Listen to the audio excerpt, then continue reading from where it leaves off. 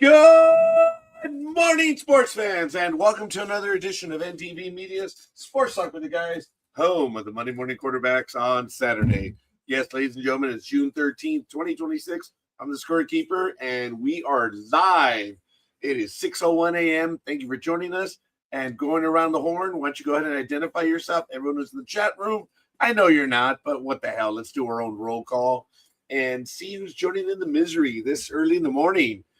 Let's do what we do, go around the horn. And, did I click it twice? I did. So let me go on over to the weather. If you do hear a hum in the background, I already have the fan going on. I think the weather is going to be kind of ugly today. Going to get to 63 degrees right now. Yes, it says 62 outside, 62.7 at 63. So it's 73 degrees in here, which is surprising. Good morning, the Philly special. Good morning, good morning, good morning. It's going to get the high of 91, low of 64 out here. There's a 2%. Go! That means it refers to the accumulation of water up in the atmosphere. Anyway, forget it. Sorry. Wow, scorekeeper went into stuck-up mode in a heartbeat. Wow, hi, by the way, I'm scorekeeper. So, yes. Wow. Trying to get by, folks. That's what we're trying to do. So, as I said, the temperature is 63 degrees right now. It feels like 63. The wind is heading up to the north. It's coming up from the south at 1 mile per hour. Humidity is 92, very high. UV index, 0 right now. Air quality is good at 46. I don't know about that, but that is Southern California. The dew point is at 61 degrees. Let's do. Pressure is 29.86 inches and stable. Visibility is at 9 miles right now. It is a beautiful morning. Sunrise was at 5:38 a.m. It will be at 8:03 p.m. Wow. The moonrise will be at 3:52 a.m., or it was at 3:52 a.m., and the sunset will be at 6:02 p.m., 7:02 p.m., and we are in a waning crescent. Taking a quick look at what has happened in sports history. Today in 1937, Joe DiMaggio hits 3 consecutive homers against the St. Louis Browns. Back in 1959 at the 91st Belmont, Bill Shoemaker. That's how we say it in the Latin world. Shoemaker. Aboard sword dancer. Wow. Sword. Why do we even bother putting the W, right? We see, and I'm getting a text message this early in the morning. I believe it is a sound check. Yes, loud and clear and coming in hot. It's about the only thing I am doing. So thank you.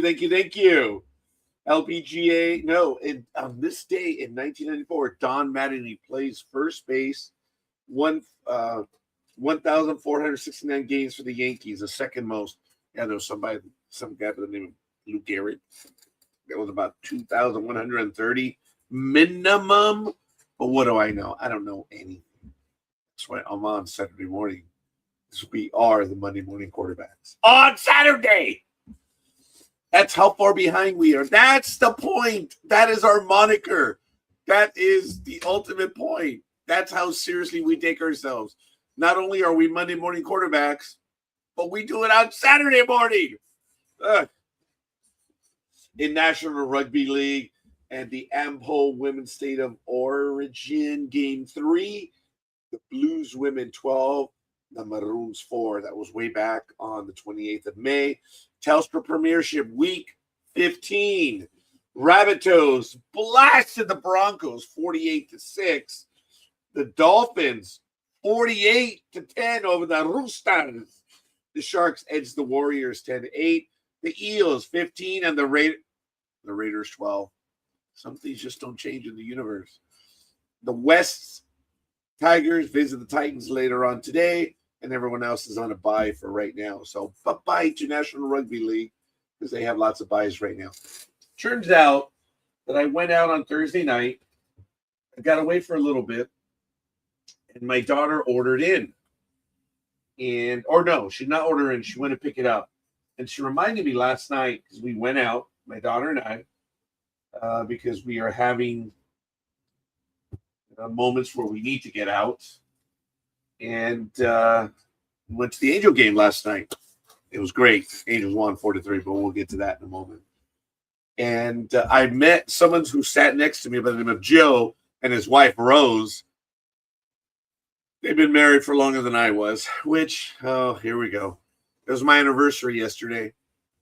33 years of marriage in 1993. Wow, 33 years. So Gmo and I went to Anaheim Stadium and we got away for a little bit. So it is what it is. So I'm not going to get too much into that. You guys already know. Already going into our third week. It is strange. I'm still not going through her stuff. It's like I start to go through. I'm like, no, that's not going to happen. And I don't. So I'm being a little pussy about it. So judge me as you so see fit. I know you do. I know a lot of people do. So it's all good in the hood. AVP, Miami, Florida. Woohoo! That's it. It's in Miami, Florida. At the LPGA, celebrating their 75th year. The Dow Championship, June 11th to the 14th in Midland. It is Celine Borg and Polly Mack tied for first at -12. Ayaki Uru and Yuna Nishimura are in second, and Olivia Kawan and Nelly Korda in third. Tied for fourth, while Hugh Jin Chu and Hugh Ju Kim, as well as Chizi Iwai and Aki Iwai. Oh, wow. And Lynn Grant and Amaja Stark are all tied for fourth. So the last six are tied for fourth. Woo-hoo. So, it's the twosome. In golf, females, 75. Taking a look at the men's, I'm not sure if they're actually, yeah, they are. The RBC Canadian Open in Alton, Ontario, the 11th through the 14th. Ben James is in first, -10 at 130, and tied for second. A lot of people. Sam Burns, Jackson Suber, Hatoing Lee, and Jesper Svensson are on -9 and 131. So congratulations to them. Hanger-ons. Stanley Cup. Oh, my goodness. Wow. Right now, Carolina leads 3-2. The last game, wow. I think they took them out of it, right? Let me see. Yeah, the Hurricanes 42 over the Golden Knights. That one was on Thursday. And Sunday, Hurricanes, 5 p.m. Pacific time, visit the Golden Knights. Golden Knights have to pull this one out to force a Game 7. It's exciting stuff in the NHL. In the NBA, well, you guys all saw what happened. Oh, absolutely critical. They're playing Game 5 tonight. The New York Knicks lead 3-1. And I believe they're calling it the greatest NBA game of all time. Obviously, all these people have not seen a game prior to this one. But I've heard it was a 49-point comeback. Then I heard it was a 29-point comeback. They came back, the Knicks, to win. Probably just absolutely obliterated any hope of San Antonio being able to do it. Yeah, you're up 3-1. That's not the nail in the coffin, but hey, it is what it is, so it's all good. Switching over to IndyCar, Mid-Ohio. No, I'm sorry, I apologize. Road America will be next week, June 21st. Do I have a fly flying around here? Oh, shoot fly. Get out of here. NHRA, where are they this weekend? The Super Grip NHRA Thunder Valley Nationals in Bristol, Tennessee at the Bristol Dragway is going on this weekend. And then the 25th through the 28th, the Summit Racing Equipment NHRA Nationals in Norwalk, Ohio. Woohoo. Formula One, right now, ladies and gentlemen, Barcelona, Catalunya, June 12th to the 14th. Big race tomorrow. Then Austria, 26th to the 28th. Round 9 will be July 3rd to the 5th in Great Britain. Maybe we'll free them like we did back in 1776. Well, 1781. That's when it ended, but it is what it is. June 14th, Pocono Raceway. You can catch it on Prime. Sunday, June 14th, 3 p.m. Woohoo! You can also watch on CW and I don't know, some other stuff. Yesterday in Major League Baseball, let's go over the scores. Actually, I am a bit tired. This arm, I think I may have slipped on the arm. Damn it. I'm a righty, dumbasses. So that's the way things are.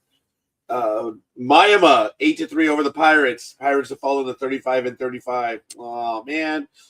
The Seahawks 10-2 over the Nationals, who were at home, and they just got clobbered. I've been to that park. I was there in May of 2025. It's all right. Have a wonderful concourse, I can tell you. Padres lost to the Orioles 3-7. The Guardians, sorry, Tony, edged the Tigers 3-2. The Red Sox blasted the Rangers 10-1. Diamondbacks 5-2 over the Commies. The Metropolitans 7-5 over the Braves. The Blue Jays 8-5 over the Yankees. The Black Sox 8-2 over the Dodgers. The Cheaters shut out the Phillies 6-0. The A-Holes beat up on America's AAA team 10-8. I don't know if they beat them up. They edged them out more than likely. And speaking of edging them out, the Gemelitos 9-8 over the Cardinals. The Angels 4-3. They held on. They were up 4-0, and they held on to win 4-3. Aldegary picked up the win. McClanahan the loss, and Zephyrjan picked up his second. And the Athletics 6-4 over the Rockies. The Athletics are one game under 500 now with that win. And the Cubs 5-1 over the Hayden Ones. So taking a look as we do in the standings in Major League Baseball as of this morning in the American League East, they are in a statistical tie with the Yankees. The Blue Jays are 40-26. The Yankees are 41-27. It's not good. One game more on the win column, but one game more in a loss column. So, but at the way things work, they are statistically tied. Blue Jays are 8 back. Orioles are 8.5. Red Sox 12.5. They've lost ground. Oh no! In the last 10 games, both leaders are 4-6. Sorry about that, folks. In the American League Central, the Black Sox are in first place. Man, that just takes your voice, everything out of you. 37-31. The the Guardians are half a game back. The Gemelitos 6.5. Tigers 9. I should go to the screen so you can see what I'm looking at. And I guess I'm going to do that right now. Right now. I don't remember who used to say that word, but it was right now. In the American League West, I didn't finish that one. Tigers are 9 back. America's AAA team is 10. In the American League West, the Seahawks are at 37-34. The Athletics and Rangers are 2 back. The A-Holes are 5. And the Angels, who are winners of 3 in a row, and I've seen all 3. Winners of 4 in the last 7. I've seen all 7. No, I've not. Last week, we were there on Monday, Tuesday, and Wednesday. This week, we were there Monday, Tuesday, Wednesday. And we were there last night. It's our only respite. We're able to get away. So it's kind of cool. In the National League East, the Braves, 45-24, as it should be. Phillies are 8 back. And this one is opening up fast. Miami has closed the gap. They're 9-1, winners of 6 in a row. They're 10.5, tied with the Nationals. And the Mets are 14 back. Sorry, Tanya. Sorry, Cliff. Sorry. Damn, lots of people that were with the NDB meeting. Well, Tanya still is. That's okay. In the National League Central, the Cheaters are 42-25, doing really well. They're up by 5 over the Cardinals. The Cubs are 7.5. Pirates have fallen to 8.5 back. They're 3-7 in their last 10, losers of 2 in a row. And the Commies, 10.5 back. 2-8 in the last 10 games. Those Dodgers are 44-26, all alone first. Padres falling fast, losers of 1 in a row and 3-7 in the last 10 games. 8 back. The Diamondbacks are 8.5. They might overtake the Padres for second place. Wow. That's bragging rights. The hated ones are 16 back, and the Rockies are 18. And it just may be. I know the zombie apocalypse happens because of us. So I don't know. It happened. But the Angels have won 3 in a row. There are times that team really does look good. And they do. They look good. Other times they don't. But all right. So my daughter on Thursday, yes, I know I'm risking my life. She ordered out, but it's been in the refrigerator. Canela, calm down. I'm opening up the shrimp cocktail. Yes, I know. Scorekeeper's always got things in his mouth. Go ahead, quote me all you want. Don't care. I'm sure a lot of people do. So I have the tools for it. I know I mentioned I'm going to start eating, and the audience just disappears, which is absolutely fun. So I guess that's a hint and a half. People don't like that. But I'm still going to do it because Scorekeeper's going to do whatever the hell he wants. I've been on air for 18 years. I do whatever I want. And I'm going to. And I did. And I do. And I will. And I have. And it is what it is. So, I was trying to formulate 2 editorials today. And I was too damn lazy to do it because I don't want to argue. You don't want to argue with the fool because then, people don't know. But I'm dying to because the blogosphere in Major League Baseball is going crazy right now over Mike Trout. And they're saying that he's going to lose out on the chance of joining a playoff team. There are numerous articles that have said that he is already traded. He's about to be traded to the Yankees, the Dodgers, and to the Phillies. And I'm sure they're making up other names because deadline always looms for these airheads. They have to write something. And I know that's how the industry works, but I'm not talking about a home column about, what's going on in your little city. This is sports, and they have nothing to write about, so they literally have to make up stuff. Oh, can't believe literally have to make up stuff.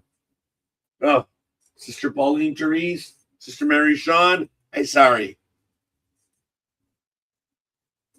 Literally. Even Sheldon said that when someone used the word literally. Literally. Oh, I got myself doing that, but I'm not as smart as that fictitious character. But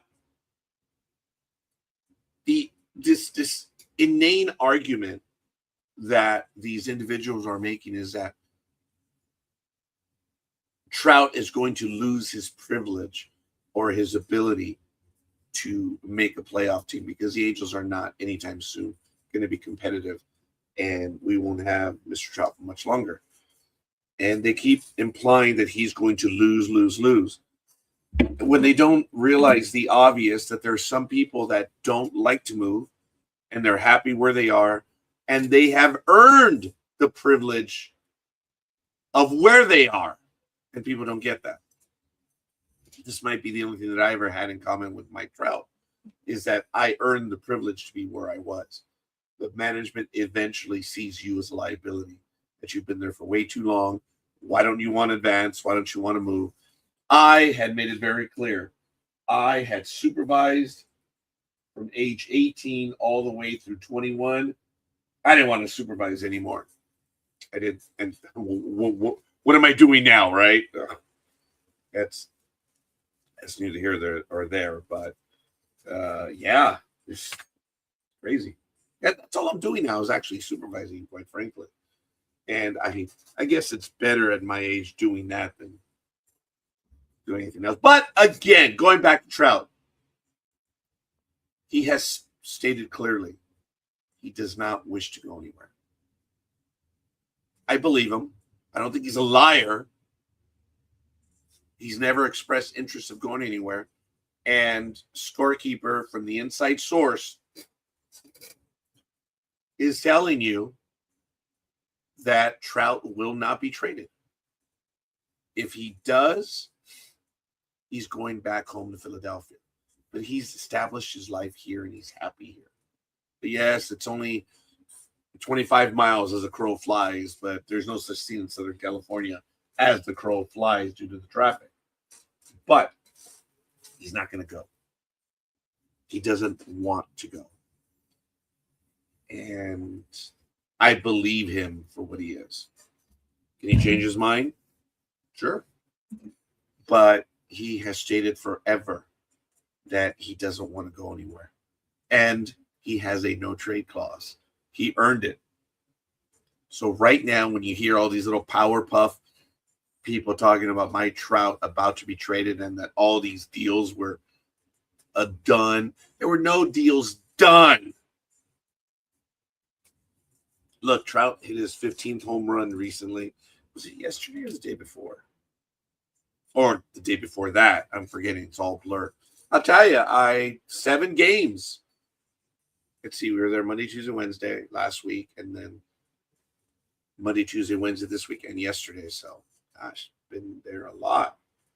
We like now going earlier during the week. The only reason why we went there yesterday is because they have a giveaway. It was a soccer jersey giveaway. Excuse me. So that was kind of fun. But we're done with that. Come back home, Trout, Philadelphia. I can see that happening. Wanting to go back home. Who doesn't want to go back home except the prophet, right? Because even in his own home, prophets are just like, so I'm going to have me some shrimp ceviche right now. Oh, I forgot to put the lemon on there. So I put the lemon. Oh, I should just make this a food show. I thought of doing that, but there's so many people that do that on the internet now where they visit these restaurants. I mean, this is something that I should have done ages ago. If I were to go with all of my errand ideas, I'd be bankrupt. Oh, man, wait, I think I'm already there. But I thought of Uber back in 2003, folks, when there was a major bus strike that went on for 2 years, a transportation strike in Southern California, where you even had people using their vans to take people, following routes, helping out the community. It was impressive. It was amazing. And I remember saying to myself, or thinking to myself, I didn't say it, that there had to be a better way. With the technology that we have, we should be able to set something up where you could program your trips and stuff. I wish I would have pursued that, come up with an idea. Someone probably beat me to the Uber idea before then, but I know in 2003, I was thinking of how to improve transportation with the technology we had. Did I follow up with it? No. Did I come up with Uber? No. But I was trying to get resolution. Oh, is that a Husker? Oh. Maybe it was the cord. Maybe it was something else. I don't know. So,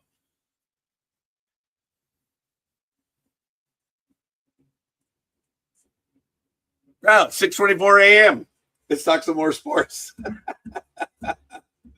So that was the rabble or the comment that I had on Mr. Trout not going anywhere right now. If he's going to go anywhere, folks, he's going to go home. And that would be Philadelphia. He's not going to go to New Jersey. Not going to go to Boston. It is what it is.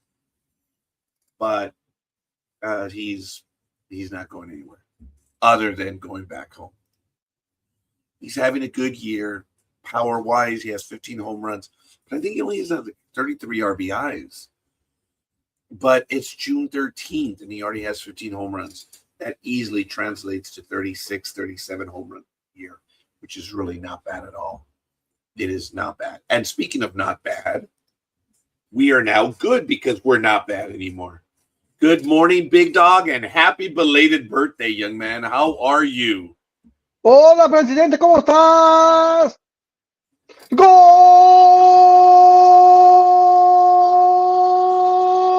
No! Times 4. No, just one more because I'm going to Mexico. Oh, okay. Yes, sir. Thank you.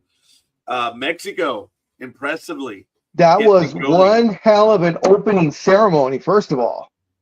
Yes. You talk about the opening ceremony of opening ceremonies. Holy moly, they went bonkers. Some people don't understand in the United States how big this is. They're Uh still huh. not getting it, but they're getting an idea now. Yes, this is huge. It was impressive, I have to tell you. I received, Big Dog, an invite from El Curacao, being a customer. And it was 2 days before. They said, come out to the Huntington Park store. Okay. And they were going to have the big screen TVs. Get Oh out wow. there at like 9:30 in the morning. Drinks, food on them. And I forgot, damn it, La Curacao always, or El Curacao, or La, I don't know. Anyway, that store has always supported the World Cup events and Mexico, much to the chagrin of all the other Latin American countries.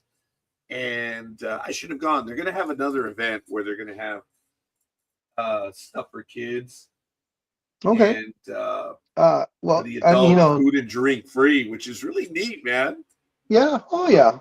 It's great that they, that they're smart enough to realize that particular city, is of course probably what 85% Hispanic, so or more, so they know who they're going for, and you of course as the tax man know that it's a write-off, it's a tax write-off, so Yeah, it is. more power to them, and that not only that, but it endears them to the city even more and its people. But believe it or not, folks, it's a good write-off because it creates goodwill, it advertises, and it's really neat, and it's open to anyone. So it's like, it's not targeted. Well, okay, yes, it is. Well, I it kind of is. apologize. I mean, well, it's Yeah, targeted to the city. You're just going to, the strongest part of the city. So, did you watch the opening ceremonies for Mexico or no? no. So your girl Shakira was there. How'd you like that? My girl Shakira, thank you. No, I'm still iffy on the song. The woman is so talented, That and is she's the one that got the winnings. I guess you cannot top Ricky Martin, 1998 France. Oh yeah. Gol, gol, That gol. yeah, and that put La Copa de Vida. That put him on the map because he was starting to gain momentum, but when he did that one at the opening ceremony, his dad just blew him over the top. But Look, Waka Waka Waka for 2010. bless you. It was her as well. Thank you. I was kind of wondering if you're going to get around to that. Forgive me. I got to, But Shakira did that one as well for South Africa, and it's a fun, entertaining song. But the one that was done by the other gentleman, which I listen to regularly, I believe it's by Kanan, someone local from South Africa. That one should have been the official song, but it's not for me to level such recriminations. But if you've ever heard of that song, and I don't think I'm going to play it now, but I will give you a link to it. It's actually a damn good song, and if you watch the video, it's actually fun. Now, this is not to take away anything from Shakira. The talent is beyond the pale. Give me a break. Hips don't lie, folks. Those hips don't lie. They do not. No. Is that gonna? That's the one she's gonna go out with, huh? Oh Hips yeah. don't lie. Yeah. That is her song. Yeah. That's the song. If someone says, I've never heard Shakira before, what should I listen for? That's the one. Yep. I was surprised too that Manal was there. I wasn't expecting that one. They're huge. I saw them once. Down in San Diego. Yeah, probably about a good 15 to 20 years ago. A friend of mine, big Manal fan, and that particular year, they weren't coming to LA. They were only going as far as San Diego. So he said, if I buy the ticket, will you drive me and we can go see him? I said, oh yeah, sure, why not? I've heard of them. I wasn't a big follower of them, but I've heard of them. I was like, yeah, let's go. Man, he got us floor seats, and we were like row 17 from on the floor. Oh wow! And Yeah. yeah, and that was one of the first things. I'd been to concerts before, but that was the first time I went to a Spanish only concert. And that was the first time I realized that for Spanish concerts, the women dress as if they're going to an elegant dinner, because these girls were dressed to the nines. Oh my God. I have to believe you, Big Dog, because I've never been to. Well, I've gone to concerts, but Yes. these are symphonic concerts. I Okay. went with my cousin. I told you she always wanted to go, Yeah. Christina, and we went. And my buddy Peter went along, and God rest her soul, Margarita. And Margarita did not like going to that concert. Did not, and we never went again. I don't know what happened. She just did not like it. She was not having a good evening. But what are you going to do? But I still remember that day fondly. And she prepared the picnic basket as they do for the concert. I mean, Yeah. for not having gone to one, she knew exactly. We had a blast. She had So the Hollywood wine Bowl? bottles. Went to Hollywood Bowl, or? Yes.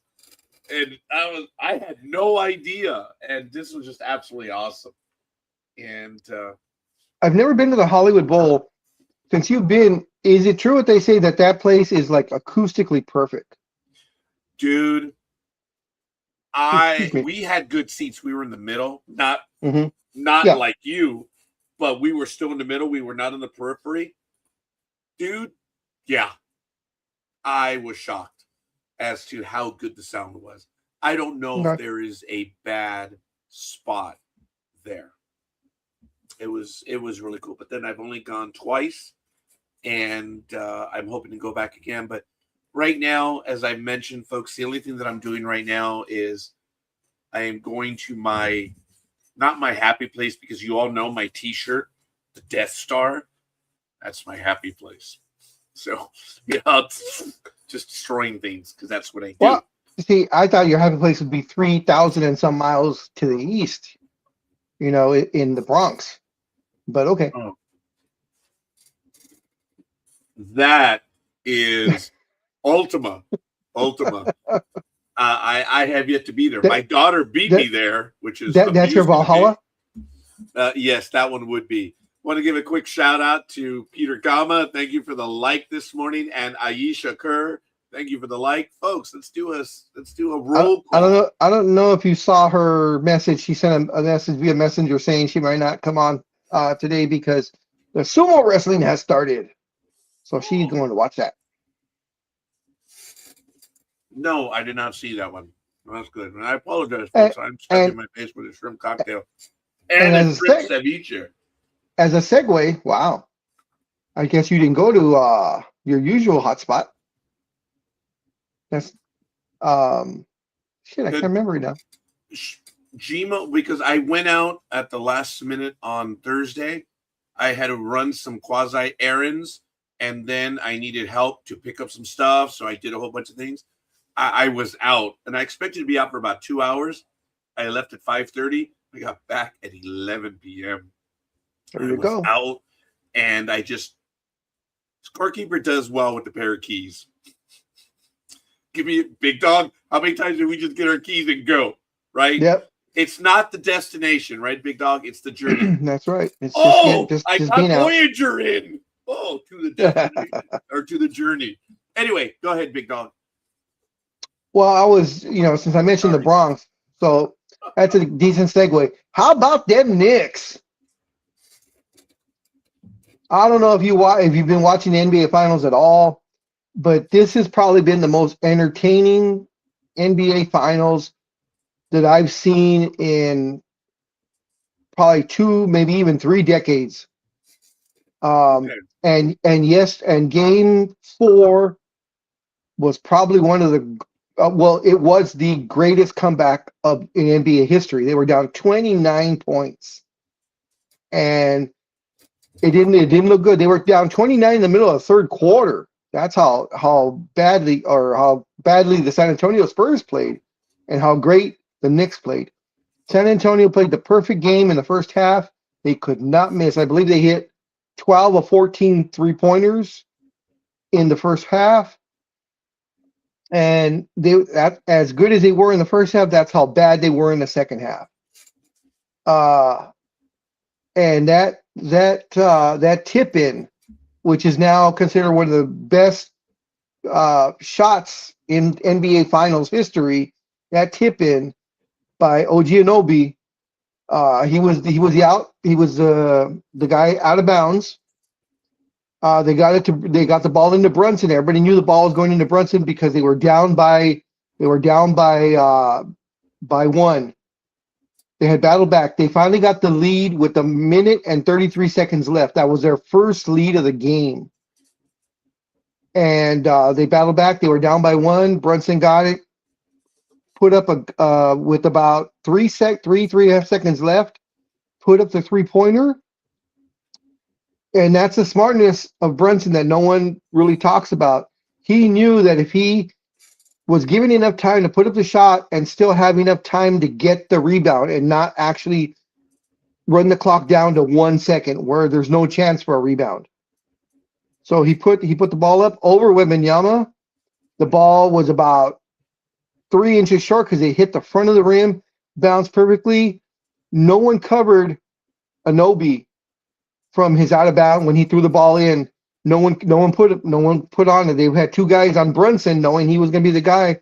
He just had a perfect angle, swoops in, jumped over everyone, and had the luck of the basketball gods, because when you do a tip in like that, flying in, it's not controlled.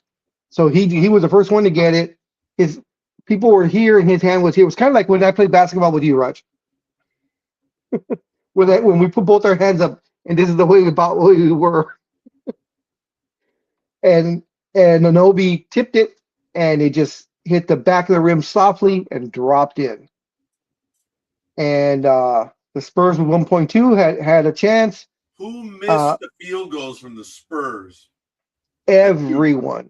In the first, I'm talking about the last 2 minutes. Oh yeah. Well, I mean, they all missed. And this, of course, puts them puts the Spurs down 3 games to 1. The Knicks are up 3 games to 1. Yeah. So they're going back to San Antonio. Dagger. This is one. Yeah. This one. I don't expect the Spurs to come back. Maybe say 5-1. Yeah. Maybe if Pops. If 4-1, yeah, 4-1. Maybe if Pops was still coaching, I might give them a 50-50 chance. But with it being a newer coach and a very young squad, this is devastating to know that you were up by 29 points on their court and you blew it. You choked it. And this is not the other team fighting back. This is you choking because you missed shot after shot after shot after shot. Unlike when Boston came back to win 4 games against the Yankees did not choke. Boston kicked the crap out of them. And that's what I've said over and over. This is not that. This is San Antonio choking. The finals, the 3 of the 4 games have gone down to the last minute, the last few seconds. Game 3 was the only one that was not a blowout, but San Antonio, I believe, won by 9. And that was because they were really close with a minute left and they started fouling. So that's how the lead got extended from like 3 to 9 or 10 or whatever it was, the final score. But this has been a very entertaining, a very great battle defensively, offensively. Wembanyama, that kid, give him a couple more years and he is going to be a force to be reckoned with. He blocks everything under the sun. He's 7'5" and can shoot the 3 consistently. You know, the only thing for me is I would like to see him bulk up. I would like to see him put on a good 20 pounds of muscle because he is super. I think he's 7'5" and weighs 220 pounds. So, you know, but and Timo and I were watching the game because we were in the Brewery X restaurant at okay. Anaheim, Oh, huh. and we were experimenting. And no, okay. Allow me to speak to the masses, which is no one in the audience. I found a loophole. Oh, God, it's filthy saying that. At Anaheim Stadium. The restaurant up there over in the Naho Club, you know, Brewery X, where we love sitting. If you show up, you can, provided there's a table or a seat, you can go into the restaurant with any ticket. Oh, okay. So it's just a matter of getting there early, and you'll get a table to go to the restaurant. Anyone can go to the restaurant. So if you have if you have tickets from the nosebleeds, you can still go down in there. Oh, yes. Wow! Oh, that's okay. what I asked them. I said, any ticket? They're like, any ticket, provided there's a seat. So the stadium, if it's a 6:38 game, they open at 5. You be there at 5, and that way you get a seat. And Gmo and I experimented. They never asked us to leave from the table. I mean, granted, it wasn't super, super busy, but there were people waiting for tables. They never asked us to leave. We brought our food from one of the stands. We could have readily ordered from there, but we had food, so we weren't just sitting there. And there's AC in there, which is nice. And I'm like, ooh, I might go to a Sunday game after all, only to get into the restaurant. So I found that out, and it works. But I was watching the game there. That's a great hack. Yes, that's the appropriate word. It would be a hack, not a loophole. But when you say loophole, all of a sudden the masses understand that. So to speak the language of the idiot, it's virgins say that too. I'm sorry, what was that? Nothing. Just say it. I heard something about so-and-so says it too. Tony would have been laughing his ass off. Oh, I'm sure he is. Tony, finish up your egg whites, please. Get in here. It is 6:43 a.m. and it is June 13th, 2026 here on Sports Talk with the Guys, home of the Monday Morning Quarterbacks on Saturday. That's the Big Dog and the Scorekeeper. Thank you for joining us. Let's have your comments in the chat room or text them to us. I apologize. Mountain Dew to Shoeless Joe Jackson. I did not see that comment. I apologize that way, 7. Is that because of what I said earlier about the dew? What happened? Oh, we didn't even comment about this. A few weeks ago, Major League Baseball said, yeah, lifetime bans have been taken away from all these people. And Pete Rose was one of them. Well, we've always said he'll probably go in after. It was one of the first things I was screaming. I said, he will be unbanned once he dies. And he's unbanned. Look, what has happened? No one cares. Shoeless Joe Jackson has also been, and a whole bunch of others. I would put Shoeless Joe in. I would put Shoeless Joe in before Pete Rose. But I don't know if he has the Hall of Fame numbers. We'll find out.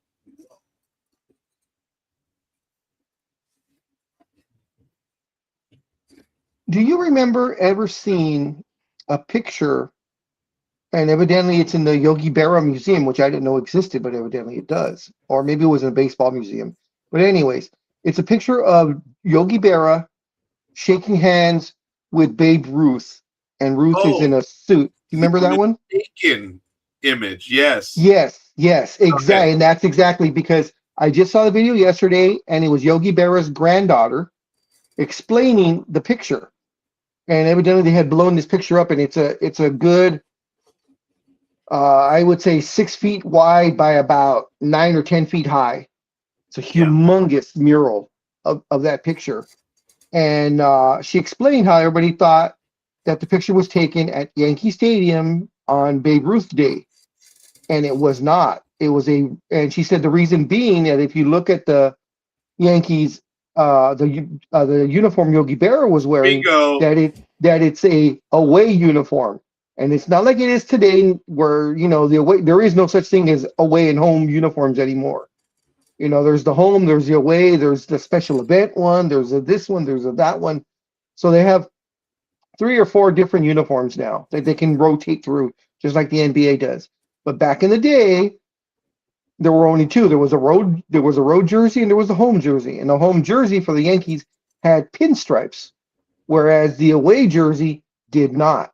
And in that picture, Yogi Berra does not have pinstripes in his uniform. So she said I believe it was the Yankees versus Cardinals game, and they were having a Babe Ruth day.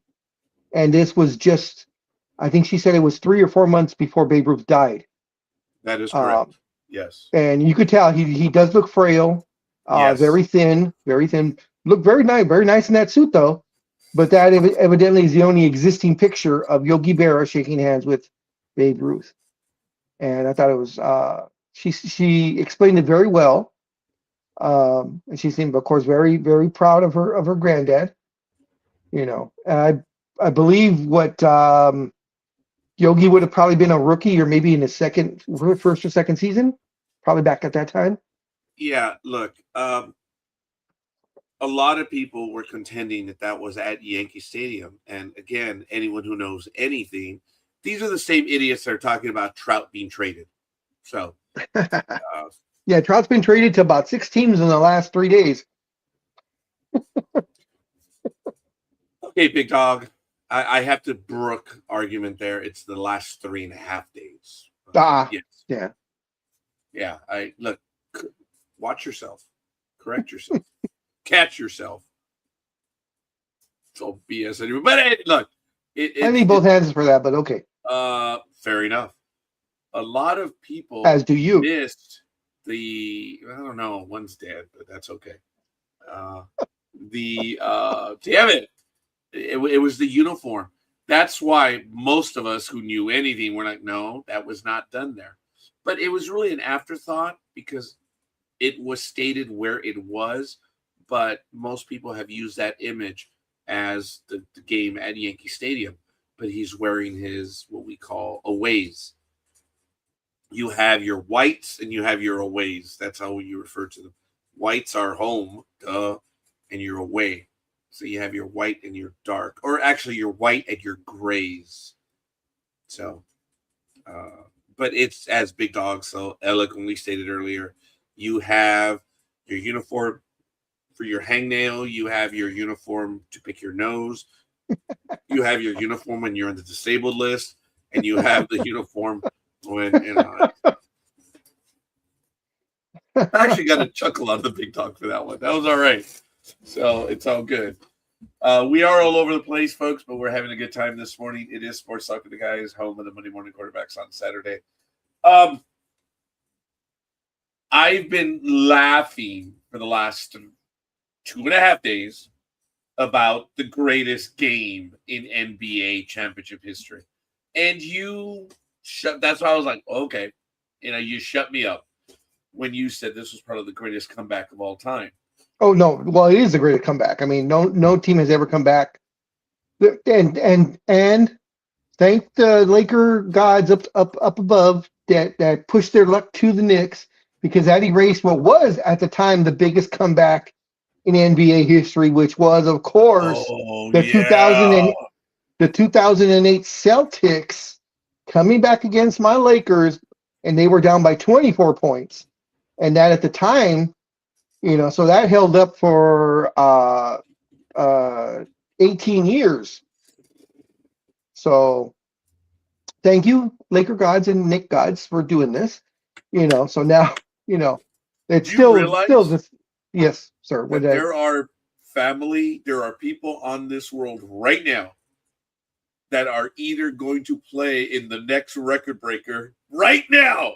They have no idea that they're going to be 31-point favorite failures, because it's going to be that. It was 29 points.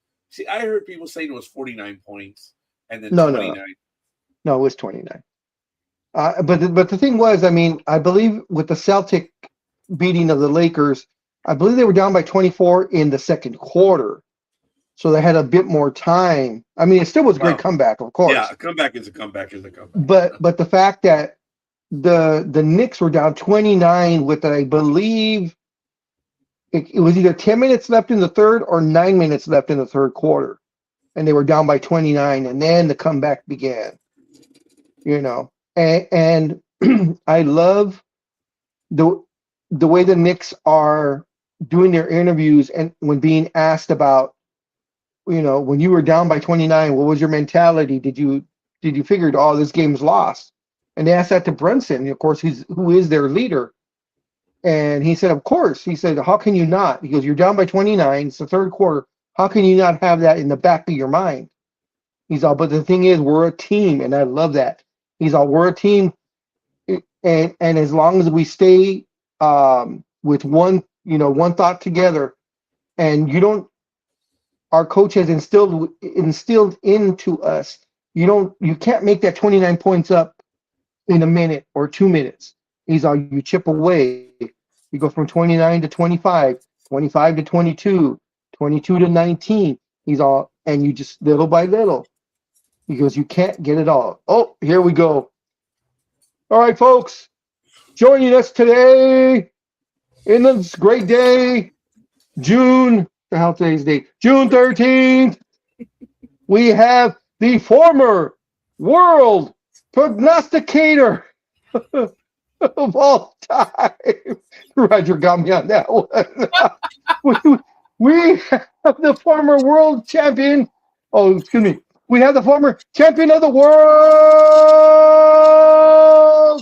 He is a legend in his own mind. He's a legend in our mind. He's a legend here at Sports Talk with the Guys. He is, of course, the Billy.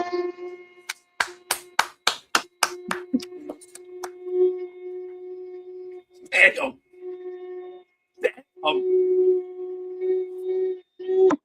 Special.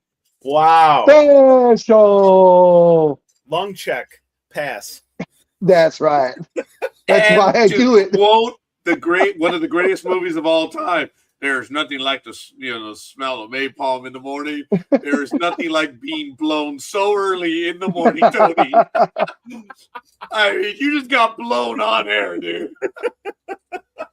That's why I'm all like, shit, man, I'm gonna be here for this. Well, after talking about a damn comeback that pissed me off so much, I needed that. Oh, were you going for the Spurs? Oh, You're that's going right. For that. He's not for the Knicks. I hate the Knicks. Yeah. Oh, and you know what? Any My team. Come on. well, okay, I can go with that. But my thinking was, I'm not a big Spurs fan, so that first off, I'm not. I was like, okay, well, it's gonna be. I think it'd be a great game. Spurs, Knicks. Knicks are definitely gonna be the underdogs because of Wembanyama and how great the Spurs have been playing. But my thinking was, because I got a buddy here who's a diehard Thunder fan. So I texted him. I said, if the Lakers can't win the title and the Thunder can't win the title, I'm okay with the Knicks getting it, because it's been freaking 50 years or whatever it's been, since they last won one, which was, I believe, 73. They were the year I was talking born, about, so it rubs it in more. dude. Yes, someone did something on Facebook or on the internet. The last time they won, what was it, Ron? Technology-wise.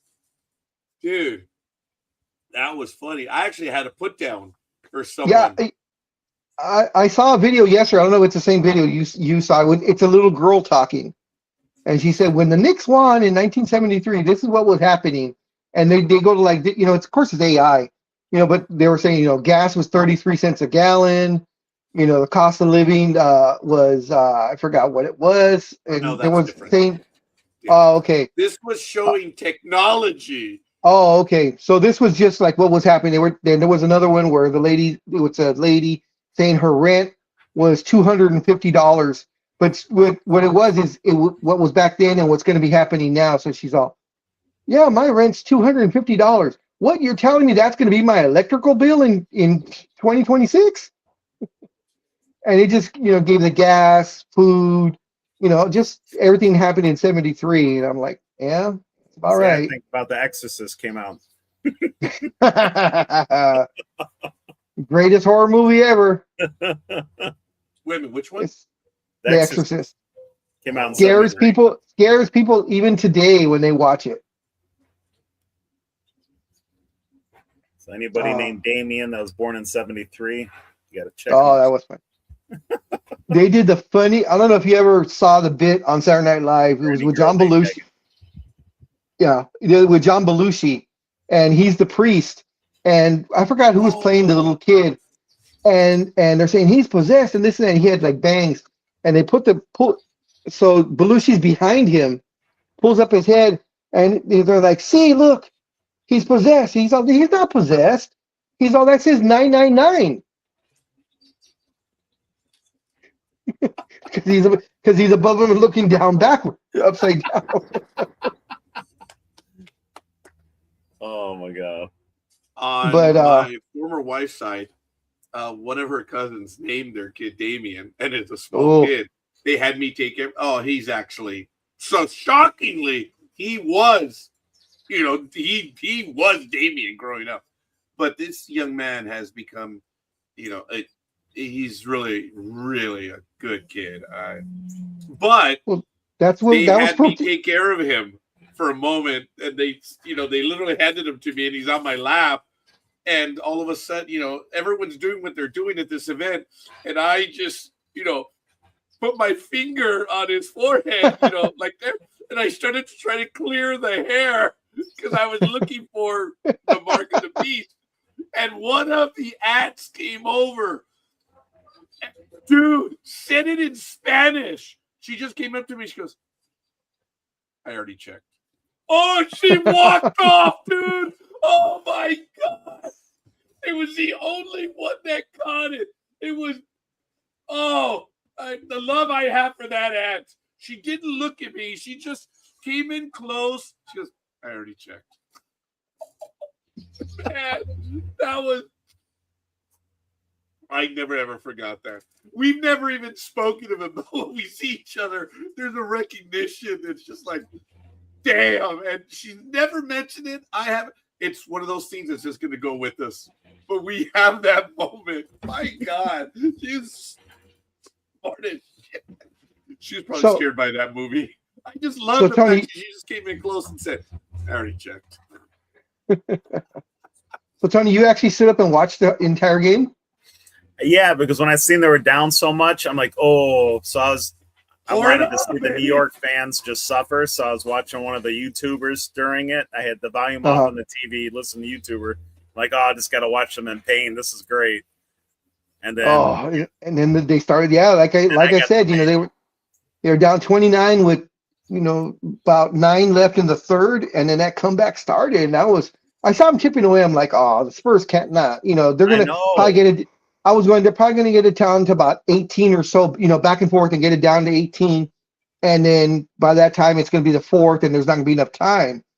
But when they got it to what I think it was like 15 by the end of the third quarter, I was like, right. This is possible. Right. This is a game again. And if San Antonio couldn't make a basket to save their life. They only got 30 points the last 2 quarters? The whole second half? I think it was 32. I think 32. Yeah. 32 to like 50, 58 or whatever it was. But that tipping record, Big Dog. Yeah, yes, that is also a record. The record is how many points were scored during that comeback, whereas they were down by so many points. Everything that they scored that they had to overcome, and how many points they scored. Yeah, that is the debacle. And the thing was, went ice mother effing cold. I mean, even Ice-T was like, "Yo, what up?" Yeah, and the thing was, as cold as San Antonio got, that's how hot New York got, and that usually doesn't happen at the same time because it was like a 7-0 run, a 12-0 run, a 16-0 run. They just kept putting together just these big runs, and San Antonio kept chucking 3-pointers. I mean, when you miss 8 in a row, you missed 8 3-pointers in a row. Come on, guys. Put the ball in. So you have a 7'5" guy in the middle. Kidding. And not only that, Josh Hart is guarding him. Josh Hart, who is all of maybe 6'5", maybe. You know, and you know, I love Josh Hart. He was the one that hurt the most when he got traded away. It was him and Kuzma for me. But Josh Hart just a little bit more than Kuzma, because Kuzma streak has too many streaks, whereas Josh Hart was just the all-around rebounder. You know, I called him Josh Barkley because he rebounded so well for a small guy. And he's proven an asset to the Knicks. I mean, they're not where they're at without him. Yeah. He's that important off the bench. But man, that comeback and then that tip in out of nowhere. And that's one of the basic things you teach as a coach. Guard the inbounder. You don't leave that damn inbounder to roam. And it's exactly what they did. They forgot to rotate. Oh, speaking of forgetting to rotate, one of the best put downs I had the other day was about the rotary phone. Guy said, I missed a rotary phone. Yeah, last time you stuck anything into anything. I get it. Well, I don't know if you were listening earlier, Tony. All around, dude. They thought that was funny. Someone yelled in the background, yeah, only multiple orgasms. That was really funny. It's the only time. I'm like, that's why they missed the rotary phone. I don't know if you were listening earlier when he talked about the loophole. I heard it from a distance. I heard. That's because you weren't part of the rabble, dude. So he's talking about, you know, getting down and really it's a hack more than a loophole. But when he said loophole, I was like, oh, where's Tony? But I said it anyway. So as he was drifting off about being the loophole, I said, yeah, that's what virgins say too. Oh, okay. And he was like, what'd you say? Nothing. I didn't say anything. I go, but if Tony's listening, he's laughing his ass off. And I said, yeah, probably is. And Tony, the reason why I said loophole was it's because no one here, this is for the masses, so they understand. And I found, as Big Dog eloquently stated, a hack. And the restaurant in the section of Anaheim Stadium, dude, you're handled by the host right there, and anyone can show up with any ticket at any time into the restaurant, which is awesome. So Gmo and I tried it. We had tickets to the seats out in the patio, the picnic area where we are. We love those seats, my God. And I sat next to someone yesterday, and he's an engineer for Boeing.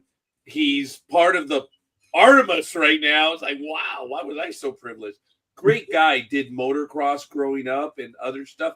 And he's an engineer, but he's a real engineer. Even he said, I am not a civil engineer. I'm like, that's right, homie.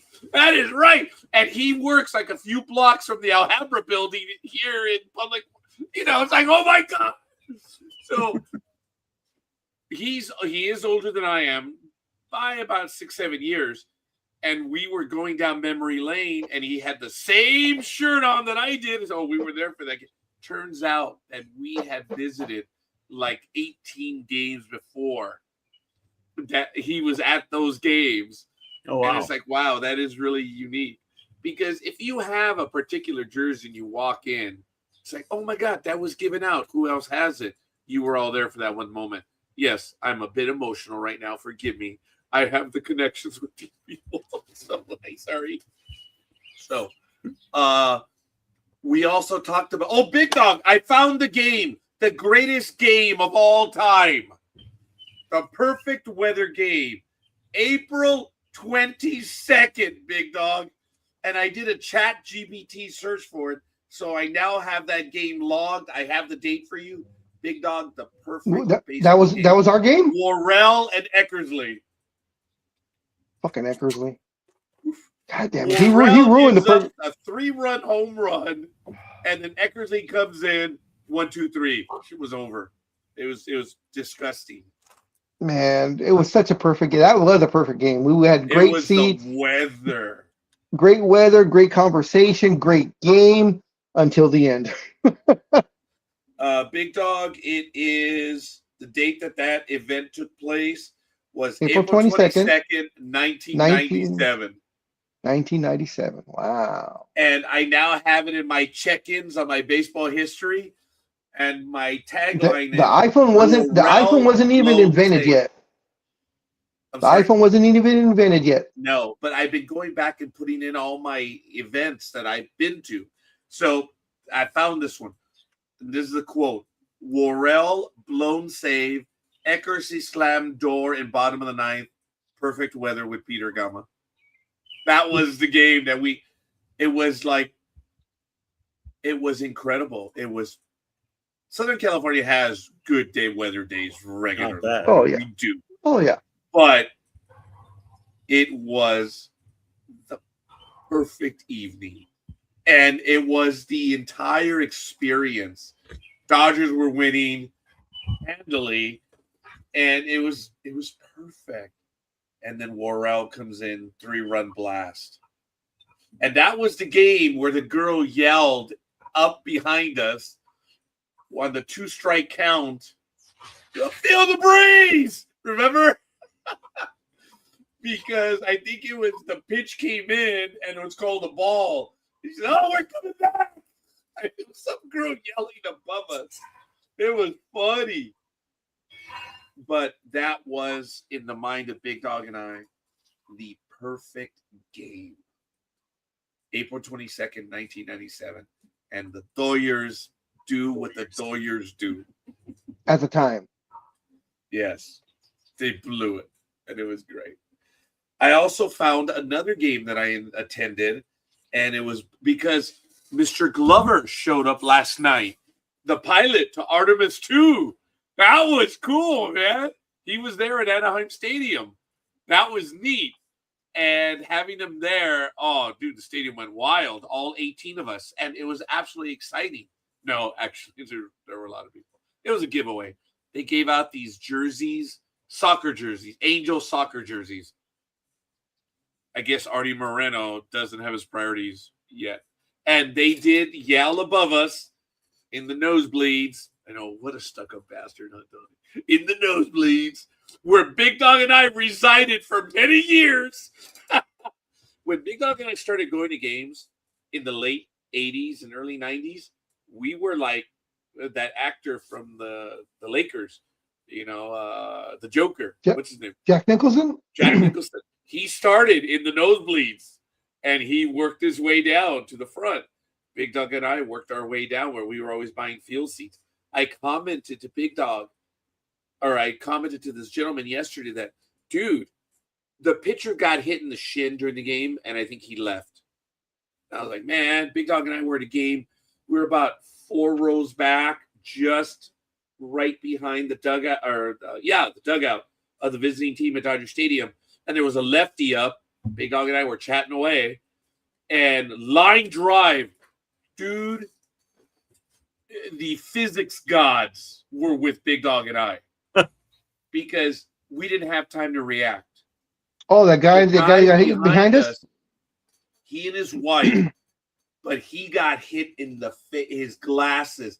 And Tony, this was late 80s, early 90s. He still had the Coke bottle glasses. Okay. And it hit him, broke them into pieces. And the nurse, the med team was there in under 20 seconds. They were there fast. They were there fast. Big Dog and I were like, oh, shit. Yeah, just kidding. We flinched. Because it just whizzed right and hit. We heard the impact. This man was treated, and they're like, okay, sir, come with us. What are you talking about? Said, well, we're going to check you out. No, I'm not leaving. Yeah, he didn't want to leave. Blood coming down because it hit his cheeks, and this old man I just got bitch slapped. Big deal. I'm staying. That Big Dog and I were like, oh crap. I'm taking one for the team. He didn't go anywhere. I told the gentleman right next to me, and he just like, yeah, whole different generation. And right after that happened, that's when we both had an understanding with each other, even though it was never said, but we both had that look going, okay, one of us has to be looking at the game at all times Yep. because that ball was that close to us. Tony, I don't remember if it was me closer to home or Big Dog. No, it was me. You know, okay. Yeah, So, I was to your right, as I usually am. I'm always seated at the right hand of Roger. okay. Now I know what it feels like, Tony. You got it. Okay. Now I know what it feels like. Okay. So the gentleman that was hit was right behind us. He and his wife were right behind. And I think Big Dog and I had the row because we never got interior seats. Big Dog and I always had to have aisle. We always got the aisle seats. Always. So we're not, we don't like getting up and having to cross over people. Why do you get up? I never get up during a game. Oh, Big Dog and I almost never do. Once. I have no choice. I have no choice because I'm 6'2", so my knees are up against the chair in front of me. Yeah. So I have to get up. We stand up. Yes. I have to stand up. But I know what Tony means about getting up. Oh no, Tony. Yeah. When people come into the aisle, they're carrying food and stuff. Look, if you want to be an a-hole and not get up, you're risking having the food falling. Yeah, but if you're on the end, you always have to get up because they got to go by you. But we don't have to go fight through people walking down the aisle. That's usually we're within the first but if 4, maybe 5. If you're dead in the middle, you got a good chance of people on your right or left going the other way. You want to get up. Right, but when we have to get up, we have to fight through these people. Why would you have to get up? That's what I don't understand. Anyway, we get aisle seats. I never get up and move. Never. We usually don't. We only get up for the 7th inning stretch. If I remember, we either had seats 3 and 4 or 4 and 5. So we were close because the ball curved and it hit when it hit the guy behind us. It was the guy. It was coming for us, Tony. Yeah, it was the guy 1 seat over behind Roger. So we were like 4 and 5. That guy was in seat 3, and the ball curved right by Roger's face. Yeah, it was off the bat of your left shoulder. Yeah. Yep. Damn. And that's because we were looking at each other talking, and before we knew it, the ball had buzzed past Raj and hit that other. Otherwise, Roger and me probably could have caught it in our bare hand. It would have hurt like a mother. But we were talking to each other. Like this, Tony. Oh, that's how we would have caught it. Were you first base or third base line? We were third base. First base. All right, so it was a lefty, probably a lefty swinging late. First base? I thought it was third base. No, it was first base. Oh, it was a first base. Oh, yeah. I remember it the other way. Okay. So it was a right-hander swinging late, probably. No, it was the lefty that got. That's why. He swung early. Lefty. Yeah, dude, he just got all over it. So you guys were more towards the outfield than not the bullpen. Yeah. Yes. Okay, not the dugout. We were right by the dugout. Because no lefty, it's not physically possible for a lefty to pull the ball behind him to the dugout. because the net there was still down by the dugout. That's what I'd say. You had to be down. Yeah. Yeah, because the netting, of course, the netting goes down into center field or into the outfield now. At the time, the netting only went. Enforcement. Our story is sound. Because I want to picture it right. Yeah, no, the netting at the time only went to first base and third base. After that, you were on your own, and we were just past the netting. It went that far. It was really just behind home. I thought this was before the netting. It was before the netting. Before Tony, we're old, but we're not that old. Yeah. Wait, about the netting. Okay. No, netting used to only be behind home plate, not all the way down to first base and third base. Yes, remember that happened about 10 years ago. Right. When they did that. Yes. Yeah, we used to go to the games when the photographers used to go on the field. Damn it. Yeah. Oh yeah. Yeah, they don't have to with the telephoto. Because it's still, when I go to games now, the netting still kind of bothers me because I'm still used to it not being there. Yeah. Now, the Angels have this row of seats just beyond the dugouts. And it's on the field side.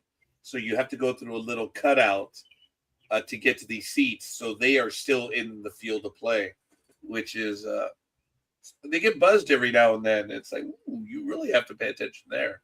So It's on the left side and on the first base side, which is really kind of. I love seeing the people that are right behind home plate or just off of home plate, like 1 or 2 seats, and the ball gets thrown back and hits the net. A couple of times I've seen that guy with like a beer, yeah, and I laugh. I'm like, dude, there's netting there. I guess it's just a knee-jerk reaction, but. Then, of course, I don't know if you remember a few years ago, a couple of World Series ago, maybe it was about 5-7 years ago, where that girl, very beautiful, like a sports model, she was an influencer, and she bought tickets behind home plate. She paid like, I don't know, $15,000-$20,000 a ticket, and at the perfect point, she flashed right as the cameras were on there, and she was banned. But she said it was worth it. She said it was worth it. Oh my God. See, folks, these are the seats that Gmo and I were at yesterday. It was in section 350. I'm telling you, I love these seats, guys, because you have the little, the metal table in front of you. You got the food right there. And here are the seats behind us. Oh, we were actually up front right here. Wow. And then you have the patio seating and then the restaurant on the inside. But why are you so red? The patio. I'm sorry. Why are you so red? Because I'm wearing red. No, your face. Because I'm happy, I guess. I'm smiling. Okay. I don't know. Because of the reflection of the cap. But these are the seats. It's cool, man. This was when they were doing the 800 bots for some sort of show. The game had already ended at this point. But they were doing drones? Yeah, they were doing drones. But I love these seats because the seats are nylon. They're not plastic. And people can walk behind you right here and not interrupt you. And you can just exit your seat. They're either in 2s or in 4s. And it's really, really cool. I'm really happy. I enjoy those seats. So if I get seats behind you, I can give you wet willies all game long? No, Big Dog, because these are the seats behind us. They're way above us. See? Look, there's someone's bag, and there they are. Their legs. Okay. No, you cannot give a wet willy. No, but thank you, Big Dog. Anytime.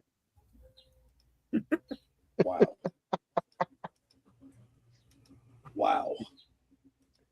So, Tony, after your and this is unfortunate watching of the Knicks in San Antonio, do you give San Antonio any chance tonight? Absolutely. Or are they just?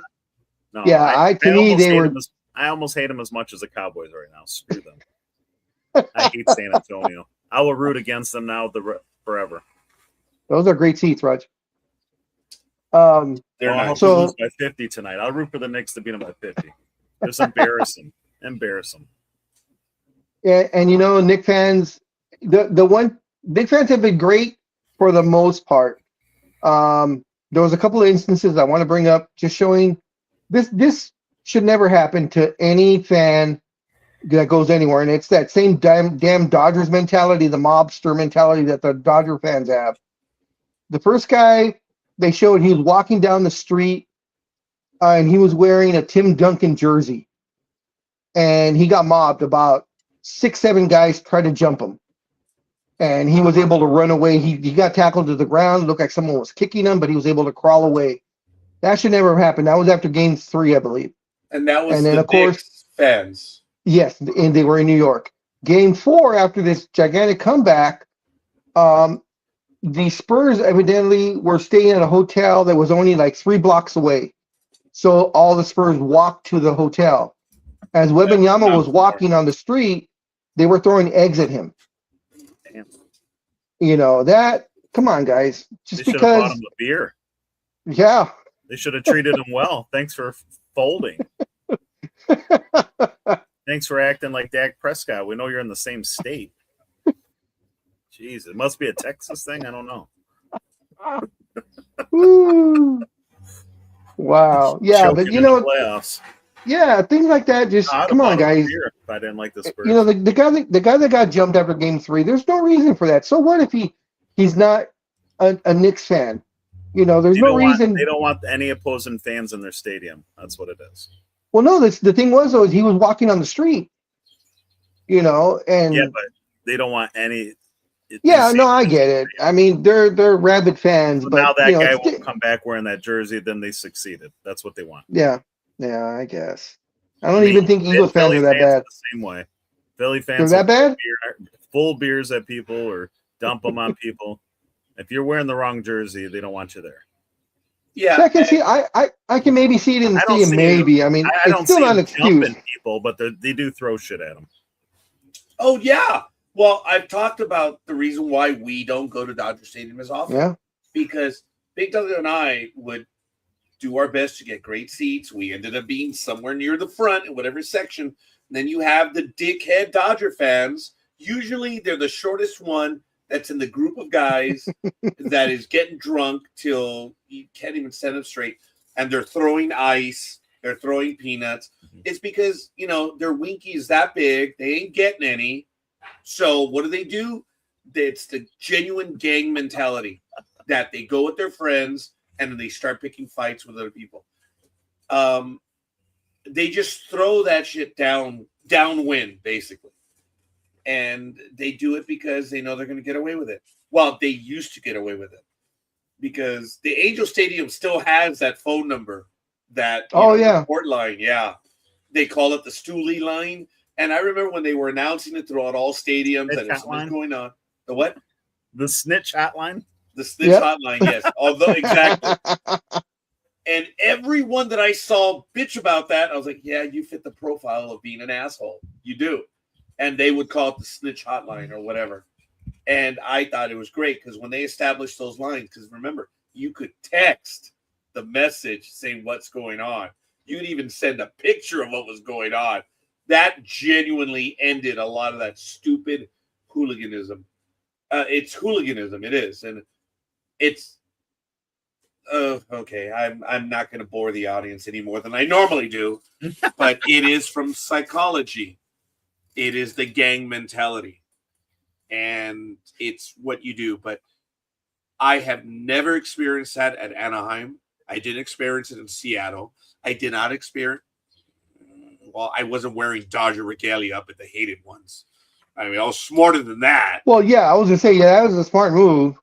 Oh, you should have worn your Dodgers stuff. I wore my USS Enterprise jacket. Yeah, I wear my shit everywhere I go, and I'll just take it. Well, see, and the funny thing was, is if he would have been wearing Tony.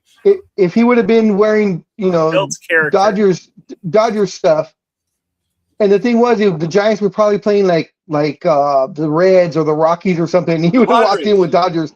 Who? The Padres? Yeah, they're playing Padres. So Giants, Padres, and he walks in with Dodger stuff. That's asking for it. You know what Philly does when it says to fans like that? Wrong jersey. No, wrong game, asshole. They'll start chanting. Wrong game, asshole. Wrong game, asshole. Oh my God, that is funny. That's great. Big Dog and I have witnessed. That's great. I would say that Big Dog and I probably would have piled on because you're just talking shit. You're just talking shit. I mean, that is okay. That's genuine shit talking. There are guys that try to shit and don't know. We've talked about that, Tony, Big Dog. That you get these guys. They're shit talking. What? They don't sometimes we got an Eagle and say Eagles and Giants game, and there'd be some fans there wearing Cowboys jerseys. Okay, mother. So we give them hell. You as you should. Too. As you should. Someone was wearing another jersey. The only team that I will during the game, before the game, and after the game make fun of are the a-hole jerseys. If you're stupid enough to wear an a-hole jersey, obviously your mama didn't do a good job. And that's why I was so conflicted when Dusty Baker became their manager, because I love Dusty Baker. Me Dusty too. Baker's a good man. And he became an Astros manager. He wasn't involved in all that mess, but I was like, man, it's still the Astros. But then I was like, well, a manager's job is a manager's job. I mean, that's there's only 30 of those jobs available. If it comes available, you take it no matter what. I posed that question to Roger. if they gave you the Boston Red Sox to manage, would you? And he'd be like, hell yeah, of course. Yes. Tony, you would. But there is one team that you even, no matter what would that team be, Tony? And say in football, what would be the one team that you were like, okay, look, I know this will change my life and everything, but Dallas. I do have some dignity. Dallas. Okay. For me, it would have, believe it or not, it would have to be the Giants. It's the hated ones. Dodgers and Giants go back. I would say no. Really? Not Giants. The Red Sox? No, because the Red Sox, look, you know what they are. The tradition, it's like one of the greatest rivalries in sports. It is one of the greatest. And, dude, to be a part of it, cut it out, dude, on either side. That's what would make it exciting. Look, the people on the Red Sox side, there were Yankees over there. There were people on the Yankees side that were Red Sox. It makes it good. Yours is Dallas. His is the Celtics. Yeah. Never. They could do a Pat Riley thing where they say, coach, and we'll give you part of the team. No. I love that Big Dog hates them because I do too, so it's great. I can't stand I have the Celtics. nothing for the Celtics either. I respect players. Yeah. Because that's just the team you play for. I'm gonna hate you, but I would I respect the hell out of Larry Bird. Because he made Magic and Magic made Bird. So they go hand in hand, but there's people that I can't stand. I thought Dennis Johnson was one of the greatest, most respected guys in the league when he was playing. I could not stand Danny Ainge. He was one of the dirtiest players. I'm a Mormon. I can't do bad things. Bullshit. I saw you play. And of course I hated McHale. Even more so after he clotheslined. Oh, after that close, and then like 5 years ago, he finally admitted he did it on purpose. He finally admitted. For the love of God! He said he meant to. Accidentally clothesline someone.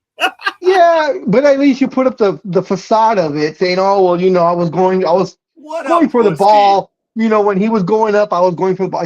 And finally, about 7 years ago, the hatred grew even more when he said, "Yeah," he goes, "Yeah, I took him out." He goes, "Of course I did." He was more of a man when he said about the deal, Minnesota with the Lakers. He said, that was the embers coming. That was the embers coming back.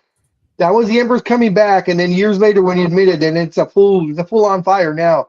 I don't know if you know that one, Tony. When he was GM of the Minnesota Timberwolves, the Lakers were supposed to be getting Kevin Garnett. The trade was done, and all they had to get was a GM's approval. And McHale nixed it because he said, "I will never help the Lakers out whatsoever." And we were giving Minnesota like a ton of stuff for picks, players, starters, the whole 9 yards. I mean, it was going to be detrimental to the Lakers for probably about a year or two of everything we were giving Minnesota. And he's like, "I'm not helping the Lakers out. I'll trade him too." And I was like, "Oh, you mother." Oh, I was so pissed off. Hey, but that was pretty clear. See, I respected him for that because I will never help them. So it was good. That clotheslining, he denied it all he wants. Look, I've always said you need and look, there are players that'll play the game and they think they know the game and they don't. Just listen to them. They don't.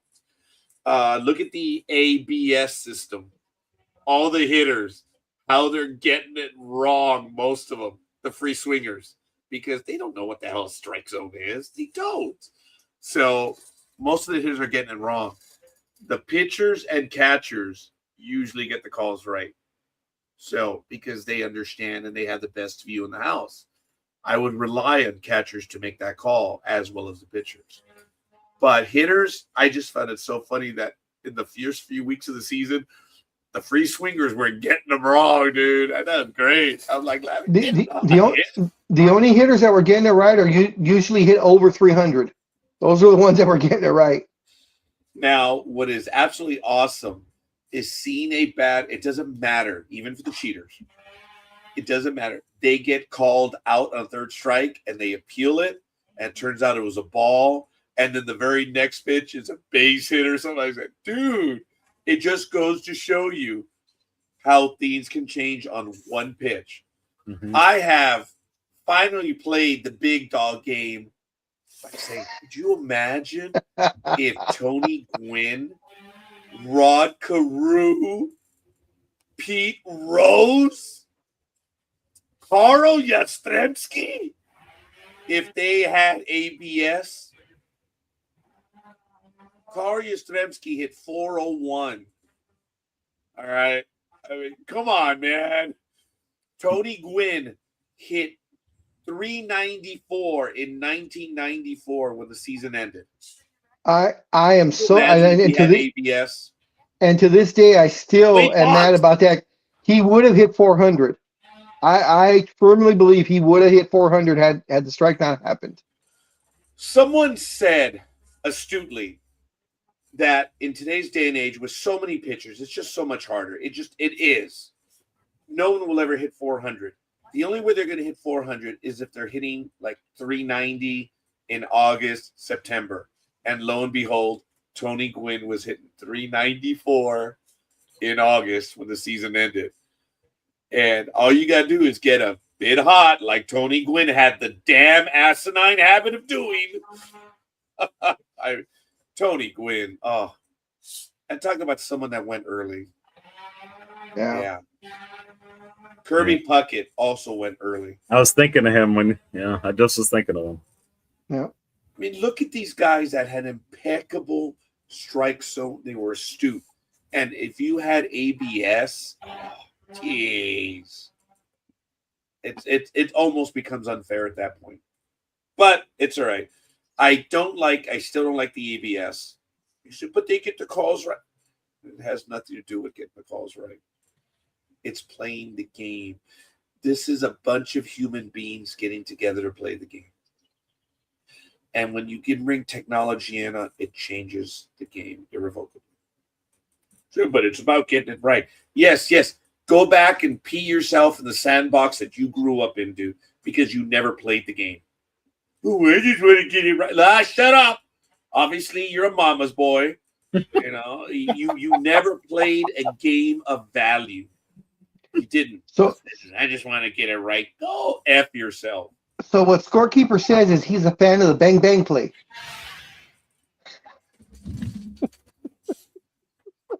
Okay, there was love in that comment, but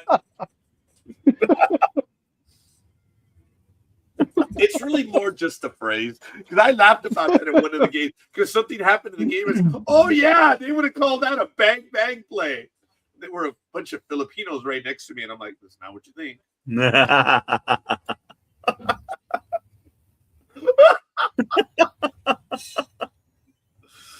Oh my God.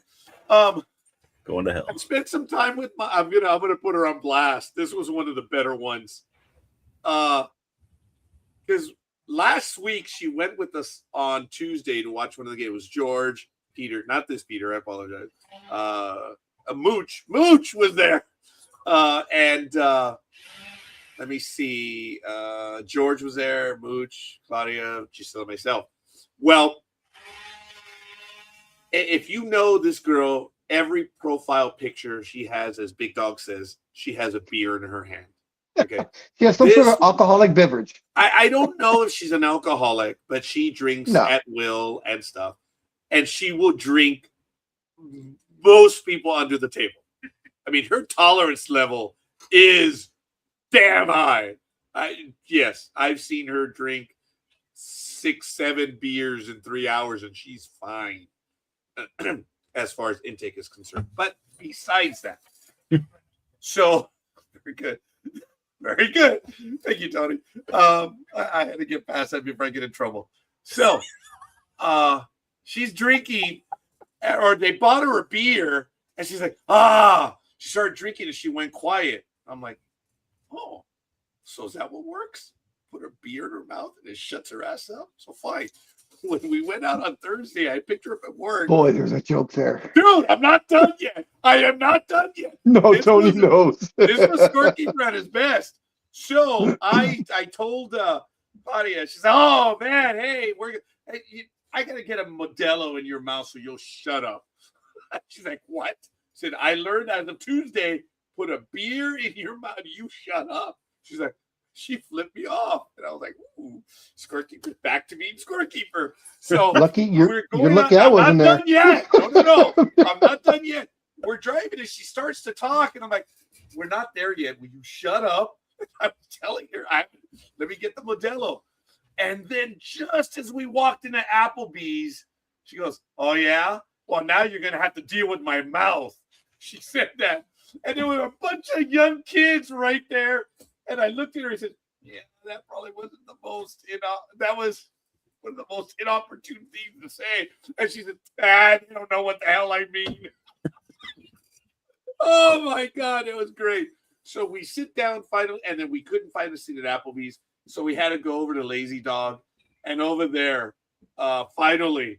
So as she starts to talk again, I'm like, drink, damn it. All night I was like, shut up, just drink. I don't need people to talk to me right now. I just need you to just shut up. I need the company of people, but it's shut up. So I kept telling her all night. And she got so finished. She flipped me off 4 times in an hour and 15 minutes, told me to go to hell, gave me several FUs, and I was just like, oh, scorekeeper's back in the mode. If I don't get an FU out of someone in the evening, it's like the Yankees not winning the championship. I failed. I mean, every now and then I'll get an FU out of the big dog too. So, but those are kind of rare. If I get an FU, I know he's tired of me. It's like, oh, shit. Yeah. But I still try to get an FU out of the big dog. I just gotta stay warm. See, big dog's like, it's not as funny as you think it is. Asshole. Oh no, I'm thinking of all the jokes that I would have been saying that whole time. Dude, I had several others. I would have gotten slapped. Right now. I would have gotten slapped. I did not. I just got a lot of stuff sent to me. I want to give a shout out to John Gajitos. Thank you, John. I appreciate it. I just saw the like. The like also from Tony Konopka and Aisha Kerr and Peter Gama. So we appreciate the like, guys. The old guys do. So it is 7:38 a.m. here on the Pacific Coast. It's June 13th, 2026. What a glorious morning it is. And we have the championships going on, as I talked about. Hockey, we have the NBA, Major League Baseball is going and blowing. All motorsports are going. We have World Cup play as well, folks. And today is a big day in the World Cup. So if I may, I'm going to go over the games just for today real quick. Let me put them on screen. I do apologize. Here we go. Have you been watching the games, Tony? Any soccer? I'm doing a horror movie night on Saturdays. Oh, okay. Nights. Oh, so what's tonight? Actually, I got a bunch of them. Probably ones you haven't heard of, to be honest. Oh. I am a child of the theater. I am cable guy. Like a movie Life Changer, I'm sure you never heard of. And it's really good. Okay, I've and not. It's free heard on of that Tubi, so you can actually watch it for free. Oh, okay. I have not heard of that one. But It's as really, you see it, folks, today's really games, FIFA World Cup, the second game, first stage, Group B. This one's in San Francisco area, the Bay Area. So that must be Levi Stadium, which is in San Jose. Qatar faces off against Switzerland. And folks, again, it's Qatar. You see it, Qatar. Qatar. It's not Qatar. It is Qatar. Speak English, you dumb bastards. And when you ask someone from Qatar how it's pronounced, they tell you it's Qatar, not Qatar. It's Qatar. And I have another one for you, which I yelled out and people got angry at me. The Colorado Rockies have a player called Trammell, blank Trammell. And when they announced his name, I looked up and I said, that's Trammell, you dumbasses! Speak English! I yelled it out in my section and people just looked at me like, what? It's Trammell. It's not Trammell, it's Trammell. I wish we were the United Kingdom where we had a commission that determines the correct pronunciations, that you remain strong in the lexicon or the English pronunciation. But anyway, it's Trammell, damn it. That's you see it now. I messed it up. It's Trammell. It is. It's like that idiot that goes by Lowy. It's Low, you jackass. It's Low. Lowe. It's Low, not Lowy. So it's the same thing. It's Trammell, not Trammell. Maybe he's Hawaiian. Well, I'm not going to identify him because people are going to give me a hard time over it. Qatar visits Switzerland in San Francisco. And Group C over the New York, New Jersey area. Brazil visits Morocco. This is Group C, first stage. And then you have at Boston Stadium. I don't know what that means. What's Boston Stadium?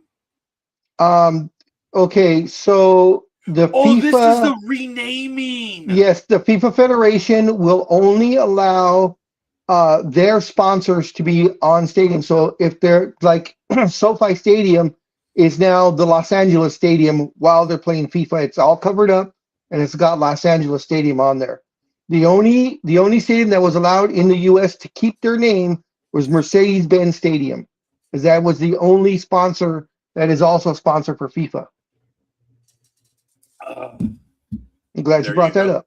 Yeah, I thank you for recalling that, Big Dog. So the Boston Stadium is the Patriots. I forgot MetLife. I think it's MetLife Stadium. Oh, Gillette. There you go. No, you're right. Gillette. Oh, it is Gillette Stadium. Guessed. I have to shave later. All right. I did last night. I use my Norelco razor because I don't use Gillette. Anyway, at Boston Stadium, Haiti visits Scotland, and at BC Place, Vancouver, stage Group D, first stage, Australia versus Turkey. Now, they're using the spelling in the native for Turkey, if you notice it right there. That's fine. Who cares? But it's still Turkey. So it's not Turkey. It's Turkey. Don't be stupid. Stop crying. Stop crying. It's not Turkey? No. Happy. Oh, that was good. That was good, Big Dog. Turkey. That's good. That may become the pronunciation of Turkey. Oh my God, that was good, Big Dog. I like it. So Australia versus Turkey.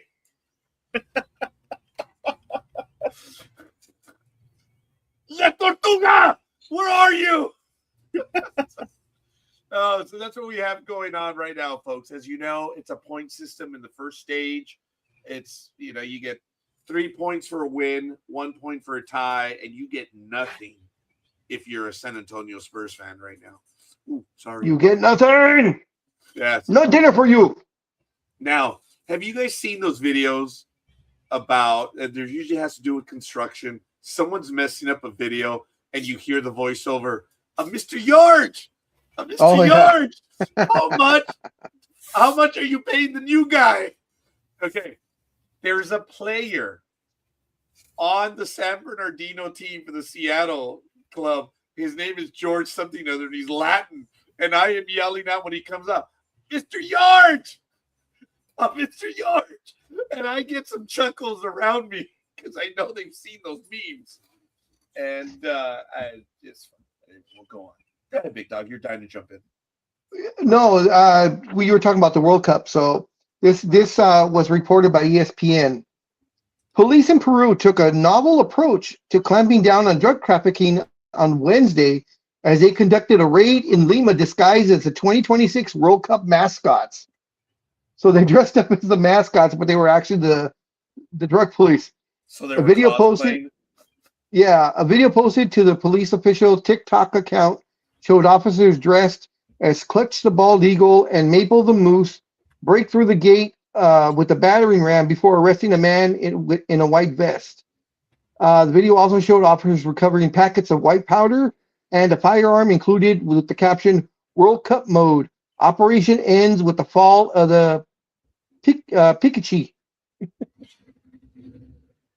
Colonel Carlos Freddy Abregon, head of the police Green Squad, told the Associated Press, thanks to the intelligence work carried out by the team, we were able to establish that the person we were about to arrest was a die-hard football fan living and breathing the World Cup fever. So we proceeded to disguise my Green Scott personnel as World Cup mascots in order to approach him without arousing suspicion and make the arrest.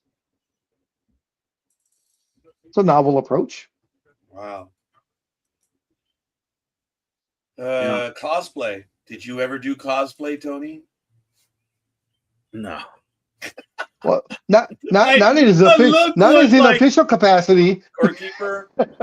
I've known Tony you for a knew. little bit. I kind of respect you a little bit, Scorekeeper, and you had the audacity to ask Right. that question. That's the look you gave me. Exactly. You read that right. Yeah, I mean, you really thought that, like, oh shit. Sorry. Not only that, but you had the audacity to say that in front of Big Dog. Oh, That's the one. It was like, oh, there's the grapefruit is coming. have I hit grapefruits? Yes. Have I served up grapefruits? Oh yeah. Yes. Oh yeah. Both here and on the field of play. Oh yeah. There have been some. The minute you release the pitch, you're like, shit. You just know it's right there.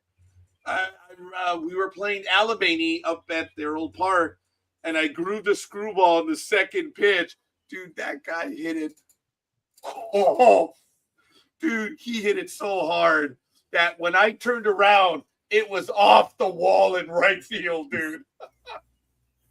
Oh my God, I had never seen anyone hit one that hard. It was off me, of all things. I grew the screwball, and I'm like, oh, then bam, off the wall, dude. Damn. Yeah, damn. Had there not been a fence, that shit's still rolling today. That thing's probably up in Nome, Alaska by now. Oh, wow, no, okay, wait, hold on. The field was. There he goes with the directions again. There he goes. Yeah. It's always got to have them right. Dude, we all have our themes, okay? Yeah, that is one of your things. Because I forgot myself. I'm like, oh yeah, I was up north. And, oh no, the field was going this direction, so it'd be in Wichita.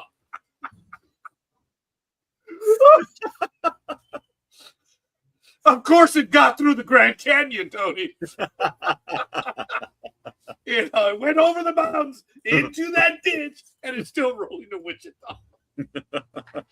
Oh my God! Anyway. Sports Talk with the Guys, home of the Monday Morning Quarterbacks on Saturday at 7:48 a.m. We're having a blast, folks. Come on in and join us. Let's put up the link if you guys would like to join us. You're more than welcome. And there we go. So the call-in line is now open. It's right there. If you feel brave enough, let's hear your take. There it is, folks. There's the line. Don't even have to show your face. Just come on in. But if you want to be stupid, we'll get rid of you. But it's all good. That's the call-in line. It's right there. The Jedi.tax call-in line. Anyway, Big Dog. Hey, dude, I got to work it in somehow. So That's what she said.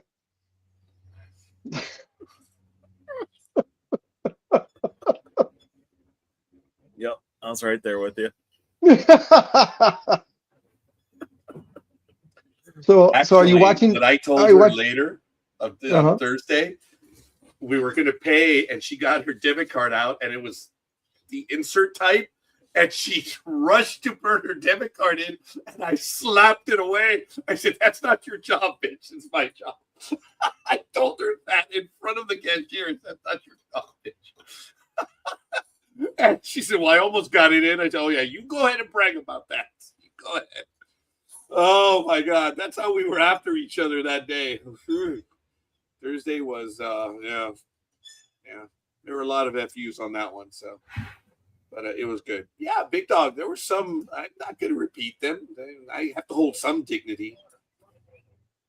But yeah, Scorekeeper was at his assoistic best on Thursday. Yeah, it was good. Anyway, what else do you guys want to talk about right now? Oh, hey, Tony, is Tariq going to be traded away? I hate the thought of it, but I feel like I'm about 90% sure he will. because they can't afford just to let him go in free agency. If they're not going to re-sign him, they got to trade him. You see, my thinking and is, I don't think they're going to pay. Oh, okay, then there it is. My thinking is they were, because this guy is such a good frontline pitcher.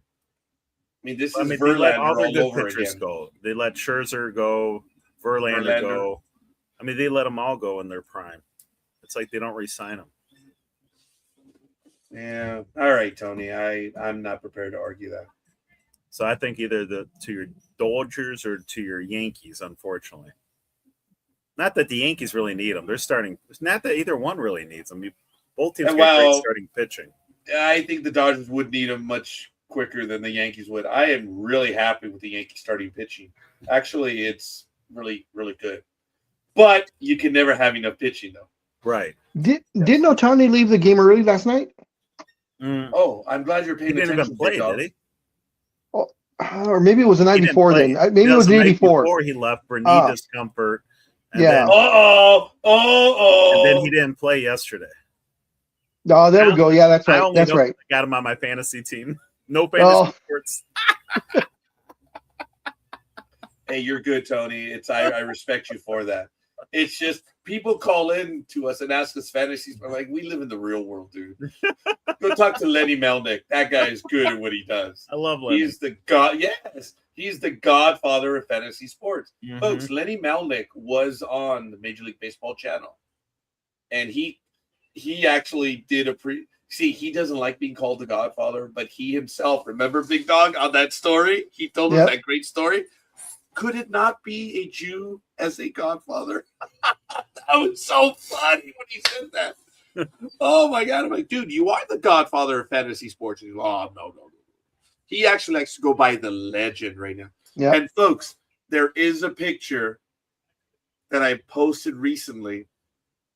You have to understand that my wife really didn't like going out. She didn't like going to meet people and stuff. I mean, she went out and stuff. Don't get me wrong, but she didn't speak English. She understood it, but she did not speak it. Well, Lenny was coming over. He was doing his trip around the United States, and he wanted to meet with us, and he set time. He was with Andrea, and of course, I called a football game with both of them in Portland, and Lenny was coming by, and he put time aside to meet with us. And it was the two of them and me, and, Andrea said, no, you're not coming alone. She didn't say it, but she made it clear. You're not coming alone, fucker. Bring your wife. And I told her, I said, you have not been requested. You need to know Andrea. You have been ordered. And she was like, who in the... That's right. Let's go. So that picture is a genuine picture. I don't know how Andrea, because Andrea does not speak Spanish. I don't know how Andrea and Maggie communicated, and yet they did. It was amazing to me. I mean, I was stuck with Lenny. I mean, he was stuck with me. It's a wife girlfriend. It's a wife girlfriend thing.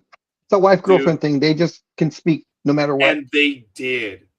And then when it came time to taking a picture, Maggie got up and Andrea said, I am paraphrasing because Andrea is not really this way, but she effectively told Maggie, sit your ass down to take a picture. So knowing that, look at the picture again. That's why I'm like, holy shit, I'm still alive. When you look at the picture, oh my God. And so how far back did the picture taker have to be to get you at 6 feet and Lenny at 3'9"? How hard was it to get the picture together? Lenny's a beautiful soul. He is. But if you notice, I'm seated, folded. Lenny is standing.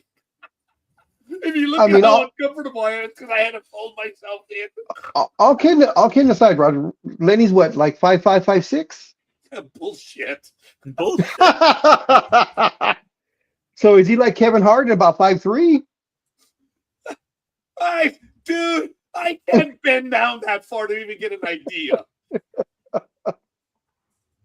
Lenny's a beautiful soul, dude. And I'm going to have to tell him, dude, you guys got to come back and listen to this.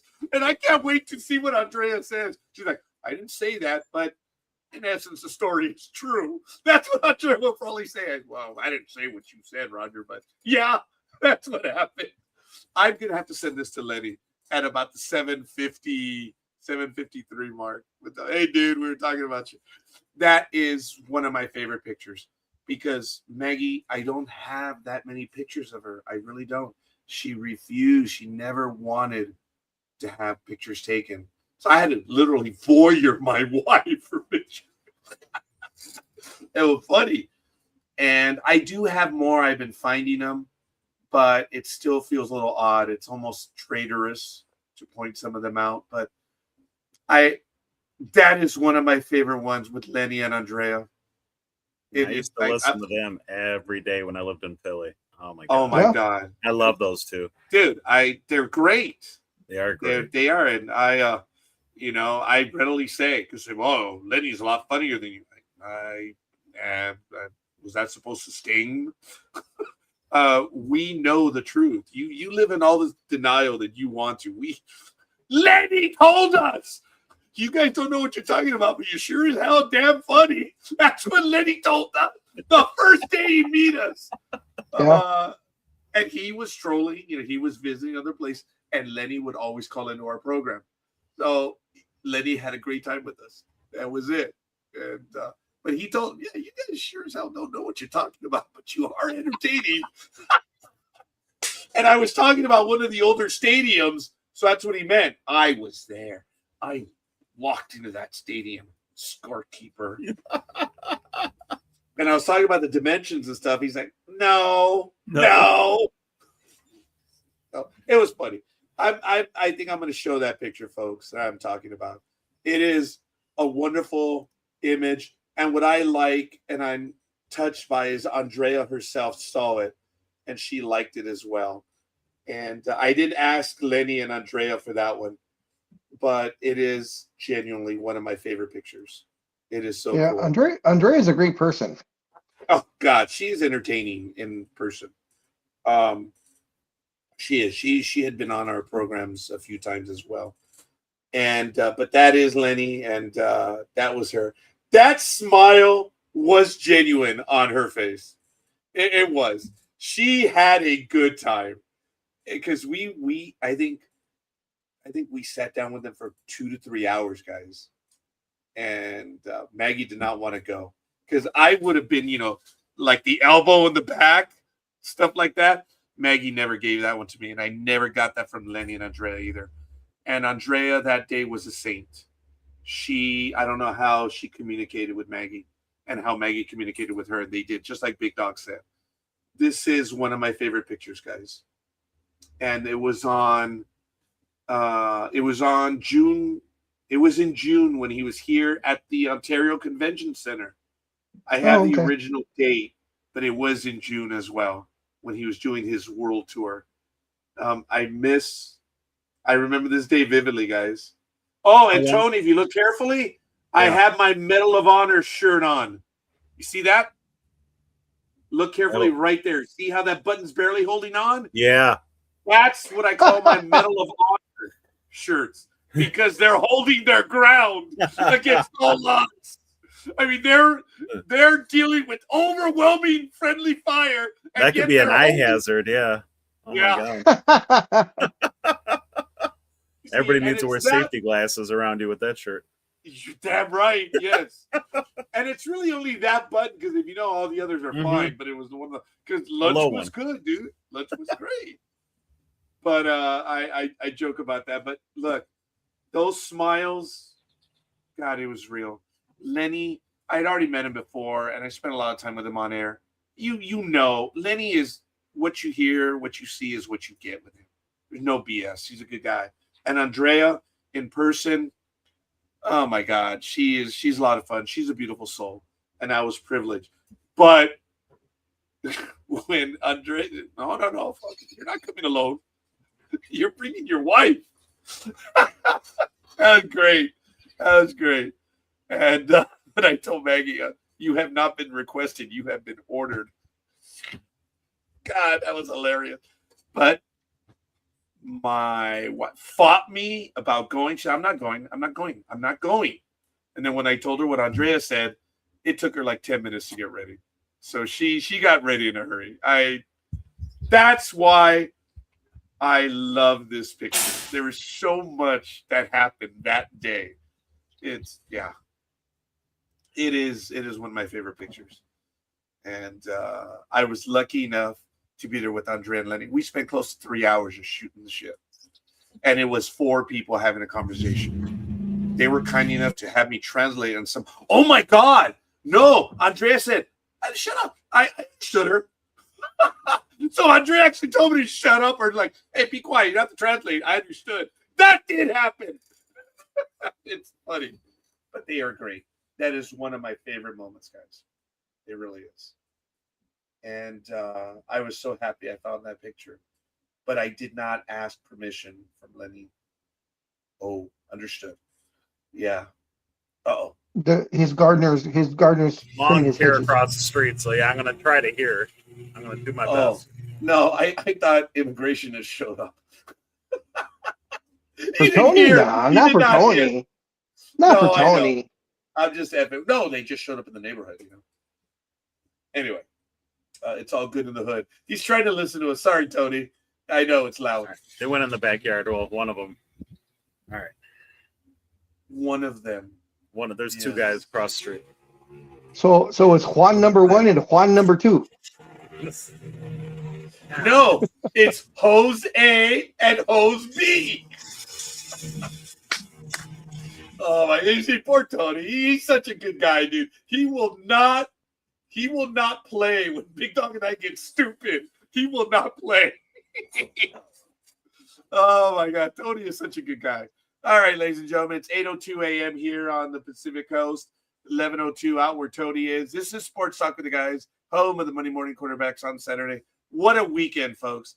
A lot of stuff going on. United States took it to their old enemy. Oh, yeah, Paraguay, 4-1. I mean, talk about the big kid on the block really beating up on the little kid, but it's okay. It's World Cup. We're all equal.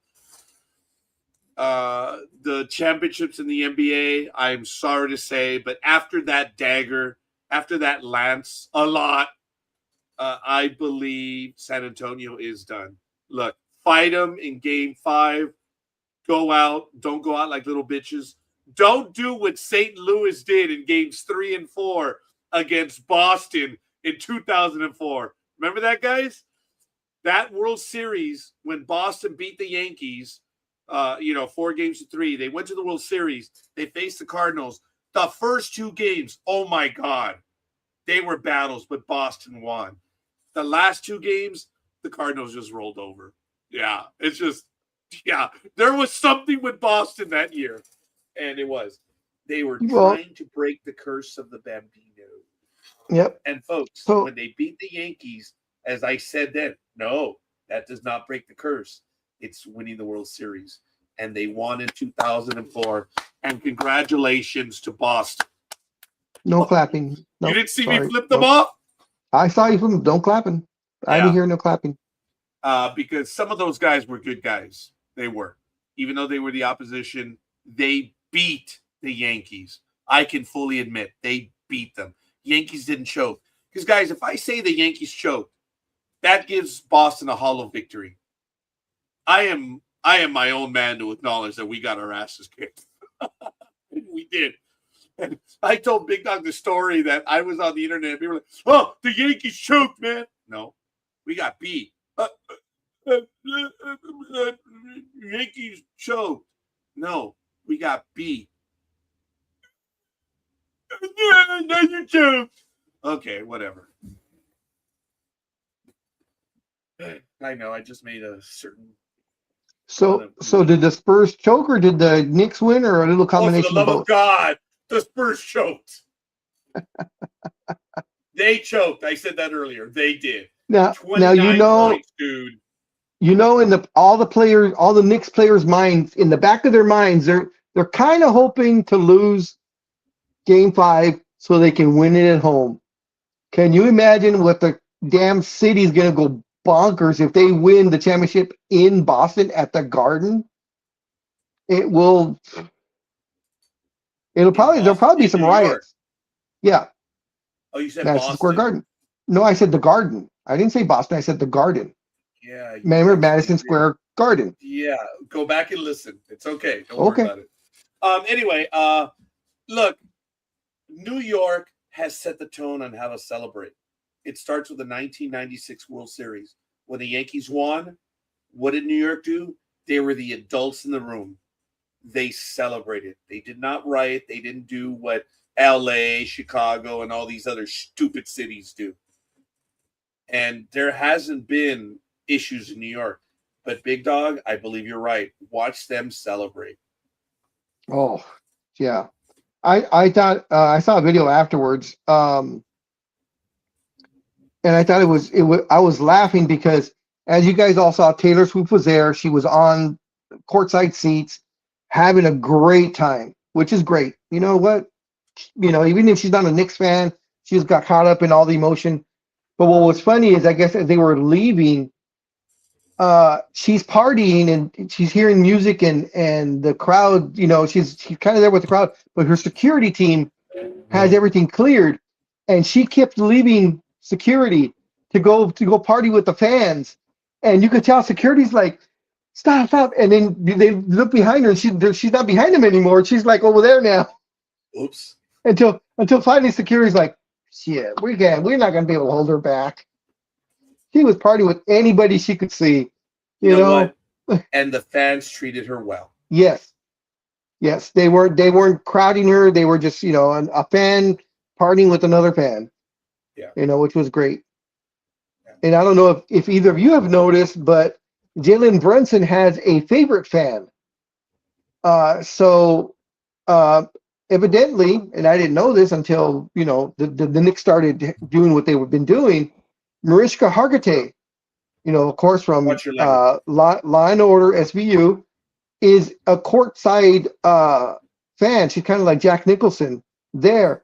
And somehow her and Brunson have a, not a relationship, but every game that she's at, he hugs her before game time.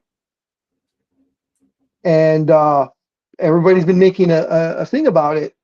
So she's been getting interviewed like crazy because she's such a diehard Knicks fan. But I thought it was interesting, that he actually hugs her before the game starts if she's there at whatever game she's at. I think that's a lot better than throwing up a bunch of powder in the air. I would do that one better than, yes. Good for him. Speaking of lip flop, the free agency, of course, I believe happens June 29th or July 1st. I can't remember what it is. All indicators are, especially from Rich Paul, which is his agent and has been his agent since high school or, college or whatever, or not college because he didn't go to college, since high school, that he is going to demand in year 24 of his incredible career, he's going to demand a max contract from the Lakers, which would pay him close to $60 million for a 2-year deal. I agree too. You know what? Go to Golden State, go to the Clippers, go wherever you want, but he's not going to get paid that kind of money. The Lakers were all indicators from, of course, the anonymous source in Lakers management. Oh, hey, did they talk to you? No, that's the inside source. I said anonymous source. Well, that's just the code name, Tony. Inside source. That's all it is. So indicators from Lakers management was they would take LeBron back, but he'd have to take a pay cut. They were thinking 20, maybe 25 million max. And LeBron, of course, through his entire career, has always stated he would never take a pay cut, no matter what. Well, he's going to if the Lakers don't sign him. He, in essence, will take a pay cut. Well, he's looking for the max wherever he goes. Okay, right, but the Lakers can give him more in the max, correct? A little bit more, not by much, but I mean... Yeah, so it's a pay cut. F you, flip-flop. Well, no, what he's thinking, though, is I'm still getting the max. When they're saying pay cut, a lot of teams are actually saying they'll take LeBron if he accepts the league minimum, the veterans minimum, which would be like $8 million because of his amount of years. Okay.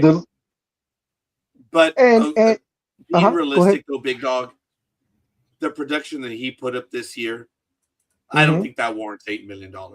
No, I don't agree with the veterans minimum. Like I said, I don't want him back because I just want to out of the Lakers. Trails. Yeah, that's right. And but realistically, I see him getting 20 to 25 million.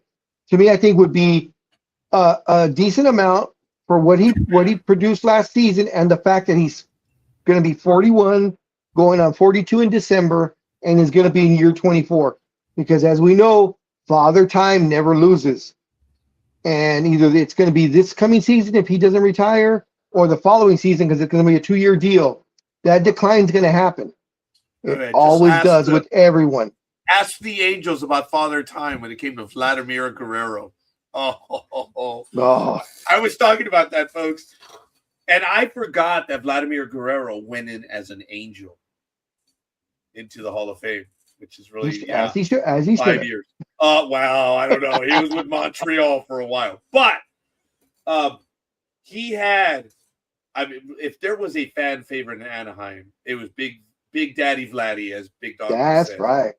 He had 5 wonderful years with the Angels, and what happened was he was already advanced in age, and the Angels were like, yeah, we think you've seen your day, so they let him go.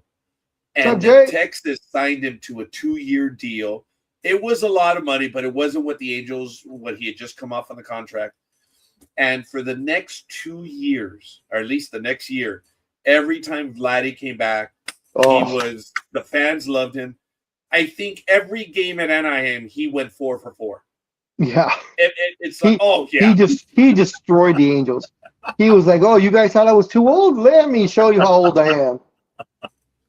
Oh. His season was made on his Angel statistics. Oh, yeah, dude, look it up. I mean, and he came over to Anaheim. He just ripped Anaheim. He was just like, you guys thought I was too old? I'm not done yet. And he kept producing for Texas, which was great. And almost every single time he acknowledged the fans from the applause that he was getting from them. And it was the FU to management was, okay, this is a business decision. You think I'm not worth it? Fine. And he showed him up. That was it. He didn't do this. He did. Oba! He spoke with his bat. And I remember the media, the fans are like, the fans. I was one of them. I was happy that he was doing well, but man, I missed him as an Angel. One of my favorite Angels of all time. Yeah. Big Daddy Vladdy, and of course you have Little Daddy Vladdy.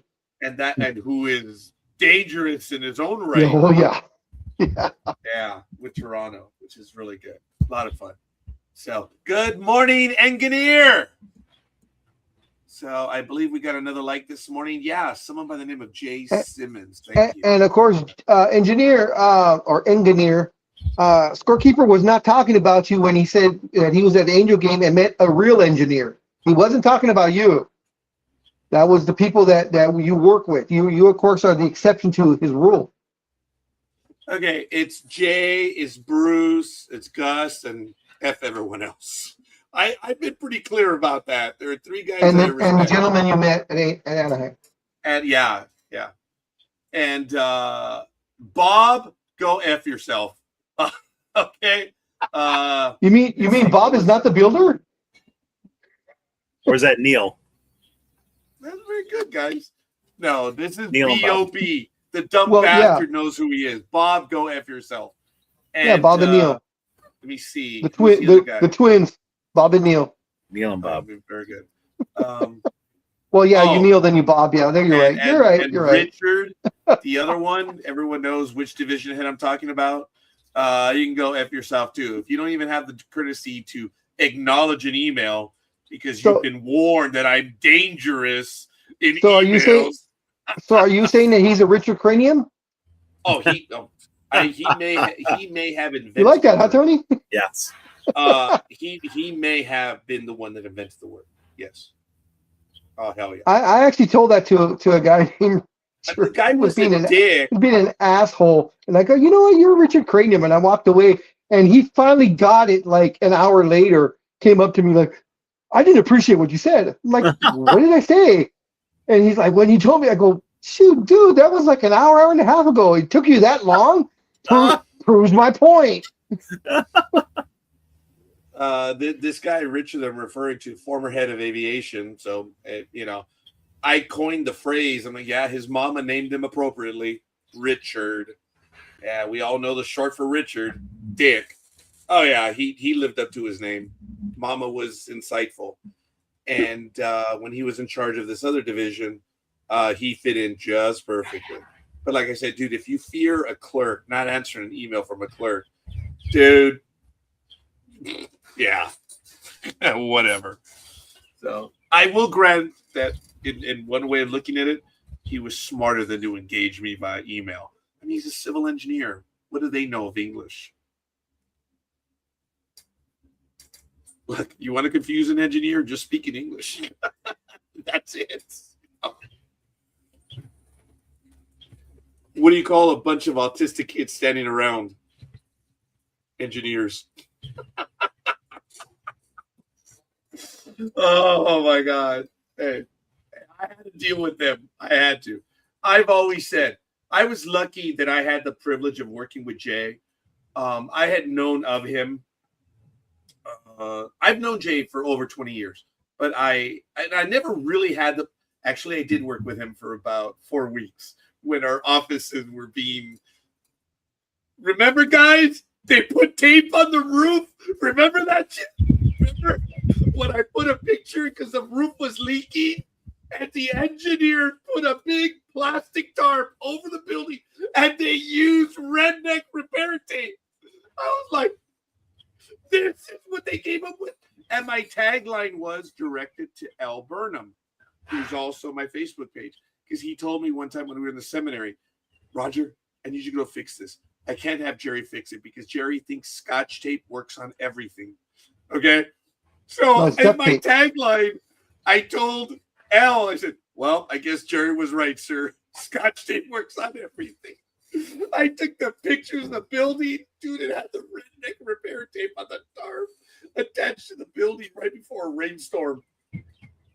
This is the engineer quality that I worked with. I can't make that. I can't. Oh my God, this was public works at its best. How are you going to protect your own building? Oh, why don't you put a plastic tarp on it and tape it to the walls and use redneck repair tape? I can't make. I'm not that funny, guys. I can't make that shit up. It was real, and I have pictures. It's on my Facebook page because I was like, "Hey, Al, I guess Jerry was right. Scotch tape does work on everything." Oh my God! But going back, I did work with Jay for about 4 weeks, and that was it. I was in his office, but I had already known Jay long before, and the reason why I have good feelings about Jay is because. When you hear him, what you see is what you get with this guy. He's straight up. He's a good guy. And I think that's why he's been tolerant of me. Because as loud as I am, he knows I'm straight up. But Jay is smarter than I am, and I readily admit it. And it was so great that you were one of the first people to subscribe to his OnlyFans foot page. You know, he really appreciates that. So, okay, I do draw a line. I respect and admire Jay, but that is not my thing, Jay. And good for you, Jay. I'm the lines between the toes. There you go. Jay, I quote Picard. The line must be drawn here. This far. And I will not pay for an OnlyFans page. No, you subscribe to his free one. Facebook? No, there's a free OnlyFans, I think. I don't know. I don't know. I don't do those things. I watch Star Trek if I want porn. Oh, so. Cosplay. Back to cosplay.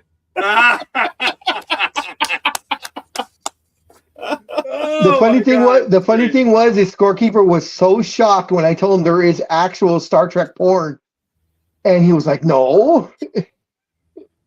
And he was curious one day and found out it is true.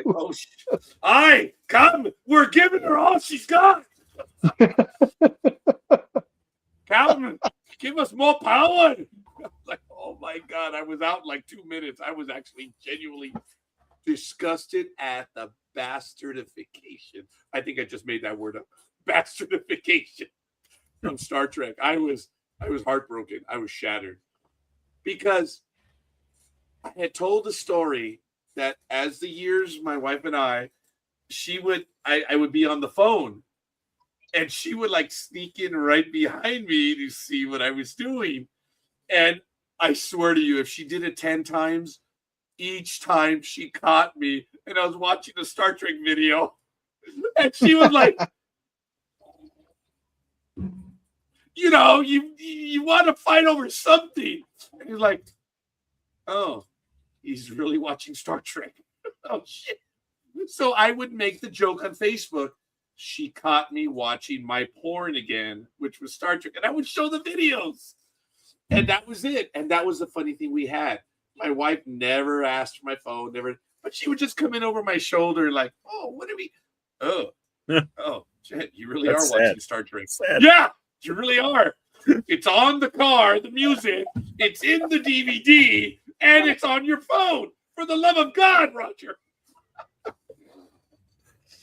Oh, my God. Yeah, she gave up after a while. She's like, he really is watching Star Trek. So I had always made that. I got caught watching my porn by my wife, which was Star Trek. That sadly was my porn until Big Dog ruined it for me. I was just enlightening you. I wasn't trying to ruin anything. Just enlightening you of that what's out there. The shit out of me. Forgive me for the language. I mean, I heard some engineering language that I never thought was possible to be applied to such things. And those porn writers are pretty good. I mean, when they want to, move over the phase inducer to get more power to the main drive system, I'm like, ooh, that's a creative use of that gobbledygook right there. That was good. Oh, all right, Sister Pauline Therese, I apologize, gobbledygook. She wrote on my paper one time, gobbledygook.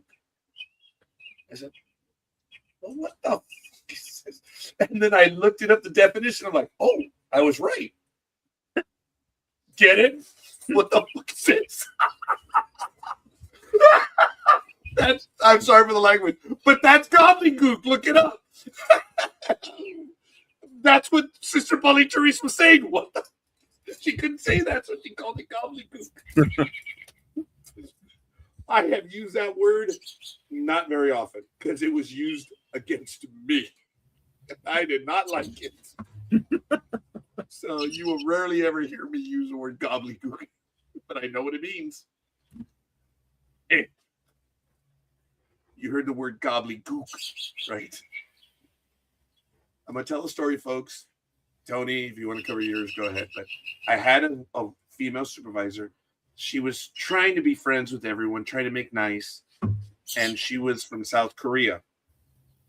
And she said, oh, I guess I'm just a stupid gook. I immediately looked up and I said, nah, you got half of that right. We'll let it go. And she laughed. And everyone else in the office was like, oh, shit, Rod. I'm not going to explain it. If you guys don't know.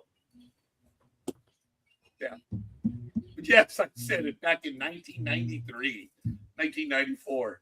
Statute of limitations have passed. So it's good. I think the stupidest one that the woke generation went after was in the NBA when Jeremy Lin was playing for the Knicks, and they said that his defense was a chink in the armor. Remember that? Oh! I even wrote about that, dude. Well, yes, that was so stupid for them to just go after that one. Well, okay, hold on a minute. Jeremy Lin was going through an incredible 2 weeks. He was. Oh yeah. I mean, he had been living off his friend's couch a few months before. The story is real. It's true. Linsanity. Yep. Okay, and this guy came out of nowhere and got a job and stayed. Well, the article was, Jeremy Lin, offensive, juggernaut of the last so many bit. But the chink in his armor is his defense. Yep.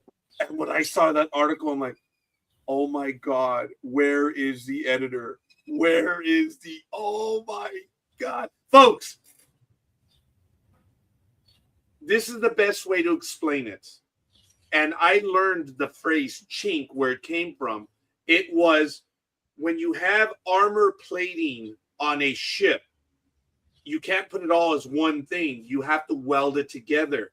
And the weld spot is the weakness. That's the chink in the armor. Look up the word. So that's how I learned. I was, oh, okay. So they were describing, it was a perfect phrase. The chink in his armor is his defense. He was Chinese. Yep. And oh we my both, God. I would Scorekeeper and I both, that one. Yeah, Scorekeeper and I both figured that the writer and the editor were probably in their 50s at the time and didn't think anything of it. We were saying, because that was a regular thing that you would say for someone in that age group and really didn't realize, Yeah. But man, that was... Tony is the smarter one. He's just looking down throughout this entire conversation. He's a good man.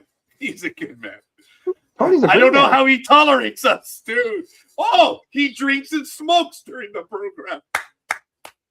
Yeah, he says it's coffee, but we really know what's in there. It's probably some good whiskey that he's like, man, I can't take these guys. I gotta. They don't know what they're talking about, but they sure are entertaining. There you go. Lenny Melnick, you bastard. Oh my God. Oh my God. It's great. Yeah, he said that on our second show. I think it was the second program. And then, of course, his most famous one was when Roger screwed up. Oh, my God. Tony, Lenny was so fast to get on the phone and just, even I was I was like, oh, man, Roger, you didn't even get a chance to correct yourself. Lenny was jumped in when you said he was having his second career year. Lenny jumped in on that so fast. The phrase chink in one's armor has been used idiomatically since the mid-17th century. It is based on the definition of chink meaning a crack or gap dating back to around 1400. Thank you. Yes. Thank you, anime girl. I appreciate that.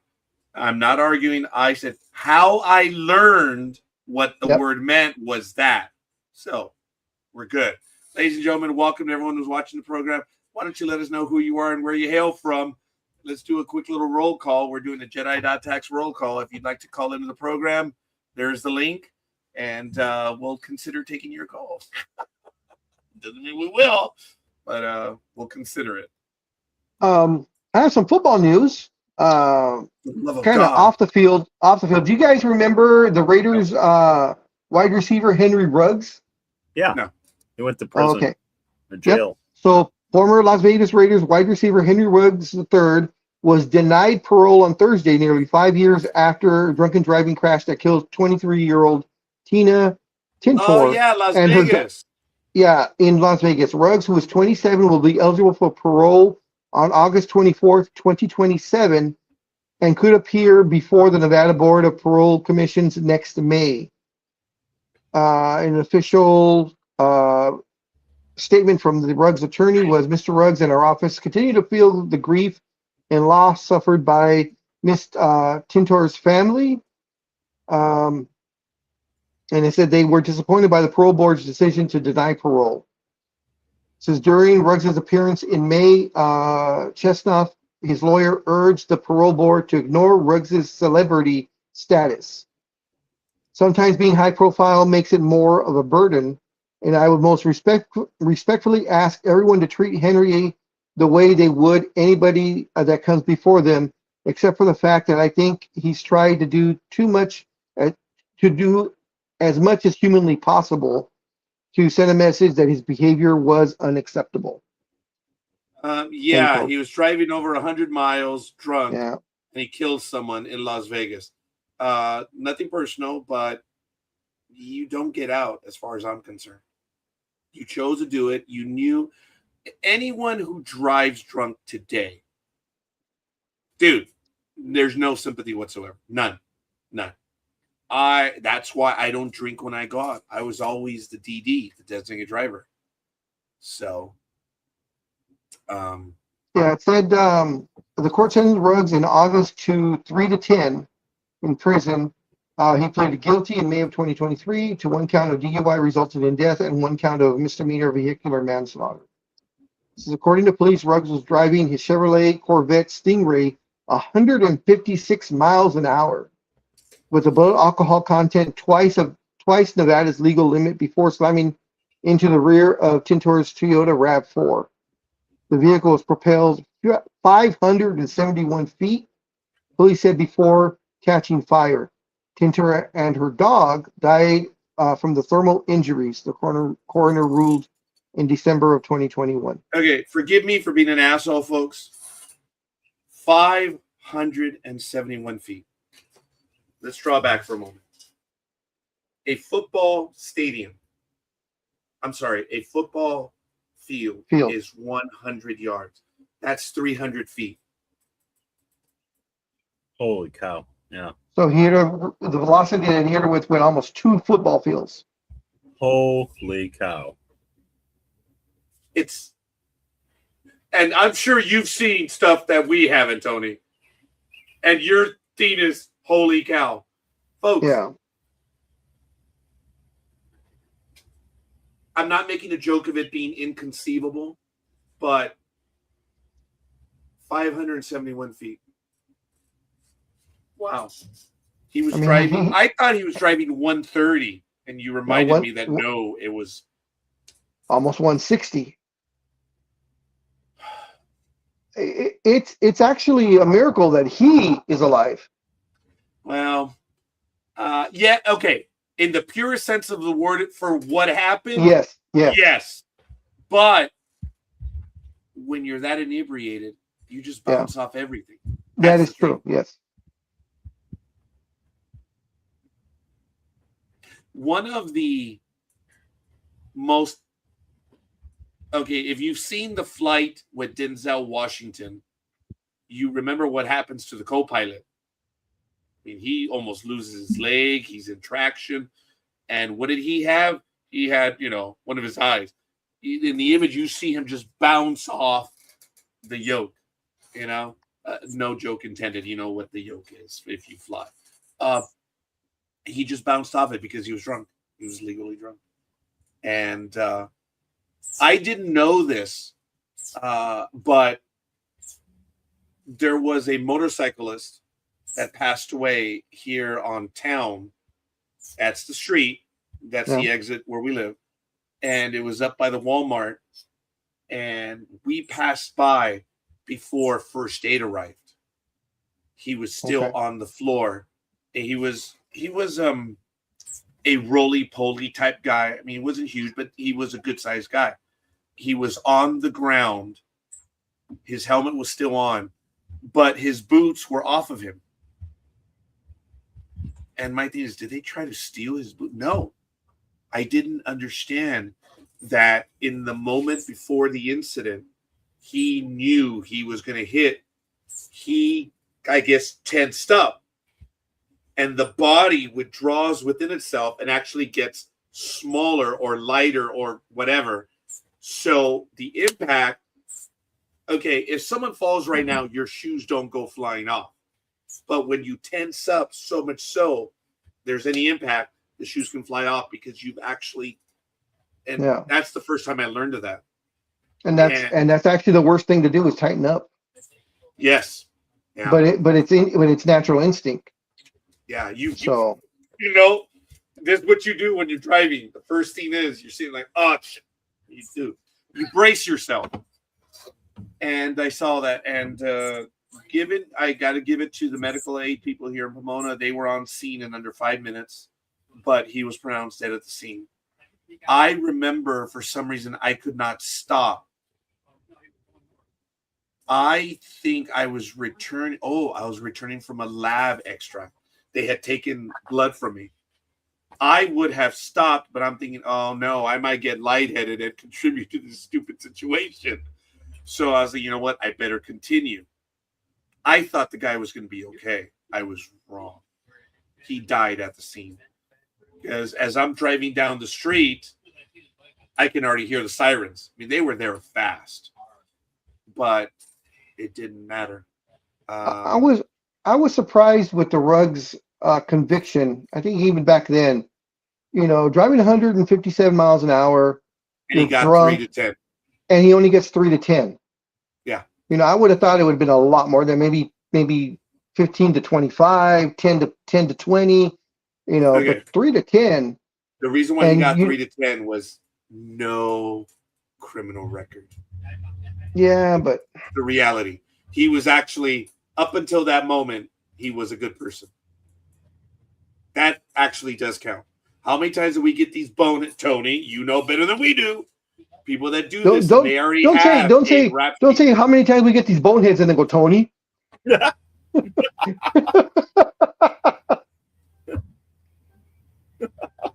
Okay, if it's come out like that, I understand why we're at war. Sorry, Tony. There was never mind. I have way too much respect and affinity for you, Tony. But if that's the way it's been coming out, there was so much for the apology, huh, Tony? I'm like, hey, there was that split-second pause. That's all I caught. Was a little pause.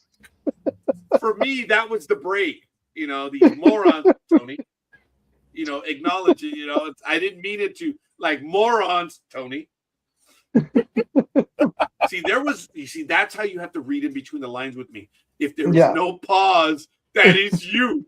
There was a pause, Tony. There was a break in my thought pattern. I would never, ever. Just big dog stirring a pot. I can't even say it. I would never, ever, ever think of that of you. Poking the bear. Oh my God, this was good. Guys, I ran out of water and I do need to get a little bit more. I apologize, and I'm out right here. So I need about a minute and a half. I'm going to go refill. This is Sports Talk with the Guys, home of the Monday Morning Quarterbacks on Saturday, 8:38 a.m. Give me a quick moment. Big Dog, you have the bridge. Going to get some more water. So I'll ask you the question, NBA wise. Any chance that you guys are putting your hat into the Giannis trade happenings? Absolutely. Who are you giving up? Embiid. Embiid for Giannis, yeah, that would be an actual upgrade. That would be crazy. Embiid and whatever else. But I don't think Milwaukee's going to go for that. Embiid and Paul George.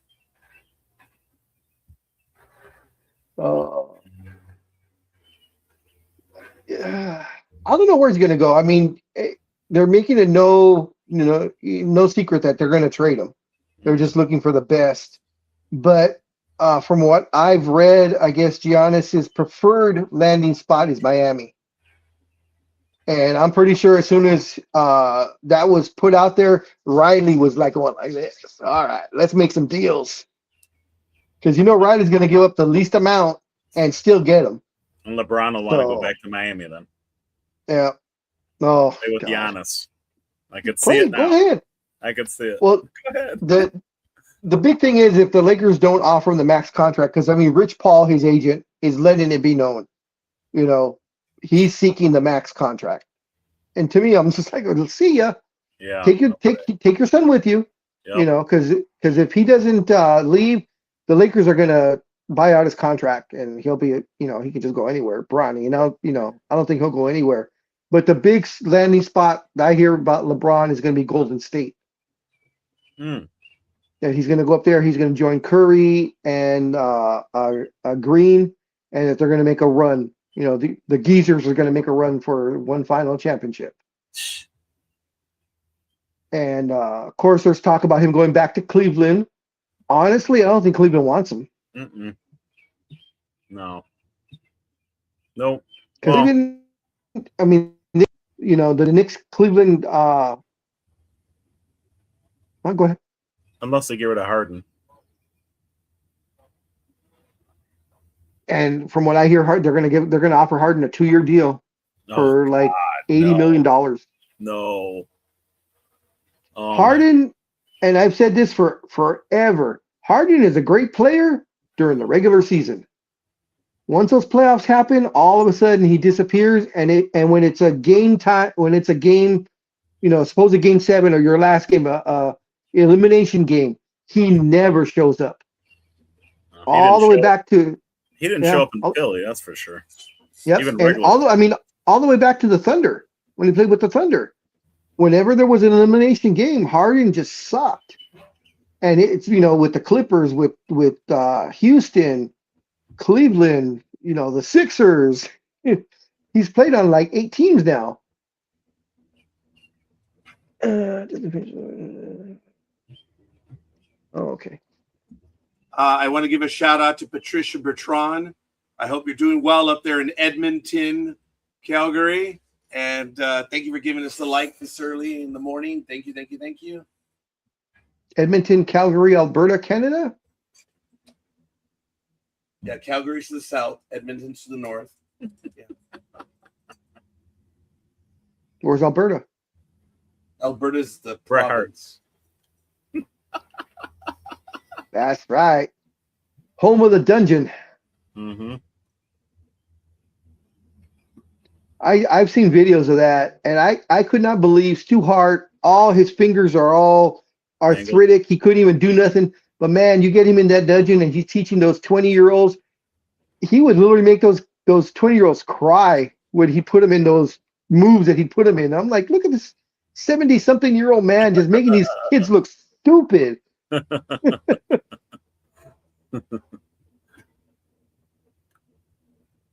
I've seen Dodgers catcher Will Smith's on the IL. Yeah. Oh, stop it. Scorekeeper got sad about that. Sore neck. He shed a small tear, just a small one. So we'll see how the glue holds up with him out, Raj.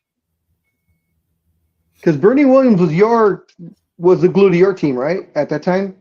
Well, he was the one that made them go.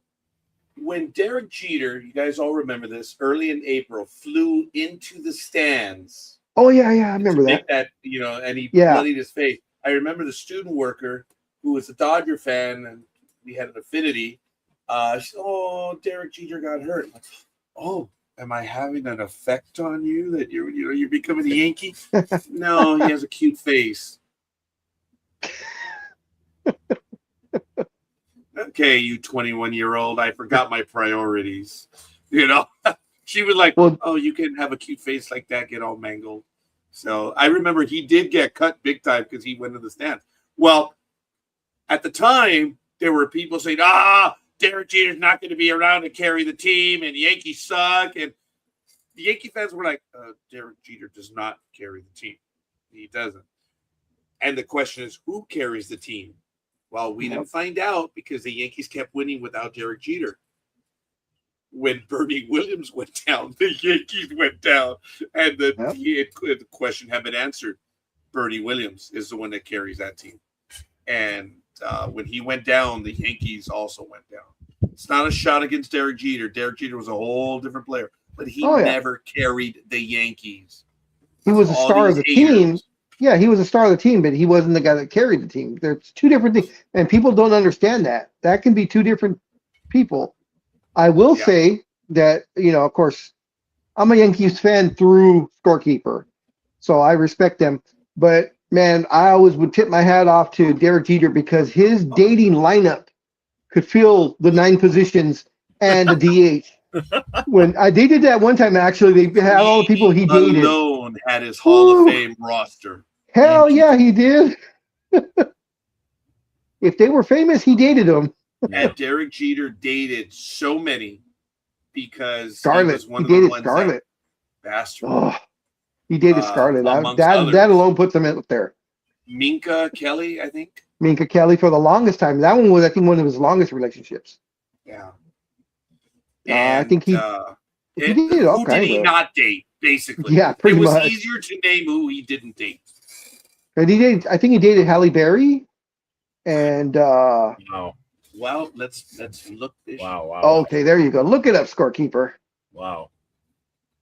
How do you Yeah, like that? he had an all-star Derek lineup Jeter. of Oh my women that God! he dated. Okay, check What? it out. Who First did thing? Derek and it finishes Jeter date? Oh my Oh. God. Yep. Before, who did Derek Jeter play for? Or who did Derek Jeter marry? Or who did Derek Jacob? Okay, so we've gone away. Who did Derek and it finished in Jeter date? That is hilarious. Okay, here we go.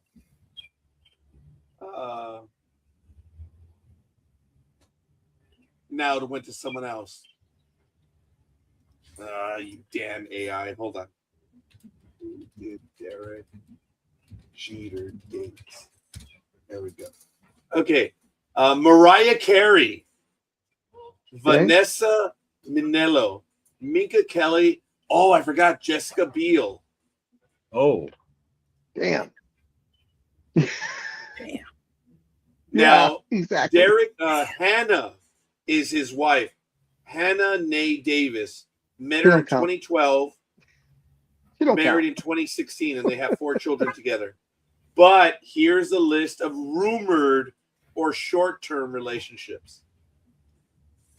Jessica Biel, Jessica Alba, yeah, Scarlett Johansson. That's my favorite all time. Damn. Yeah, there's a lot to like there. There's no doubt about it. You know, she was born and raised right in between scorekeeper and myself. She was born and raised in San Dimas. No way. Yep. She's a SoCal girl. Scarlett Johansson, She Adriana Lima, Jordana Brewster, Lara Dutta, and Joy Enriquez. Man. That's just a few. Man, just the Jessica, Scarlett, and you know, that alone. 2 Jessicas. Yeah, the 2 Jessica, Scarlett, and what's her Minka Kelly. So Mambo number 5 was appropriate for Derek Jeter. Yeah. But you know what? Good for him that he settled down, has 4 kids. Good for him. Do you like him as a commentator, scorekeeper? He should have kept going where he's going. Look, I do like Derek. He actually has standards. Look, the guy who does not take himself seriously is Big Papi. He is a fan favorite, even though he was named in the report, and he just like he apologized. He did his mea culpa. He did his mea culpa. So that's why. That was the first baseman for the Yankees that famously apologized and didn't say why he apologized. That was the Oakland first baseman that went to the Yankees in 2002. He famously apologized. His thing was he never answered, but he was so well liked by everyone, he got away with it. Like Bronson Arroyo, he said, "Well, I do steroids." Like, yeah, you're not playing the game anymore. Shut up, get out of here. So no one cares. So Derek Jeter. Okay, anyway, the thing about Big Papi is he's in an ESPN commercial, and he's in the conference room, and someone has a baseball cap.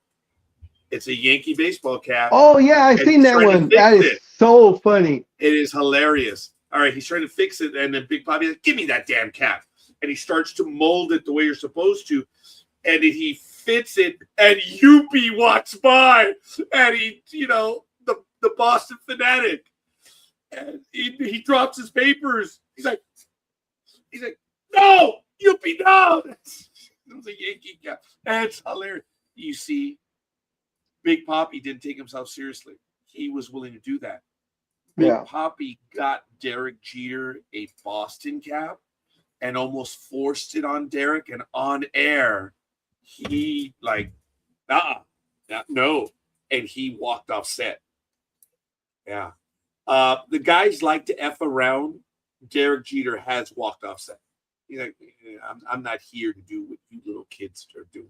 There was one clip I like Derek. and with Derek Jeter, and he was signing for Golden or one of those guys just doing autographs. He had, they had everything lined up, and they're handing him hats to sign, and he's signing the brim.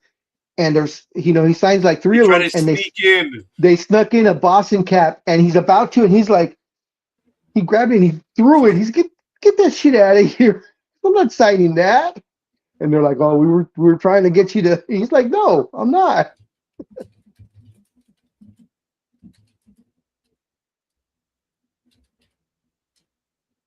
If either one of you, Tony might do it. I don't think scorekeeper has a lot on his mind, so he probably won't remember. But if you can, Tony, go to YouTube and look up Big Poppy Saturday Night Live. And Keenan Thompson, Mofongo? or the Mofongo. Oh my God! Or just put Saturday Night Live Mofongo. That is the funniest shit. So they're doing the news anchor, and Keenan comes out dressed as Big Poppy, and he's just going the bit and talking about what they eat, and he's talking about his pregame food, and he's saying, yeah, I eat this, because then of course I eat mofongo. Just the way he does it, the crowd goes crazy. And it's about a 3-4 minute clip, but it's hilarious. I don't have that one, but I have the ESPN commercial. No sound, otherwise you get in trouble. There it is. Jorge, what's going on with your hat? Dude, it's my hat. It doesn't look like a ball player's hat. This just came out of the box. I never had to wear that thing. You got to break this thing in. Wally. It's not what you think. That was funny. That's the thing. He has that sense of humor. And he'll play along. No, I call it Yuppie. That's the other idiot. It's Wally. Oh my God, that was funny. Yeah, Poppy's beloved by everyone. Even to the people that hate steroids. Even though he's a Boston Red Sox and the Yankees, that rivalry, everybody just loves Big Poppy just because of his attitude, towards everything. He's joyous. Yep. He's always in a good mood. Mm-hmm. I loved it when I don't know if you remember this. I don't know if you remember this. They showed one time, I guess Poppy poured whiskey or vodka or something into Pedro Martinez's flat water bottle, and they waited for him to take a drink on air. And I guess Pedro Martinez doesn't drink. No. See, and that's what I mean. That's what they do on their little thing. And A-Rod and him do that a lot. And like I said, Derek Jeter was there on one of them, and they tried to mess with it, and he's like, no, I'm not. He walked off. He did. So he's there as a commentator to give his opinion, and these guys are just effing around. So it's all right. Like us. Look, Derek Jeter never carried the Yankees, but did he contribute like oh my God. I mean, look, he made some of the greatest plays in the postseason of all time. Look, there's a lot to be said. There are so many metrics that say Derek Jeter was not as good as people allege. You know what? Okay. I am willing to acknowledge your comments, but then I asked to shake Derek Jeter's hand, and there's like 5 rings on that hand, so I don't know. I was just about to ask, was it 4 or was it 5? I couldn't remember. It was 4 or 5 rings that he procured. 96, his first year as a rookie. 98, 99, 2000. Oh, shoot. 4 rings. 2009. Sorry. Oh, damn. No, wait. 96, 98, 99, 2000. Yeah, it was 5. I was right. 5 rings. Yeah. Dave Stewart with his manly voice. If you have not heard Dave Stewart, that always got me. This big old 6'4", big old guy, 6'4", a good 260, no fat on him. He got like that. George S. Patton. George C. Scott has the booming. No, Patton was a high-pitched, squealy voice as well, not unlike Dave Stewart. Well, Dave Stewart talked about becoming coach, the pitcher's coach, and all these kids are like, okay, we know Dave Stewart, whatever. And the first thing he does is he comes in and he puts his rings down. Okay. And he says, gentlemen, I'm going to tell you my experience. I'm not going to tell you it's the right way. I'm going to tell you it's the wrong way. This is my experience. And I have that. There's a movie in Cool Runnings. Remember the coach? He said, oh, you want to hear where I'm coming from? 4 gold medals, so many things. And then Sanka says, that's an incredible place to be coming from. So that is the same thing with Dave Stewart. Had that high-pitched, whiny voice, but he was a champion. And that was the day that he threw a no-hitter with Oakland against Toronto on June 29, 1990. And later that day at Dodger Stadium, number 34, El Toro, Fernando Valenzuela, 6-0 no-hitter against the San Luis Cardinals. Who's there? I was there for that game, and I'm so lucky. I consider myself lucky. Scorekeeper, do me a favor. Type in what player has won the most rings or most championships Robert Ory. Basketball, baseball. What player has won the most championship rings with different teams? Just curious. Because I know it's not going to be a star. It's always usually a bench guy or the utility guy or something.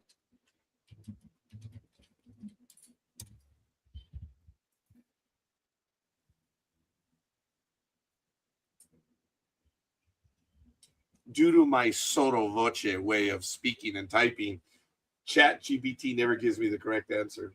So it gave me the championships. It didn't give me.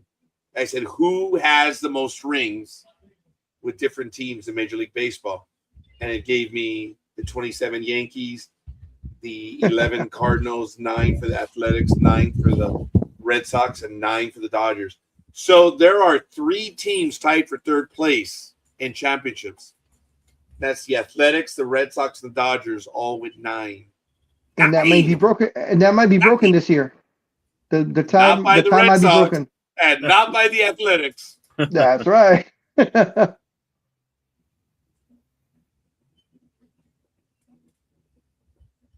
Okay, here we go.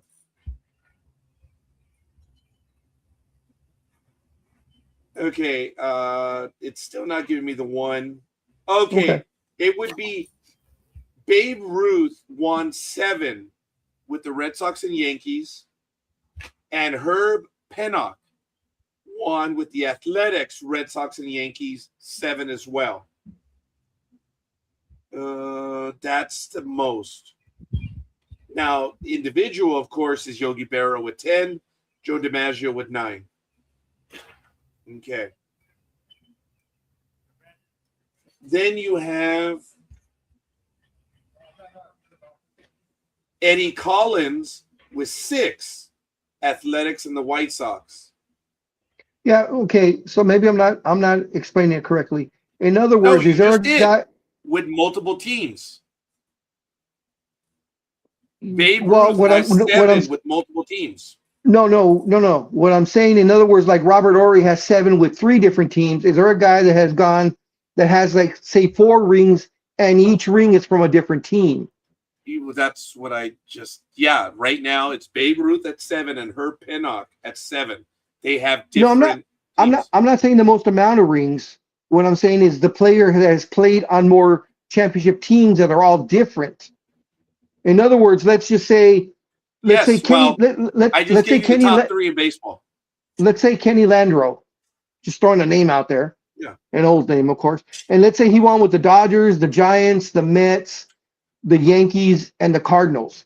So he would have won 5 rings with 5 different teams. In other words, that's what I'm saying. And to answer you, I gave you the ones with the most rings at 6. Eddie Collins has the most 6, but he was only with 2 different teams. Yeah, see, I'm looking. In other words, I'm looking for the guy that maybe only has 3 rings, but he's gone up 3 different teams with 3 different teams. Well, that's what I'm looking for. Okay, well, I still answered the question. Eddie Collins has 6 with 2 different teams. He don't care about how many. He wants many. I don't care how many he has. I want to know how many teams he's won them on. Yeah, 2. I want the most teams. But there's guys that have won with 3 or 4. That's what he wants. Yeah, those names. That's what I want. They don't rate on the list right here. Okay. Okay.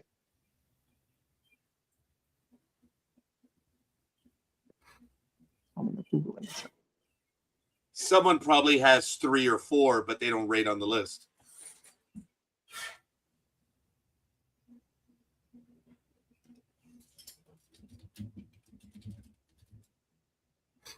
I asked the question, who has the most rings with different teams in Major League Baseball? I asked the question. So all the ones that I got were with different teams, but the highest is 7. Babe Ruth with 2 different teams, Herb Pennock with 2 different teams, Eddie Collins with 2 different teams, and he has 6. So I'm sure someone has 5, but it doesn't rate on this list.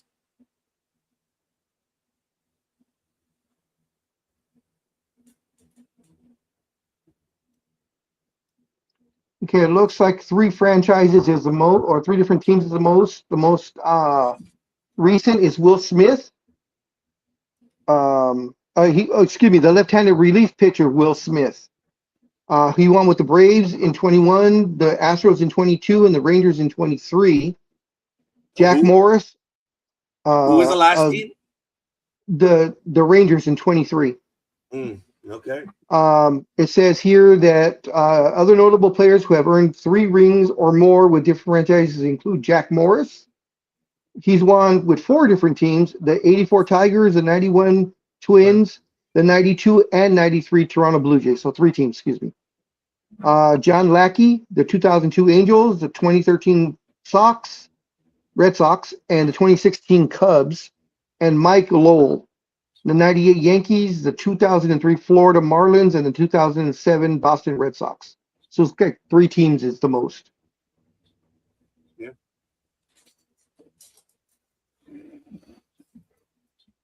Three championships, 3 teams. That's the most. Wow. Seems that way, yeah. Well, I guess going by that, then it would be Jack Morris, who has 4 rings with 3 teams. Well, you were telling me a little while ago is how many teams. So it's that's 3. what I meant. 3, yeah. Yeah, it's still 3 teams, yeah. But 4 rings, yeah. Interesting. Well, that should be an easy one, yep. And Scorekeeper knows this question. No, I don't. Who was the first major league player to earn $1 million a year? I don't. Seriously? I knew that one off the bat. I don't either. Don Drysdale. Mr. Nolan Ryan. Really? Oh, okay. Yep. Wow. First $1 million a year player.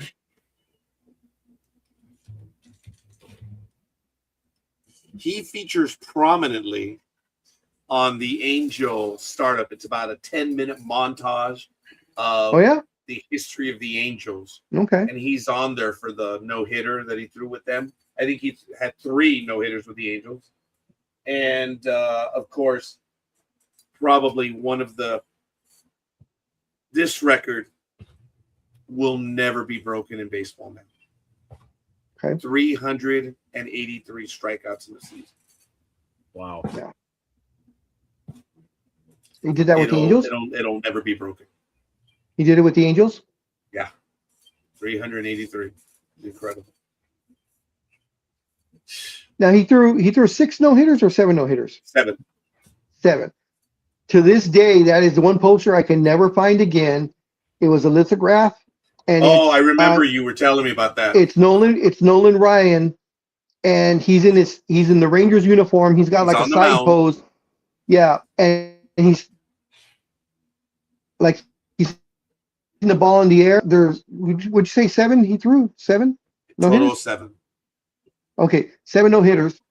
So there's 7 balls, and I'll say 1, 2, 3, 4, 5, 6, 7, and he's throwing one up in the air, and it's the ball's on fire, and it has a number 8 on it. And it was a lithograph. It was only I think there was only 200 made, 250 made, and they're all signed by Nolan Ryan. And I had a chance to buy it back then, and I didn't, and I've never been able to find it since. And I was like, damn it, I could have got it. Damn. Because at any time he took that mound, there was always a chance at number 8. Yeah. I think many of us have seen it. Like one of the most famous pictures, I know this is way off, but when Hanna-Barbera passed away, it shows all of the characters around a microphone and their heads are bowed. No, that was Mel Blanc. Mel Blanc. Sorry. Yes. Mel Blanc, when he passed away, all the characters are surrounding. That lithograph now is a lot of money. Yes. A lot of money. And I remember seeing it. My buddy Joe Estrada, I believe, has it, and he's up in Michigan. He lives in the city. Just kidding. He's in Flint. No one lives in Flint. Because they drink all the water. Right, the water situation. So I kid, of course. Oh shit! So he's actually close to you now that I think of it. He's in Lansing, Michigan. Who's the most famous person to come out of Flint? Larry. Jerome Bettis. Jerome Bettis. Ooh, okay. I might. Yeah, okay. I'll put Jerome over him then, because I was thinking Kyle Kuzma. Oh. Kyle Kuzma. No, I said Larry. And what he did is when he signed his first big contract with the Lakers, he set up some sort of foundation where he had clean water trucked in for almost an entire year for all the residents of Flint because of the water problem. But I forgot about Jerome Bettis. Yeah, I put Jerome Bettis over that. Yeah, he is definitely over Kyle Kuzma. Well, when you said Jerome Pettis, I immediately said, you mean Gary Pettis? But a little bit different than spelling. I like that outfielder, that skinny guy, man. Me too. Yeah. He played for the Tigers too. Yeah. Mm-hmm. As I tell everyone, even Angel fans don't remember that in 1986, when Donnie Moore gave up the home run to Dave Henderson to give him the lead in the top of the 9th after Gary Lucas hit Rich Gedman, they brought in Donnie Moore and he gave up the 1-2 pitch or the 0-2 pitch to him. The Angels tied the game in the bottom of the 9th. Everyone forgets that. And Gary Pettis was involved in that comeback. I don't know if he got the big hit or if he got the big hit to lead off. But I remember the Angels tied up that game. And then in the 10th or the 11th, of course, Henderson hit it out again and put the nail in that coffin. But, yes, Donnie Moore gave up the lead, but the Angels still had 3 other chances to win it. It was a shame it didn't happen. He was written into stone of destiny. Yep. And he couldn't handle the pressure. Or could never live that down, unfortunately. Hi, Joe Rogan. I knew you were. Or no, that's not Joe Rogan. Fred.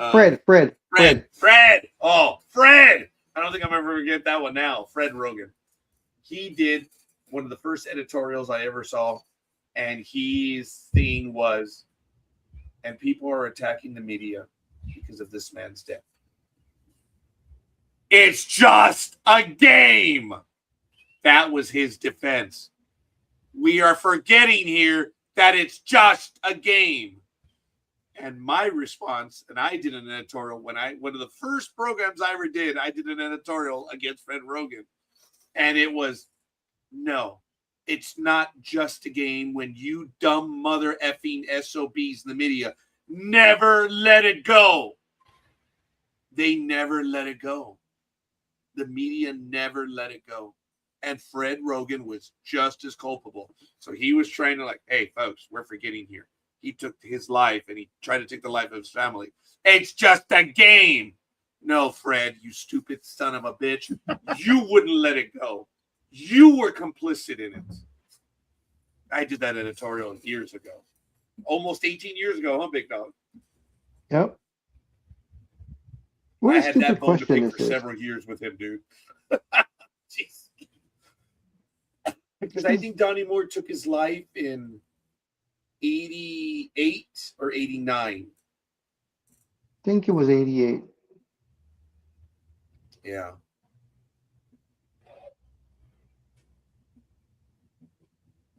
But, yeah. 89.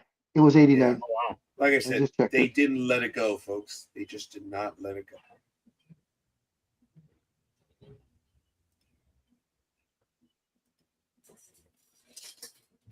So it was a year after he retired.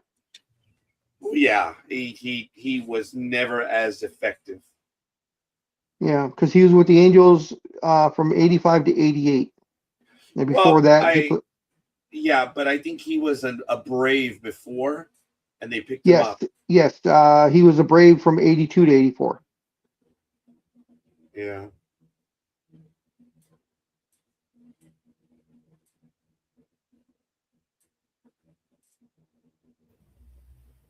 So scorekeeper with the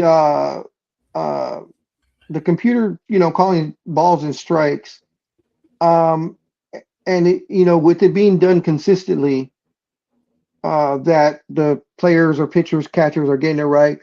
Is that when the umpires get evaluated at the end of the season? Is that gonna maybe put a ding on them as far as maybe their pay or anything?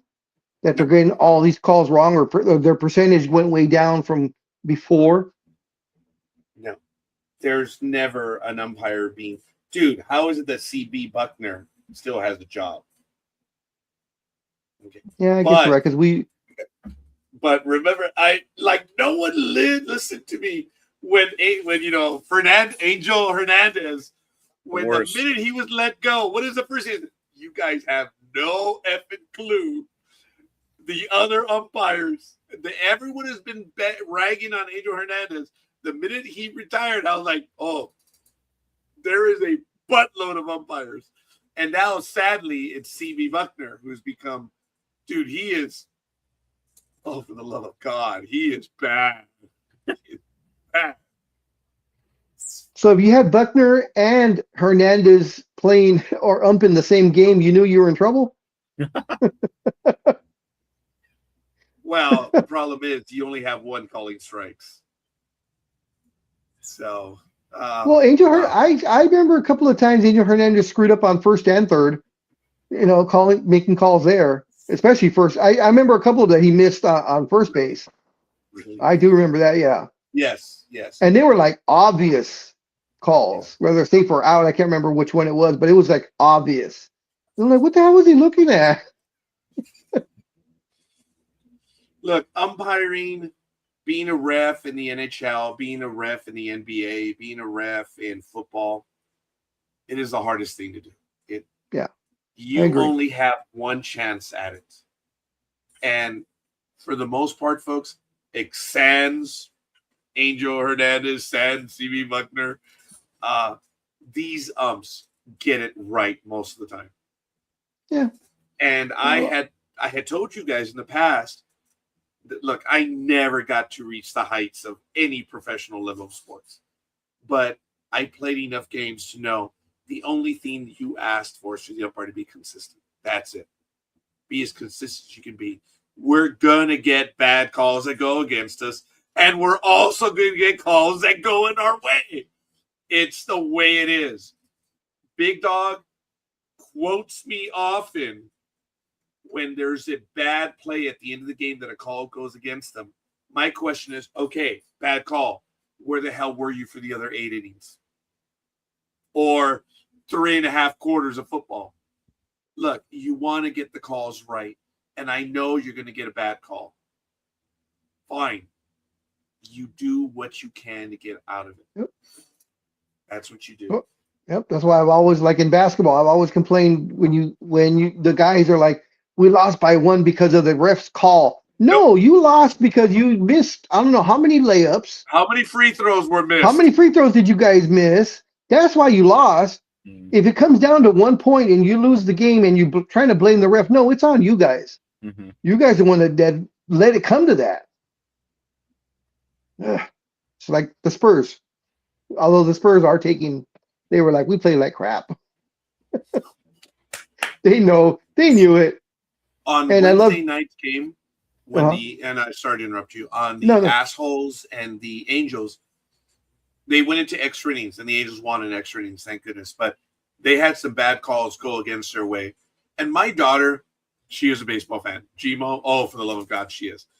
And she was watching, and there was a play at the plate in the top of the 9th that where we were seated, it was an out, and they called him safe, and the runner scored. And it was like, oh, my God. It was either the 9th inning or the 10th inning, and they finally had the lead. And it's like, oh, for the love of God. But we had called him out from our vantage point. The entire stadium called him out, but the ump said he was safe. Okay. It took him a little bit. They obviously appealed it, and you could see on video that it looked that he was out. But again, it was a bang play. You knew it, Tony. Yeah. Okay. It was that annoys the shit. But it was a bang play. Looking at it real time, dude, I could have called it out as well. I think I would have called him out. The ball was there before him. He had the position. But on the replay, it does show that he gets to the base and then the tag comes down. Thank God they overturned the call. But Gmo uncharacteristically lost her shite when they called him out. Oh, no, they called him safe at home. I had not seen Gmo lose her shite right next to me. And she was ready to leave. That's how angry she was. Because even from our vantage point, dude, the guy was out. We were Bob and Euchre where we were. He makes the tag! He makes the tag! You know, and that was the funniest shit, Bob Euchre. I must be in the front row. Just a bit outside. Yeah. Oh, it made you leave. Got to be an outside. Ball 4. Ball 8. He walked the base loaded. Oh, my God, Bob Euchre. Oh, my God. One of the best one ever. Oh, my God. So, anyway, she just snapped, man. So, we're waiting as their ABS, and it took under a minute. It was, I don't know, it seemed like an eternity, but it was 30 to 40 seconds. They said, the runner is out. The call has been overturned. Oh, my God. And, dude, on the Jumbotron, you could see he was out. But I don't blame the umps. It was for the love of God, it was a bang play. It hurts. It hurts to say that. But yes, we all understand what a bang play is. Well, okay, I'm gonna give you I'll give you the loophole on this one. You can say the call was made in the heat of the moment. Okay. How's that? Would that be better? I acquiesce to that, big dog, but I still have to. I'll give you. Yeah. I used bang twice. Now a third time. There's your loophole. Oh, you can go blow yourself, big dog. There's your loophole. I can't. My stomach gets in the way. Remember, someone say loophole, and he'd get the arrow, and he would thread the. Oh my God! Almighty and I are on the same page. It is funny. And whenever someone would use loophole, I would snap. And Almighty would pick up his arrow and thread the. And he would say, "Oh my God, Almighty had a sense of humor as well, dude. Now that one would drive him. Oh my, I miss Almighty. I know, things are as they are, but hopefully Almighty will be able to return to us soon. And I'm still waiting for Ass 69. He's close. Remember, all of his episodes, Almighty Sports Show, ASS, episode 1, 2, 3, 4. He's somewhere in the high 50s. I am waiting for Ass 69. The little bastard's been making me wait like a decade for this. And he knows it. He wants to get there too. He wants to get to Ass 69. It's funny. Oh.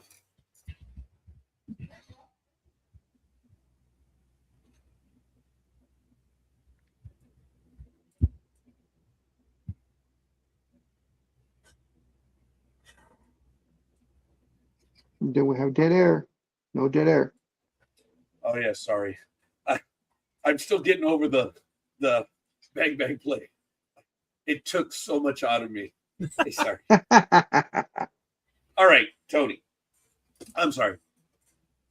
The Billy Special. There are phrases that get on your nerves. Okay. What are some of them? I don't know if you've revealed that to us. Some that you are just too genteel, because you are, that even you will pull a scorekeeper from time to time where you're like,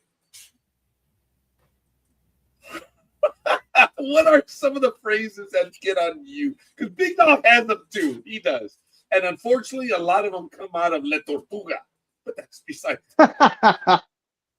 See? Tony, what are some of the phrases that grate on you? Well, I mean, the Detroit Tigers had an announcer, former ball player Rod Allen, and he'd drive me and my dad nuts. Somebody would get like a couple hits in a game. Boy, he's got his hitting shoes on today. Oh! Drove me nuts. Bob Starr and Joe Butina would say that with the Angels. Oh, the Angels have their hitting shoes on today. Oh, my God. Oh, my God. What the? I hated that.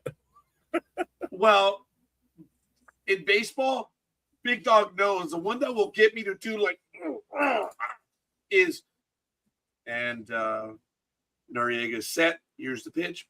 Breaking ball over the. What is a breaking ball? It's like a breaking ball was everything that wasn't a fastball. Right. Or a changeup. Oh my God. Everyone did. Oh, breaking ball, call strike. What the? It's a breaking ball. And then, you know what's funny? Is on some jumbotrons, they'll even tell you the speed and the type of pitch. Yeah. Oh, you hate that. Oh my God.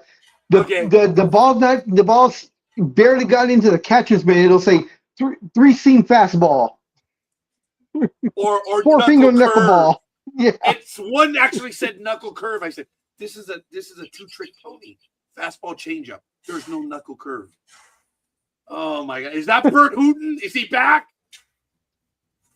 Bert Hooten threw the knuckle curve, and he was effective with it. It was good.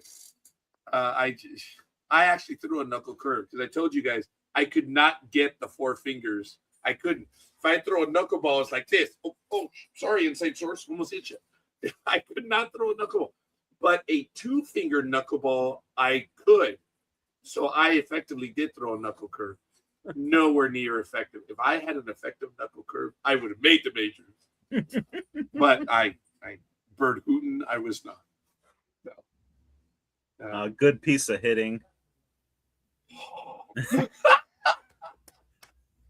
Okay, all right, in baseball. Okay, how about some other sports? Big Dog knows the other one in football. You've heard me, Tony. Oh, yes, and Joe Montana has been he's had moderate success throwing up the middle of the field. What does that mean? He is successful. Do you know what the word successful means? He's been moderately successful throwing up the middle. Oh, my God. In football, that one gets on my nerves. Ugh. or football talk by coaches talking about their certain players that are versatile. Optionality. They like throwing that word out. Optionality. Oh, I have not heard that one. Yeah. Nick Sirianni uses it a lot. Drives me nuts. Optionality. Oh, I'm gonna have to pay attention to that one. That one's gonna enter my repertoire because the one that gets on my nerves is athleticism. Yeah. It's like they are athletic. Right. Everyone who makes it is athletic. There's a wild Unless they're from Oakland. I'm sorry. They're from Oakland. Unless they're Speedy Days. Okay. I know he gets a lot of crap on this, but I gotta tell you, Speedy knows what we're talking about. We say fast forward. He knows. And it's like, okay, we gotta be cool about this. He answered Big Dog wasn't here, but he answered us back one time. Remember, Tony? Yeah. He was like, yeah, just fast forward through that. Yeah. It's like, ooh, He knows he'll never live it down. Oh, God. You gave him so many chances to backtrack on that one. Tony? Oh my God! You gave him and you knew I was chomping at the bit. Dude, I was waiting. I was holding on to Big Dog's chain. I was doing this to Big Dog. Big Dog was like, Matt. I didn't even say Speedy. I was holding back the Big Dog. Matt. I was like, oh, Roger, just say the word, and you were finally like, all right, Big Dog, so go ahead. After the sixth time, and I was like, go ahead, Big Dog. Oh, and he just didn't comprehend him until finally he was like, it clicked. The light went on finally. The funny thing is, we all knew what he meant. We all knew. Yes. But, yes. Oh, God. Oh, my God. But that's the priceless shit that we get on live stuff, what we do. We all do. Dude, you've done. Big Dog's done. I have done Bonehead. It's part of it. Oh, God, like I just did right now. Sorry. Something just flew out. Sorry. Incoming! I still say the best one ever. And, of course, there's no video proof because we were only doing radio at the time. Oh. No video. Was when he hit his knee. Oh, I think it was only like it was under 10 episodes. So we were just getting going, and I can't remember if he stood up or he tried to turn in his desk, and you just heard the thunk, and he's like, right oh there. my God. Yeah, and he like melted off the chair, and I was laughing my ass off because I was right there. I was about to say, oh, remember a year ago when I missed the chair? Oh my God. And we thought Tony thought you were just like bending down. I said, no, he fell. No, Tony's like, I didn't is he looking for something? No, he fell. I missed the chair. Well, we saw Roger too much credit. Yeah, I was like, no, he fell. Too much credit. I flat out missed. The thing was here. It was a hot day. And the perspiration, I reached for the handle and the funny thing was the look on your face, because the look on your face was like, I'm going down. It was like, oh shit, I missed. I'm going down. That's why I say I missed. That is, we've all done stuff. We've all had it happen, and it's just the way it is. I know Aisha's like, no, hasn't happened to me. She's probably trying to log in right now because I think the sumo wrestling is almost done. So I will say for me, because I fell down a couple of weeks ago. I tripped, and I will say my old training, or not training, but my old way of when I played basketball, I knew how to fall, of course watching wrestling, I watch how they fall. So I tripped, and as I was falling, I turned so I would land on my back, and I remembered from wrestling to tuck your chin, not go back, because I was falling back. I turned, so I fell backwards, but I remember to tuck my chin. I'm like, okay, wrestling, come, and I did. I fell right on my shoulders perfectly, and Day one my winner. chin tucked. I had my chin tucked, so I didn't hit the back of my head because it was out in the parking lot. I was like, oh man. She is watching us. The day one winner, Katazakura. What you talking about, my mama? Oh my God. I love this. I live for this, guys, no matter what is going on. Sports Talk with the Guys allows us to do what we need to do, which is great. Trying to pronounce that reminds me of, there's a wrestler, his name is Takeshita.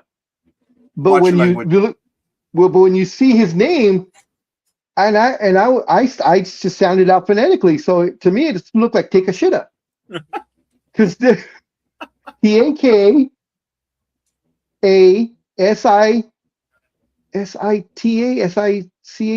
something like that, Takeshita. So I was like, oh, take a shitta. I called him that for like a month. Oh my God. Oh boy. I do want to give a little shout out though, just real quick, to my grandson. So this was Thursday. Where am I? Oh, there we go. He had his promotion from kindergarten to go to first grade, and they did a big old thing, and they actually had him with the cap and gown and the whole 9 yards. Dang, I never got that. I know, me either. They were just like, hey, you're going to first grade. No, they made a big old spectacle of it. They did a singing and dancing thing, and then they called them all out, and they all got diplomas. I was like, wow. Let's see if I can hear this. So after they got their diplomas and shook, then they all sat on stage, and that was him with his little diploma, just waiting. Yeah, they had something over at Anaheim Stadium. It was either Tuesday or Wednesday when they had 8th graders Okay. excelling, and they had a nice thing because we get there at about 5 o'clock. We leave the house at 4:30. The stadium opens at 5. I've been getting the old man parking tickets, so I park like right up front, not the blue parking, but close enough, right next to them. Why don't you get a handicap placard, Raj? You should, with your neck problems and everything, and your leg and your ankle and your hip and your knee, your wrist. Name everything. Hold on a minute. Are you going to say anything hateful, Nico, about this HIPAA violation? Anything? Nah. What a dick. But at the same token, I will say this: Roger probably doesn't get it for the same reason I don't get mine. You know, I have the congestive heart failure, bad heart, the whole 9 yards. To me, I'm like, there's people worse off than me, so they should get that parking, not me. But I do love it. That one time, I remember I had a car rental, and you know, I always usually check the side of the door and stuff just to make sure everything's, you know, nothing's there that's not supposed to be there. And I reached in, I'm like, oh, what's this? And I pulled it out, and it was a handicap placard. And this was like, this was like February, and it was good till November of the same year. So I carried that thing. I took it to Comic Cons, everything. Oh, I'm like, you have handicap parking? They're like, oh, are you handicapped? Why, yes, I am. Okay, by the way, and knowing how I am when it comes to ethics, when we went out as Big Dog, did you bring the placard? Oh, I didn't give a shit. It's like, hey, this is a finite gift. Yep. The gods looked down that's on right. the Big Dog and said, I bequeath you this temporary title because you've been a good boy. So yeah, that was the best like 9 months of parking that I ever had. You know, on Facebook you get the memories, right? And just the other day, I saw one which was hilarious because I even posted on Facebook. People didn't like it. I just thought it was funny. I took a test cold, and it was an ethics test. It was a 10-question test. I got 3 out of 10 right. Wow. And I posted it. And Gmo was like, Well, if there was ever one telling the truth, that was my daughter. She says, wow, you got that one right, Dad. And I posted it on Facebook. I was like, damn, there's no question here. Ethics, 30%. Oh man, that was funny. Do you remember any of the questions? What? Do you remember any of the questions? No, because all I did was A B C D A B C D. Oh. A, B. That's why it was a joke. I just did it for the hell of it, and I got 30% right. I remember my teacher, Sister Mary Shawn in English, said, A B C D A B C D A B C D doesn't work. And I remember I took a test, and I got like 71%. I'm like, Soka, it does work. And I wanted to tell her, oh yeah, you said that doesn't work? I have proof right here. Yeah, I would pass that test. I would have got a big fat F on that one. It was kind of the time when I wrote a report for a buddy, the Battle of Midway. He was like, dude, I got a report done for tomorrow for my history class. Like, yeah, what's it on? I haven't written it yet. Okay, go get me a 6-pack of Cherry Coke, and I'm on it.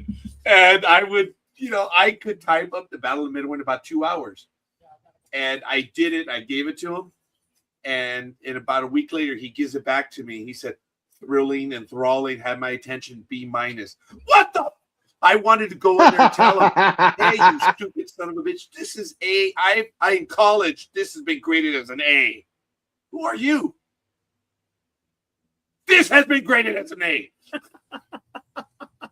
I wrote a review on Amazon on The Last Stand of the Tin Can Sailors. It's the Battle of Leyte Gulf, written by John D. Horfisher.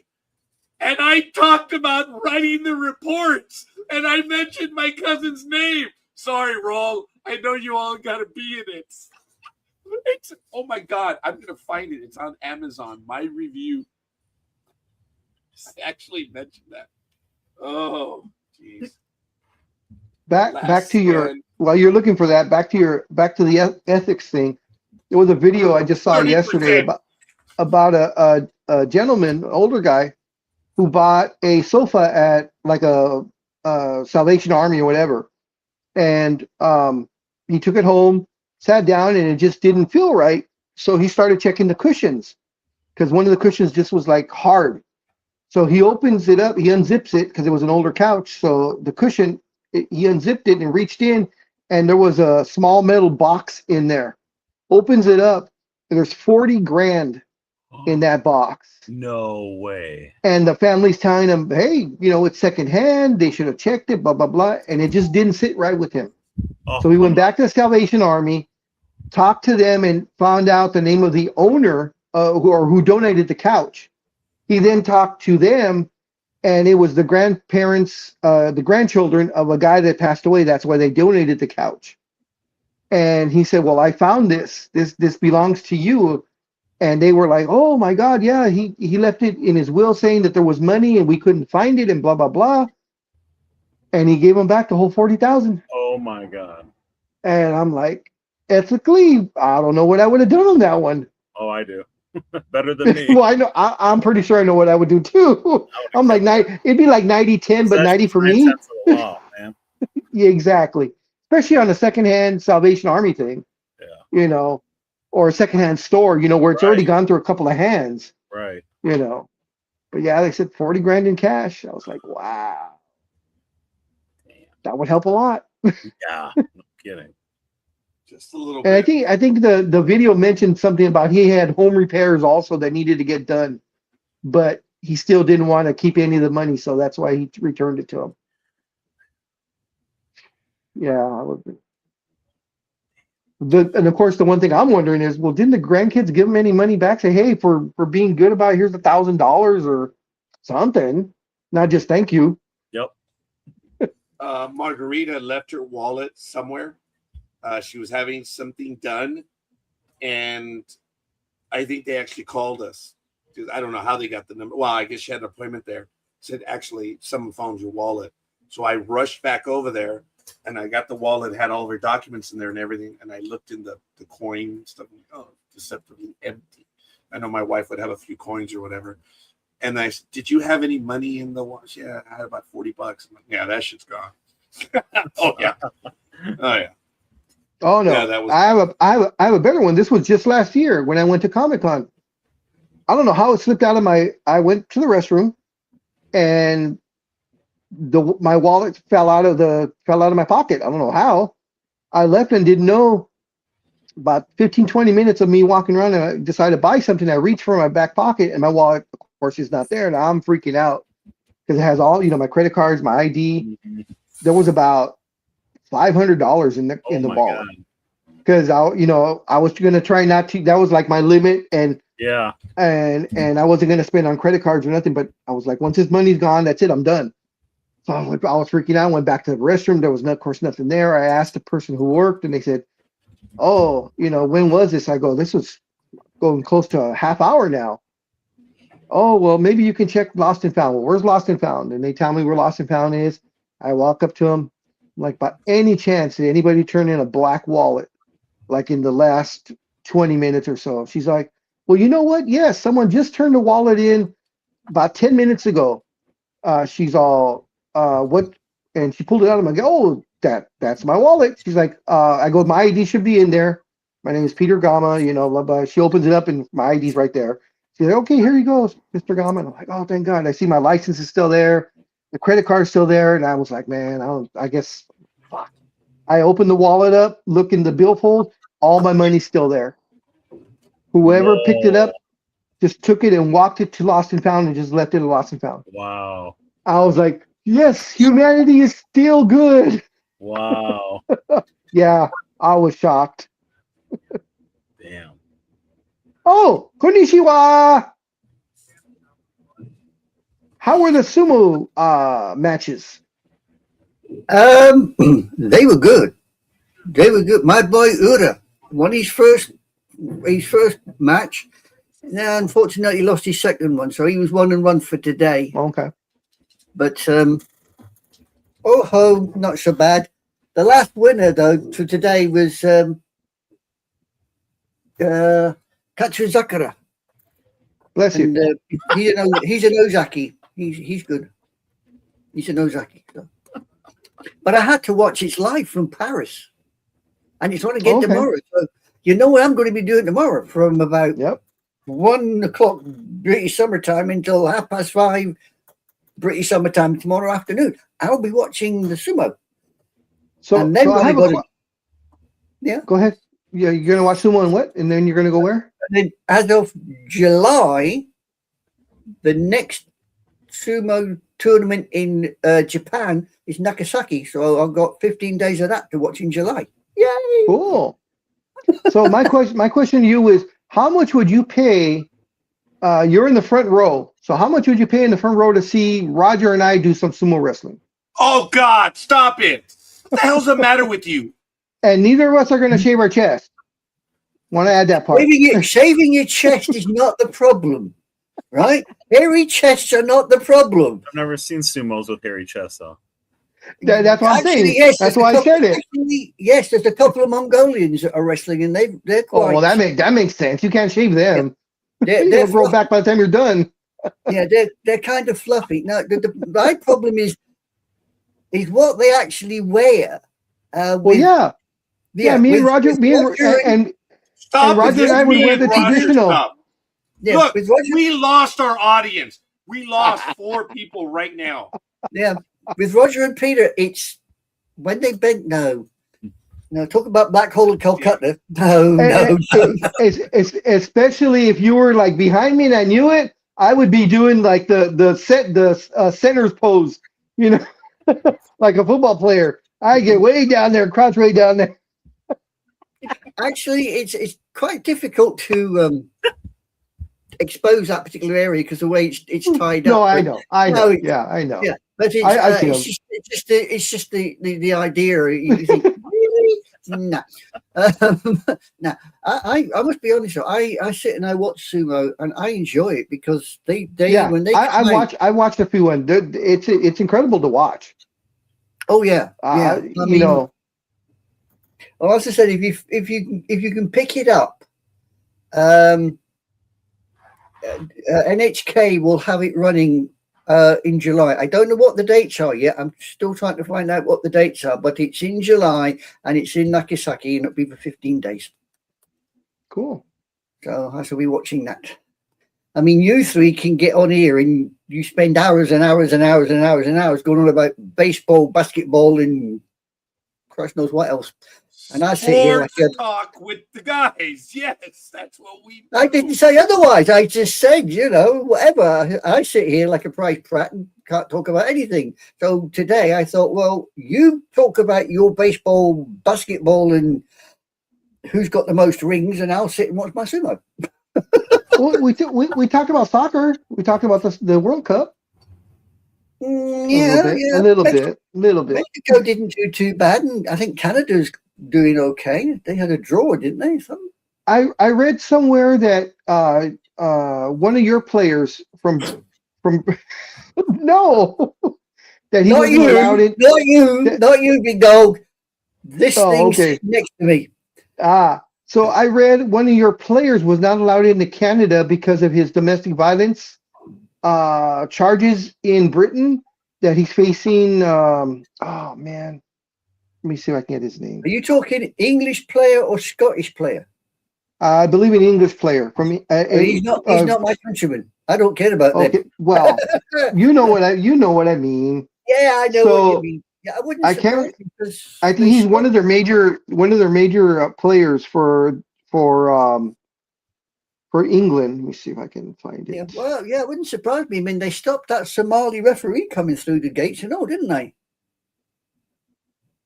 So, a player getting done for domestic abuse. Let me see. Yeah, and I'm looking at a big donut right now. A bald-headed donut. You can shut it, bloody dodo bird. Go feed you. Go play with your nuts.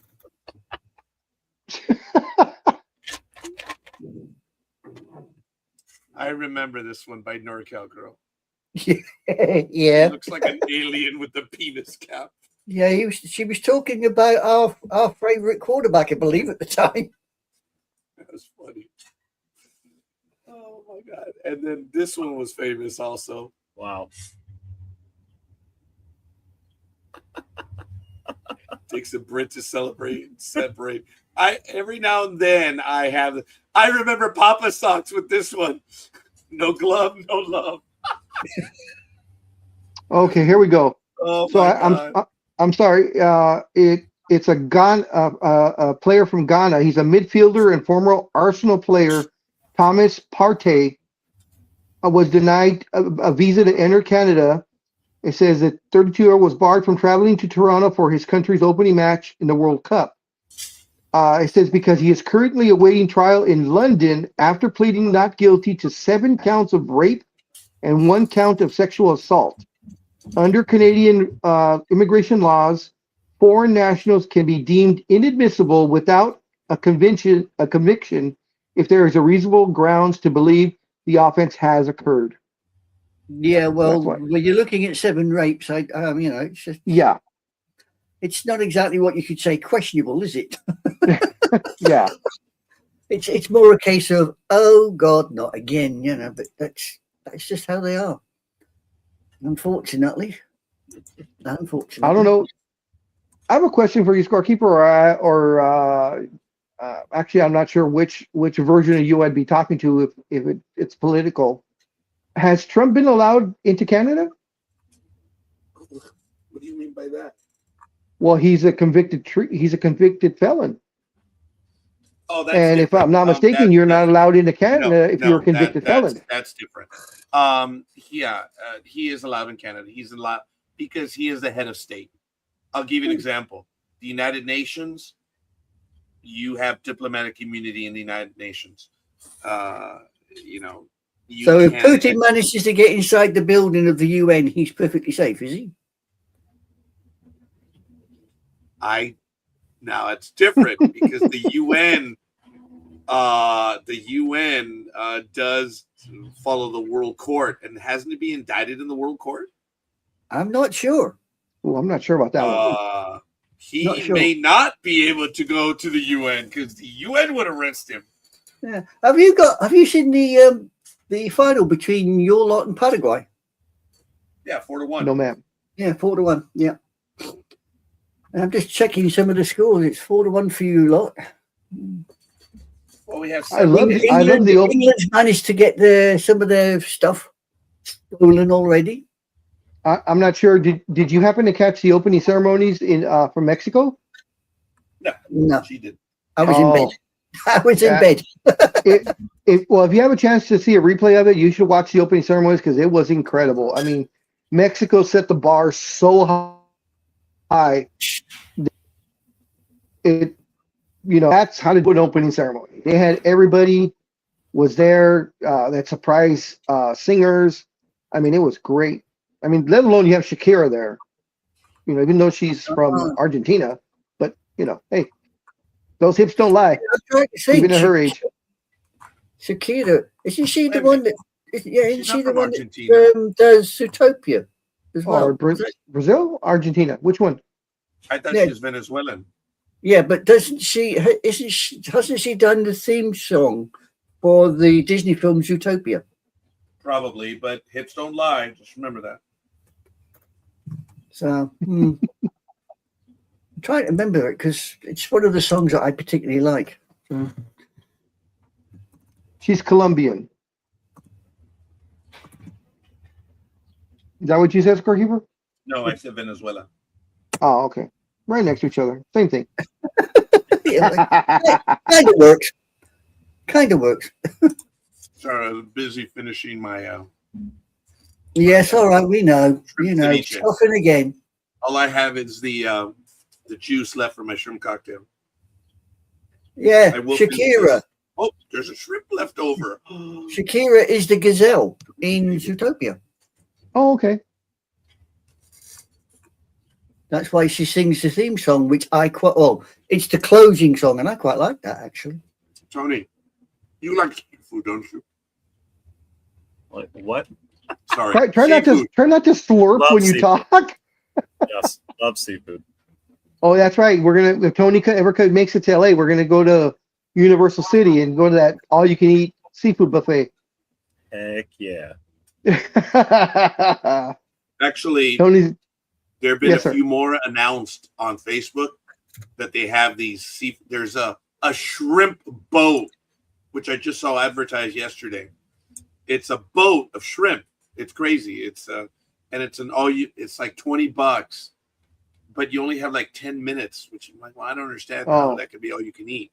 I only need 5 minutes. What? Hoovers don't count. Tony, since you love seafood, do you love sushi or no? No. I mean, I'll try it. Cooked and dead. Not big on not big on raw food. I want it cooked. There you go. And dead. Yeah. Cooked and dead. Yeah, anything. If I snap something on my plate and it even drips a little red stuff, that's it. I don't eat it. I'm asking for a vet to so no steak. Reanimate him. Yeah, so you're saying you don't like medium rare? No. It's either well done or not at all. So you like the chewy stuff? As I've gotten older, the temperature has increased on it. So I always used to eat my steaks medium rare, and then I went to medium, and then medium well. But I went back to medium now. So I'm at medium. Yeah, medium. Someone one time brought me a steak and it was well done. I was like, it was like chewing leather. No, there was no juice in it. There was no taste. All I could just taste is just the sear. Yeah. Listen, like, no. I have an associate, a friend, and his idea of making a steak is literally pan on the hot plate, steak in this hand, stab steak in one side, in t'other side on the plate. And then he stabs it. I'm saying the fucking thing's still alive. Look, it's moving. Yeah. That's But rare. he- That's a rare steak. No way. he Yeah, calls that's them a little- blues. He calls Yeah, them that's a blues little steaks. much. And I'm thinking, no, the damn thing is still alive and kicking. It's asking for a freaking vet. No. But he just eats them. I'm thinking, no, thank you. You know. Yeah, that's a little. That's that. Yeah, no, I need a little more cook than that. Mind you, I don't eat beef. I went off beef when the BSC and all this crap hit. I went off beef. I don't eat a lot of beef nowadays. I understand that. I understand it, but my attitude is I'm gonna die anyways. I'm gonna die happy. Give me my steak. Yeah, I mean, you're going to kick the bucket. You're going to kick the bucket. I mean, you know, you get to a certain stage in your life where you've got more behind than you got in front. So what the hell, you know? What's that little thing I saw the other day? That's what when you Stucky finally just said. It certainly wasn't when us. you finally go to your grave, you don't walk into your grave looking perfect. Just slide in, messed up to hell, and go, what a rush. That's the way to go, you know. I said this to my daughters, and they're like, every time I tell them, they're like, Dad. I'm like, what? And I think I've told Scorekeeper, I might have even said it here on Sports Talk with the guys, but I've always told my kids when I go and you're ready to bury me face down because I want everybody to kiss my ass. Yeah. You said it on there. Now here's me thinking you were going to get buried with your backside up above the ground so they could park a bike in there, you know. We could arch it that way too if you want, no problem. Yeah, so you can park the bike. You got somewhere to put the bike, you know. Well, that'll do. You know. Oh, what's it, Uncle Roger? You're not getting undressed there, are you, sir? So I have to say what? It looks like it. What are you doing? She wants to know where your hands are. Well, I know where one of them is. The other one's on the mouse blockheads. Uh-huh. Yeah, that's what Is that she you call said. it? About time. Okay. You really want to know? It's No. when Scorekeeper's like this, angled, and he's doing this. There you go. There it is. That's how you know I'm busy. So you're actually just playing with your mouse then. Well, it's probably bigger. Looking at But, yeah, a mouse will do. Unless it's a door mouse, then it's not very big at all. Isn't it? That's I always practice playing with the mouse. You know, like that. but oh, come off it. A guy thinks He that's still 6 has the inches. rotary phone. Tony's the only one that's allowed on air to play with his nuts. That's it. That's true. Nobody else can play with nuts. That's Only true. Tony, That's true. the squirrel whisperer. he already fed him his nuts, so No. I saw him Yeah. earlier. Fair enough. All right, guys. We are down to about 2 minutes. Did you guys want to continue going on? No, I'm okay. Oh, No, okay. I only came in just to say hello. Oh, thank just you. to let you know I was Is around. there anything else, Tony, that you wanted to go over? I was surprised to see that Italy's not in the World Cup, and Oh, the last yeah. time they've been in the World Cup was 2014. So Wow. maybe that's why I haven't been, I guess, into soccer for 12 years. So I Okay. was like, all right, let's see who Italy's playing. I'm like, oh, wow. All right, forget it.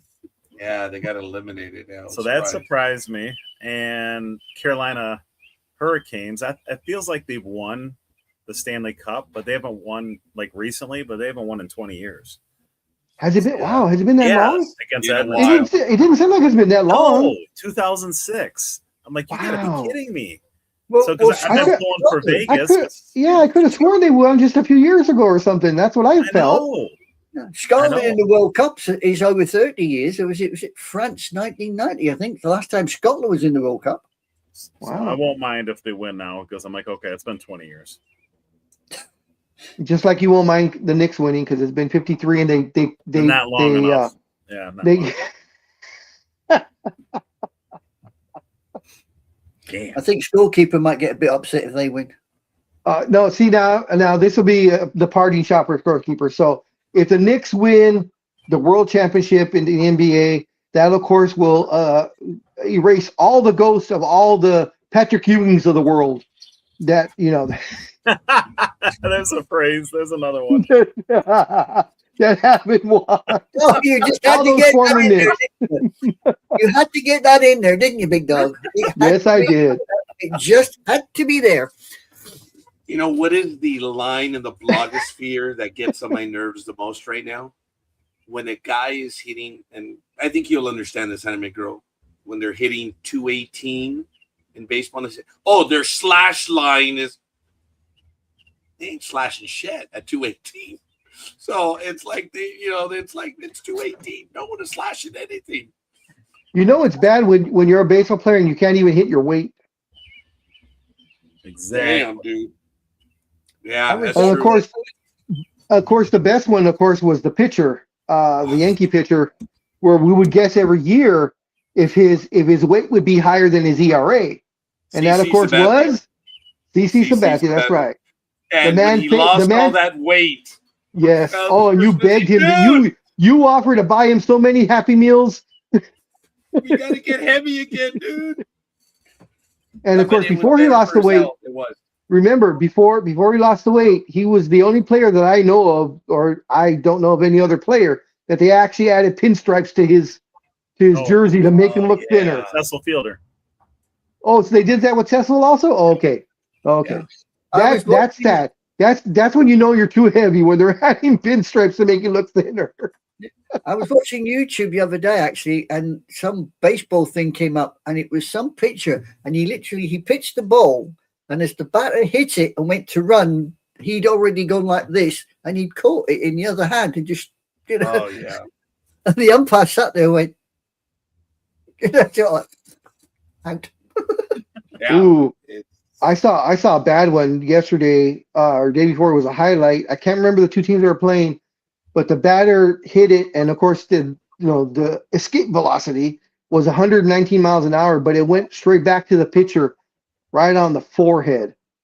And as the batter is running down first base, he's freaking out. You could tell it bothered him. As soon as he hit first, he asked for time. He ran to the pitcher before the even trainers got there. By the time the pitcher got up, he already had a goose egg. It was already growing. Yeah. And he tried to stay in the game. He did not want to leave. Folks, there's never in the history of the world has the moment happened when you hit a guy and you're like, that bastard deserved it. It's never, ever happened. Everyone else is the one that always gets hit. And it's just, that's the thing. It's the worst thing to hurt an opponent. Look, there are people that are worthless. There are out there. But most people don't want to see someone else get hurt. You just don't. I never wanted to see my opponent. Did I want to smash them in the ground? I wanted to beat them 15-0. I wanted to show them up. I wanted to make them look bad. That's how you win. You don't physically hurt someone unless they've tried to hurt you. Then, F it. I guess that's why I scored a 30 in ethics. I've always believed of settling it on the field.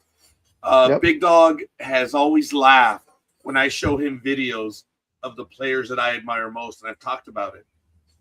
When you have a pitcher, catcher's obviously got the batter, but the third baseman has that side of the field. The first baseman has. Oh, you love that first baseman that comes in. The first baseman that came in and cold cocked the batter's about to get the pitcher, and off screen you see the first baseman, dude, doing an impression of Superman, already in the air, cold cocks the batter. Because that's, dude, the first baseman has one job, and that's protect the pitcher. And as first baseman, I knew I had to do that. It was no problem. But I've always admired the position players knowing their job. And when they show it, they're my heroes. They're my heroes. The ones I like also are the batters who understand the game, like the way you're talking about, that know they're going to get hit. They accept it, and they're there. And as the pitchers get ready, you could tell because they lean it, so they're like, "Hit me in the back, hit me in the back." Yeah. And they'll take the hit. They'll take the hit by pitch, and then they'll take their base because they know. All right, I know what's coming. Look, in all the years I played baseball, there's only one guy that I grew up with that I knew that knew how to do it properly, when you're batting, you turn into it. So you get hit. That's very few. Even the major leaguers know how to do that. They're going to bail. They're going to jump out of there because they're a bunch of pussies. So I've told you, as a pitcher, I know that they're going to jump out. So where do I aim? I aim for the small of the back here. So they're going to effectively walk into it so I get them in the ribs. That's where I try to hit the guys. Did I ever throw it, guys? Oh, for the love of God, yes. Look, guys, I've talked about this. My wife Margarita used to love, because we would watch the games and I would talk through the game with her, and she said she always loved, because she would learn insight, because she's, man, you can call the pitches. It's not that I know any better. It's just I was taught properly. So Maggie always would laugh. She goes, so when's he going to hit him? Not yet. Not yet. And I could call it. I said, look, watch. Because I forget the game, and we watch a lot of different games.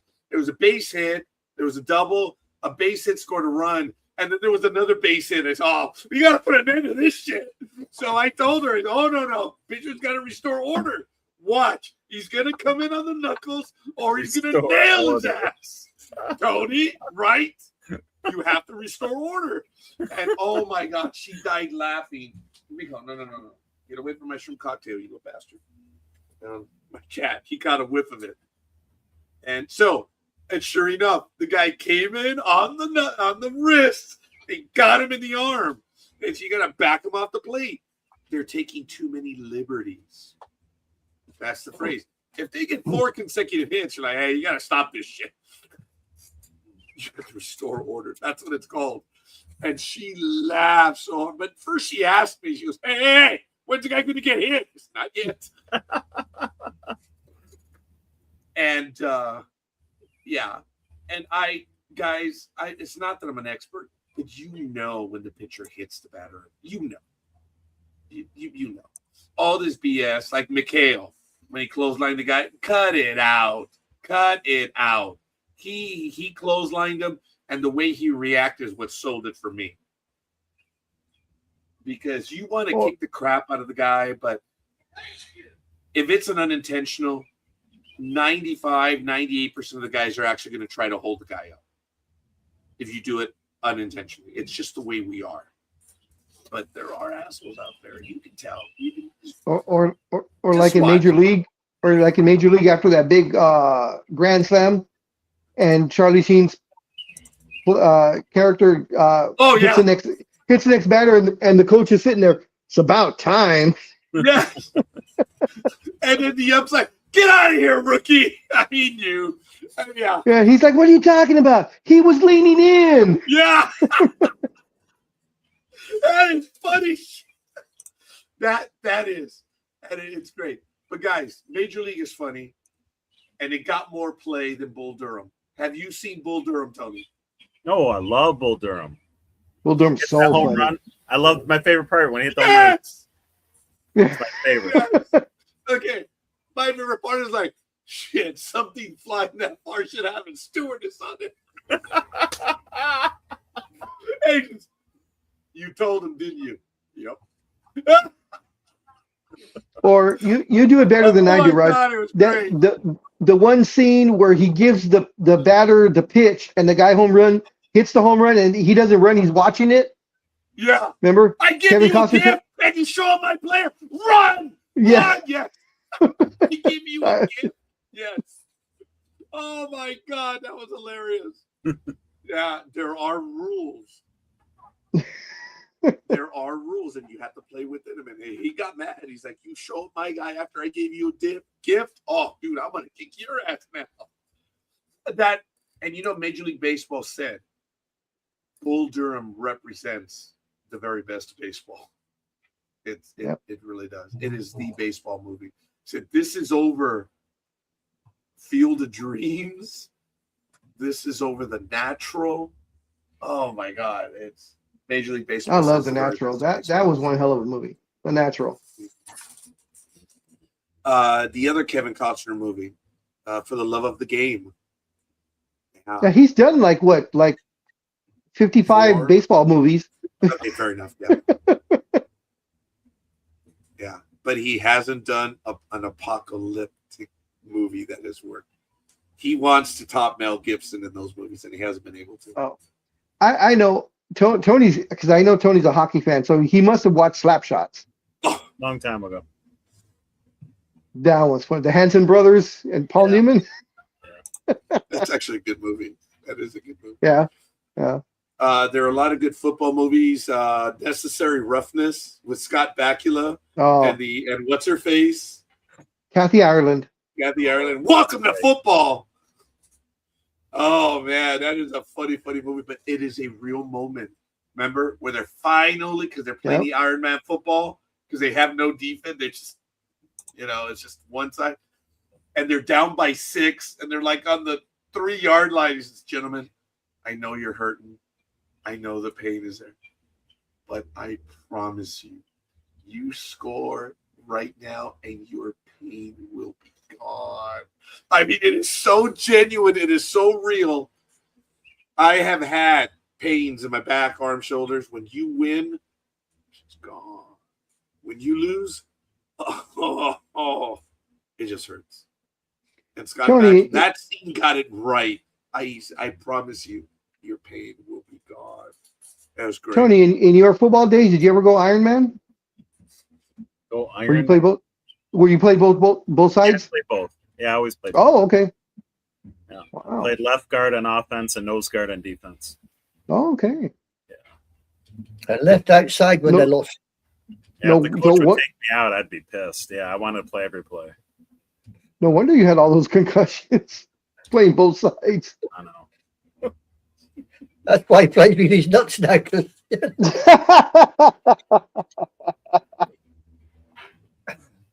He knows there's something he's meant to be doing. He's just, nuts appear to be the one, One of the best speeches is in The Replacements. Gene Hackman, when the news has hit, there's a deal. The players are returning. Everyone's coming back. And I think it happens at halftime. And Gene Hackman basically tells the team, says, "Gentlemen, the deal's done. That's it. The players are coming back. Tomorrow, the NFL returns." Do you know what that means for you? It means there is no tomorrow. That makes you dangerous. Oh my God. I love that speech. He says, "What does that mean for you?" You guys are dangerous. There's no tomorrow for you guys. It's like, that is one of the best speeches I've ever heard in a sports movie. That Replacements is a fun movie, especially when they do that stupid song and dance in jail. Oh, I Will Survive. Yep. Oh my, that's a Canal Reeves, man. Pain heals, chicks dig scars. Glory lasts forever. That was his final speech. That was great. Oh man, that's a good movie. I'm glad we took the time to go over those real quick. Anime Girl, if you ever have a chance, Kevin Costner, Bull Durham. Okay. If you ever have the chance, it is the very best. It's minor league ball, but it is the very best of baseball. It can be coarse at times, but it is genuine and it is real. I'm over 21. I think I can handle course. Yeah, over 21. I think I can handle course. In fact, over 21. I'm over 21 3 times. Hey, me. I understand that, if you fell out of a boat, you could hit water. Oh, my God. Come on, me. There you go. You're thinking now, me. Don't think. Oh, my God. It was Kevin Costner. Man, that was beautiful. It's a good movie. Because I think I told you guys, right? We were going through a spell as well one time, and we needed a day off. I flooded the field. So when I saw Bull Durham, I'm like, oh my God. I was like, remember the guys who say, dude, I haven't had a hit or whatever. We haven't rested. I need a day. And Kevin Costner says, all right, we'll get the day off. Oh my God. When I saw that, I was like, I can't believe it. You do what you have to do, man. I got some breaking news.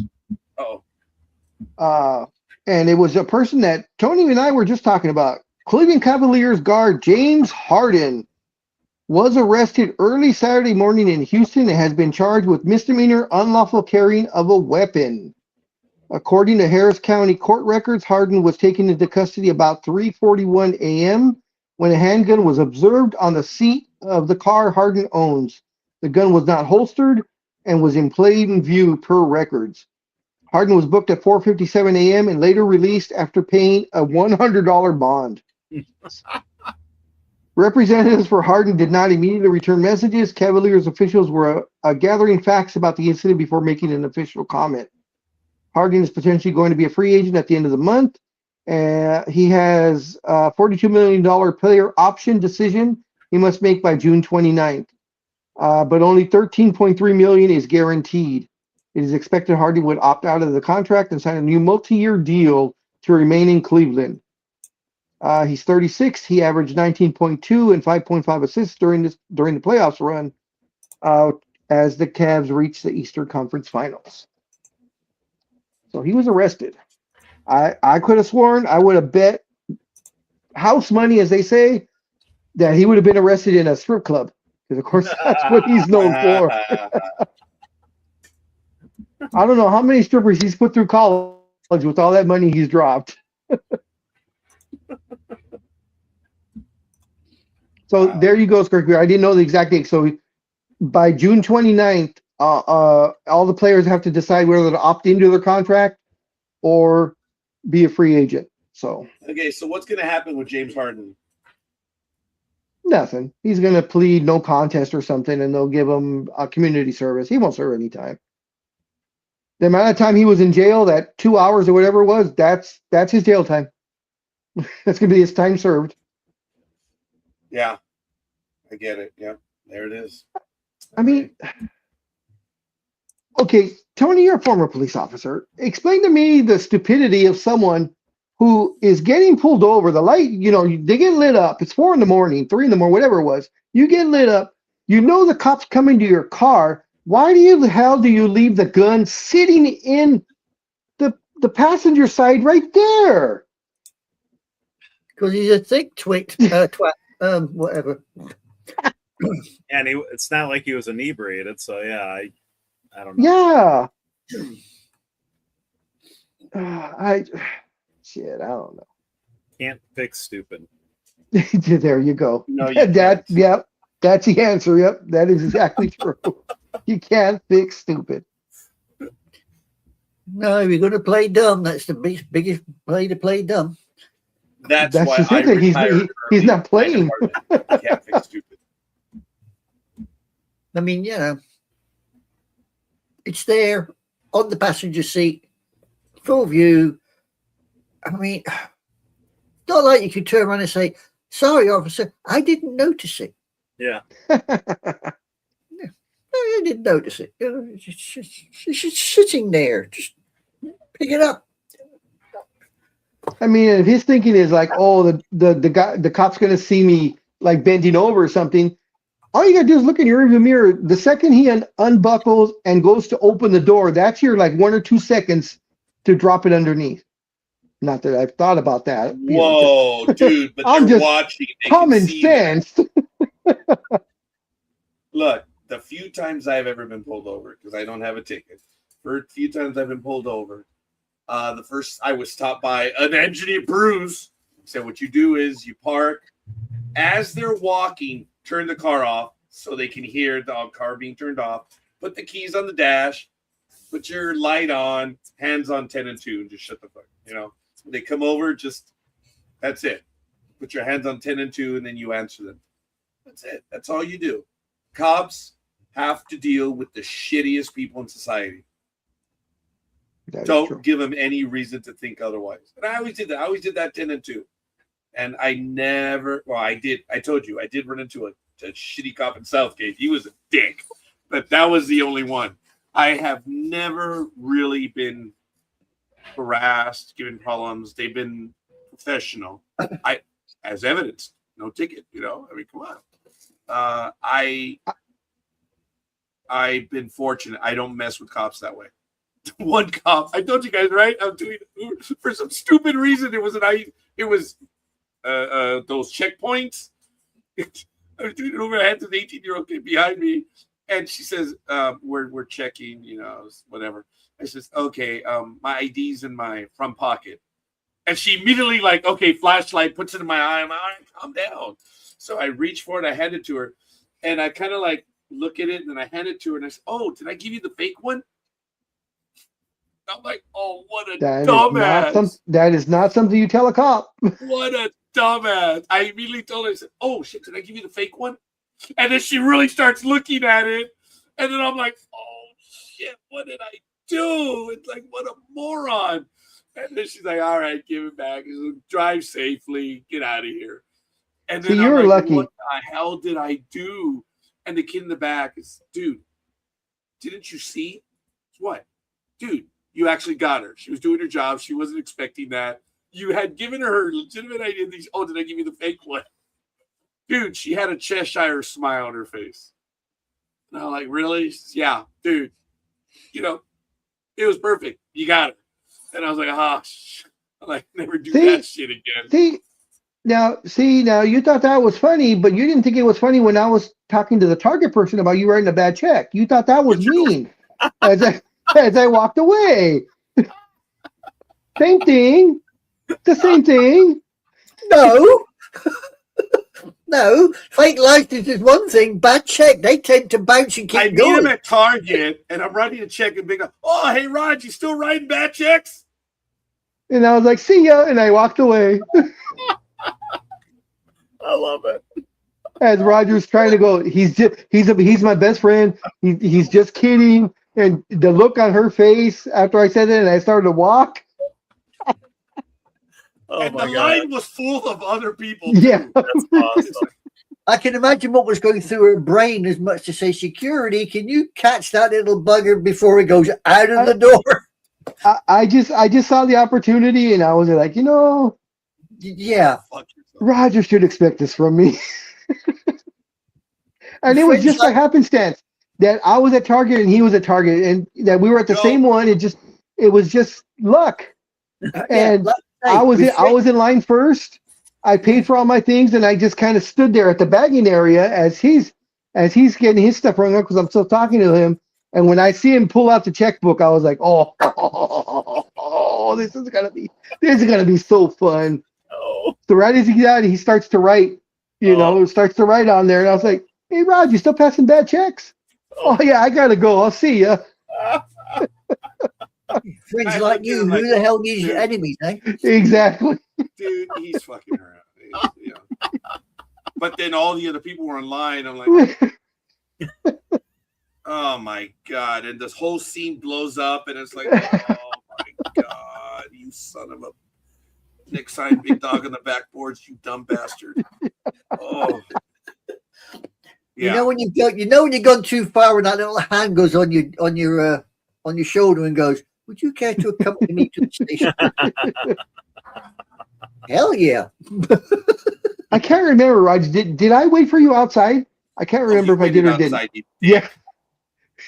As he went through the doors, I think I was laughing my ass off. I can imagine what was going through Roger's brain, and it wasn't polite. I'm going through it right now. I was laughing so hard, but at the same time, I was going, "I'm sorry, Raj. I'm sorry." But it was funny. And it was F you, and on the horse you rode in on.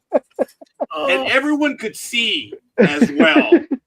And I was just mad. They were probably chuckling themselves in line after. But when I look back, they were all like, they're all serious. Like, "What are you doing?" I'm like, "It's a dick." And I called him he's just being a dick. I don't know who these stupid people are in line, and I have to answer them because they're all like, "Oh, right, bad check." Son of a... Oh dear. What are you like? What are you like? I still remember that day, and he's a dick. That was my best one. Oh no, there were others. Yeah, but they weren't that high. Yes, I've done the others, and they rank up there. But I believe the Target was the best one. Dick. Then you wonder why. Yeah, The one that said it with all the right emotion, right, Tony? You're a dick. It's not the one that ranks up there, and it wasn't bad at all. I didn't embarrass him, but I just know how Roger is about being touched. So last year, when about 8 of us went to the baseball game, and we got one of the people to take a picture of all of us, and I was standing right next to Roger. So they're like, okay, everybody, get in there. So I put my arm around usually, just a regular, the way, guys do it. But I, of course, at the time remembered, and Roger was trying to be nice and smile. So I started rubbing his back up and down, just kind of softly, a little bit scratching there. It gets kind of, and he was like, with a smile, but with his smile going, you stop doing that. And I was just like, smile, Raj, smile.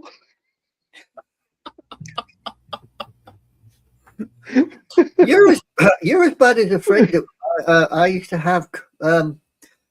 He's a dick. Yeah, Tony. Well, Tom actually walked into the bar. I always remember it. Walked into this bar, and the bar was about 4 deep. Okay. And we all stood there. He went, "We'll go to the next one." He went, "No, I want a drink. I want a drink now." And we went, "Where are you going to get a drink, Tom?" He said, "Watch this." And he grabbed my mother's handbag. "Hi, boys. Anybody want for game?" That was it. I was opening up. Tony, straight to the bar. Boom. 4 pints, please. Yeah. Okay. Stood there and I went, credit. Here's the first image. Okay. Oh yeah, that's the picture. Okay. This is the first image. Okay. There I am. Look, that's not a happy man right there. Okay. So that's the first image. And then look, the next image. I'm like, get your, it's like, what okay, and then they take another image. And now I'm like, you son of a bitch. Look at what he did where he put his hand. He's like, dude, you got to let it go. Yeah. So, yeah, that is. Big Dog noticed that looking at the 3 pictures because it's a different face on all of them. And it's like, oh my God. It's like that one's dude, get your hand out of there. I believe the first one, I just had my hand on his back because I think I had it like either around the shoulders or around the waist. I can't remember. But as soon as they were getting ready to say, take the picture, I kind of slid my hand up to the middle of his back. So that's that first picture. And then I think right now. And I think the second. Look at that shitty little face right there. Look at that contented little face. Talk about butter wouldn't melt in the gob. Yeah, right. Stupid little shit. Look at him. Look at that satisfied little grin. And I think the second one where he's gritting his teeth. That one. I think that's when I'm rubbing him up and down. Look at that shitty little contented little face. Yeah, that face that he has. I think I'm sliding my hand up and down his back. That's awesome. So those 3, and it's funny that was the bag of peanuts that I won at the game.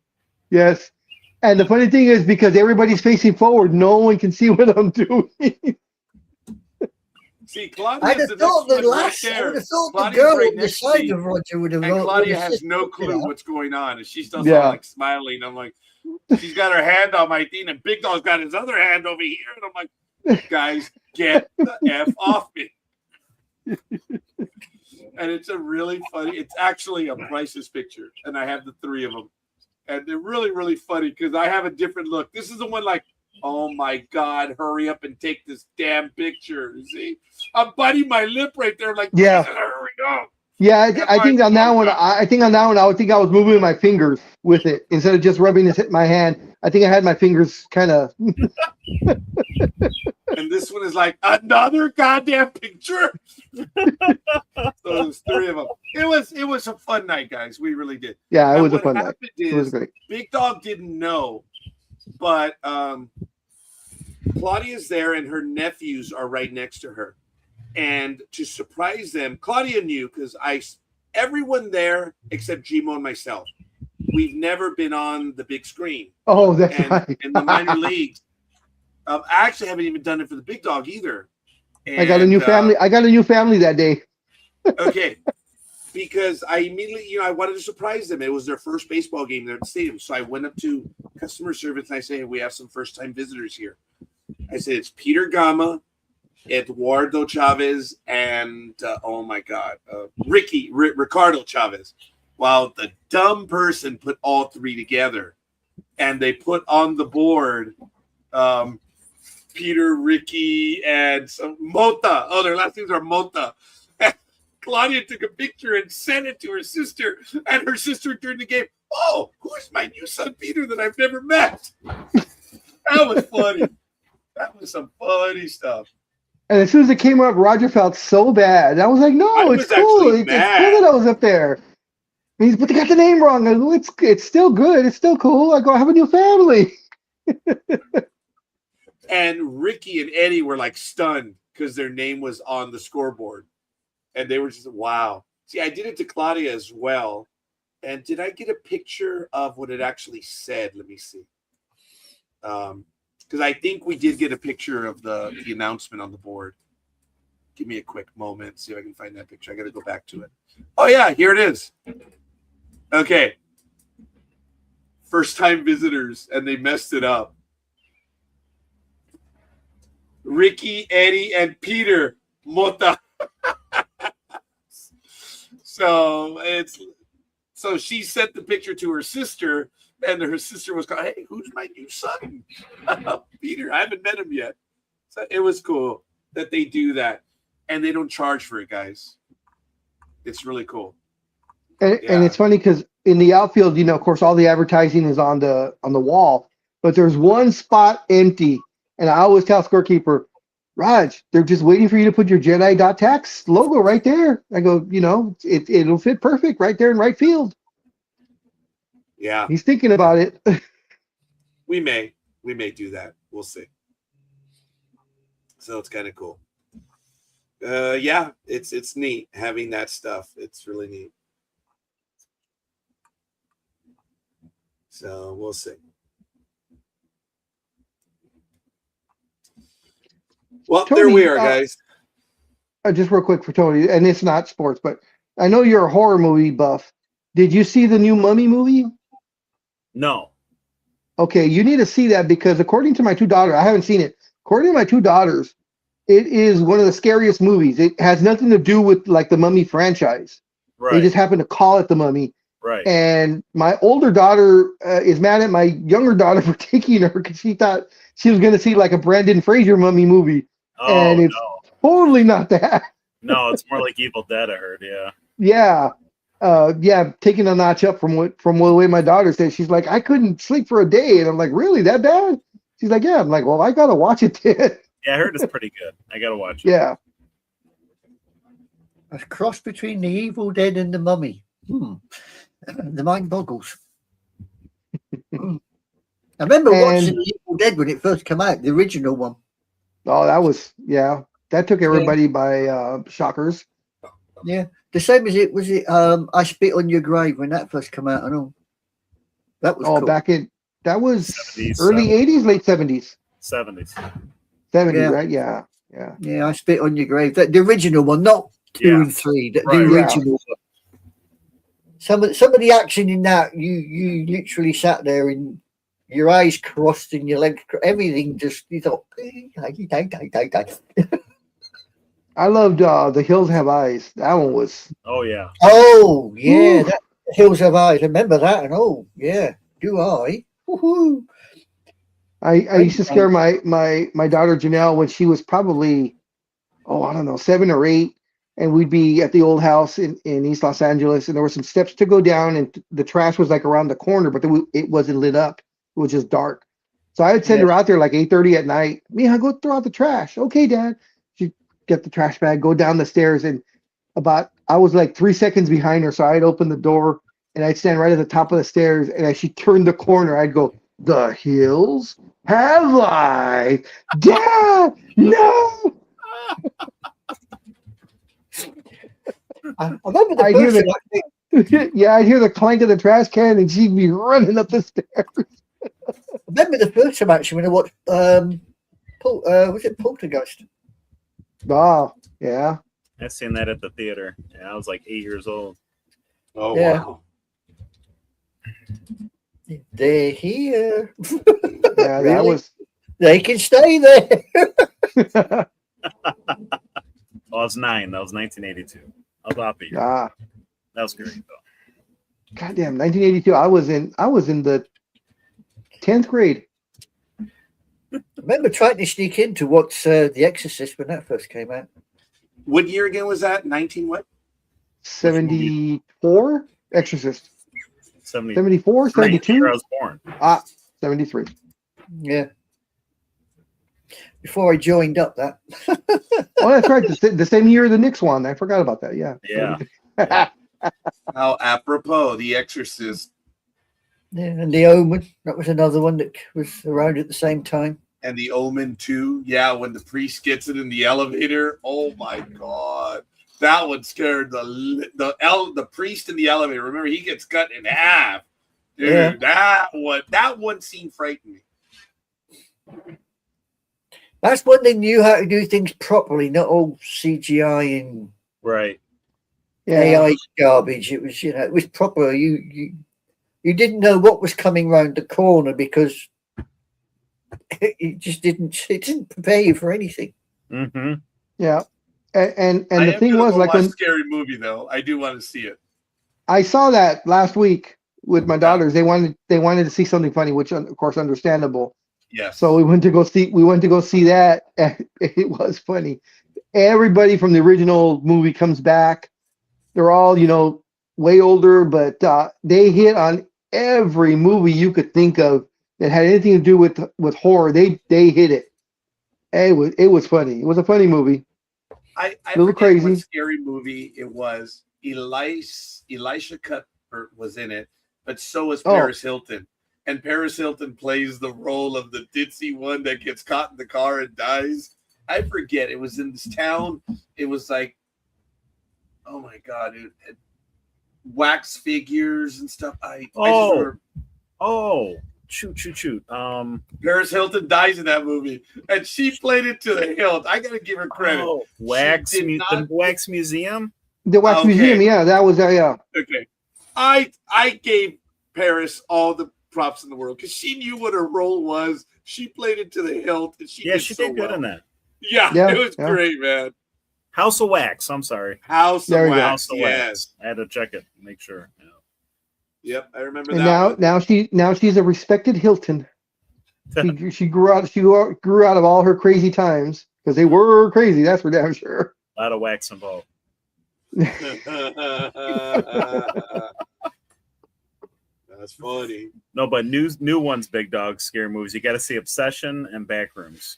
Those and we were gonna see Backrooms, but the timing wasn't right, so we ended up seeing The Mandalorian. Okay. This was just a couple of days ago. But I do want to see Backrooms, and what was the other one?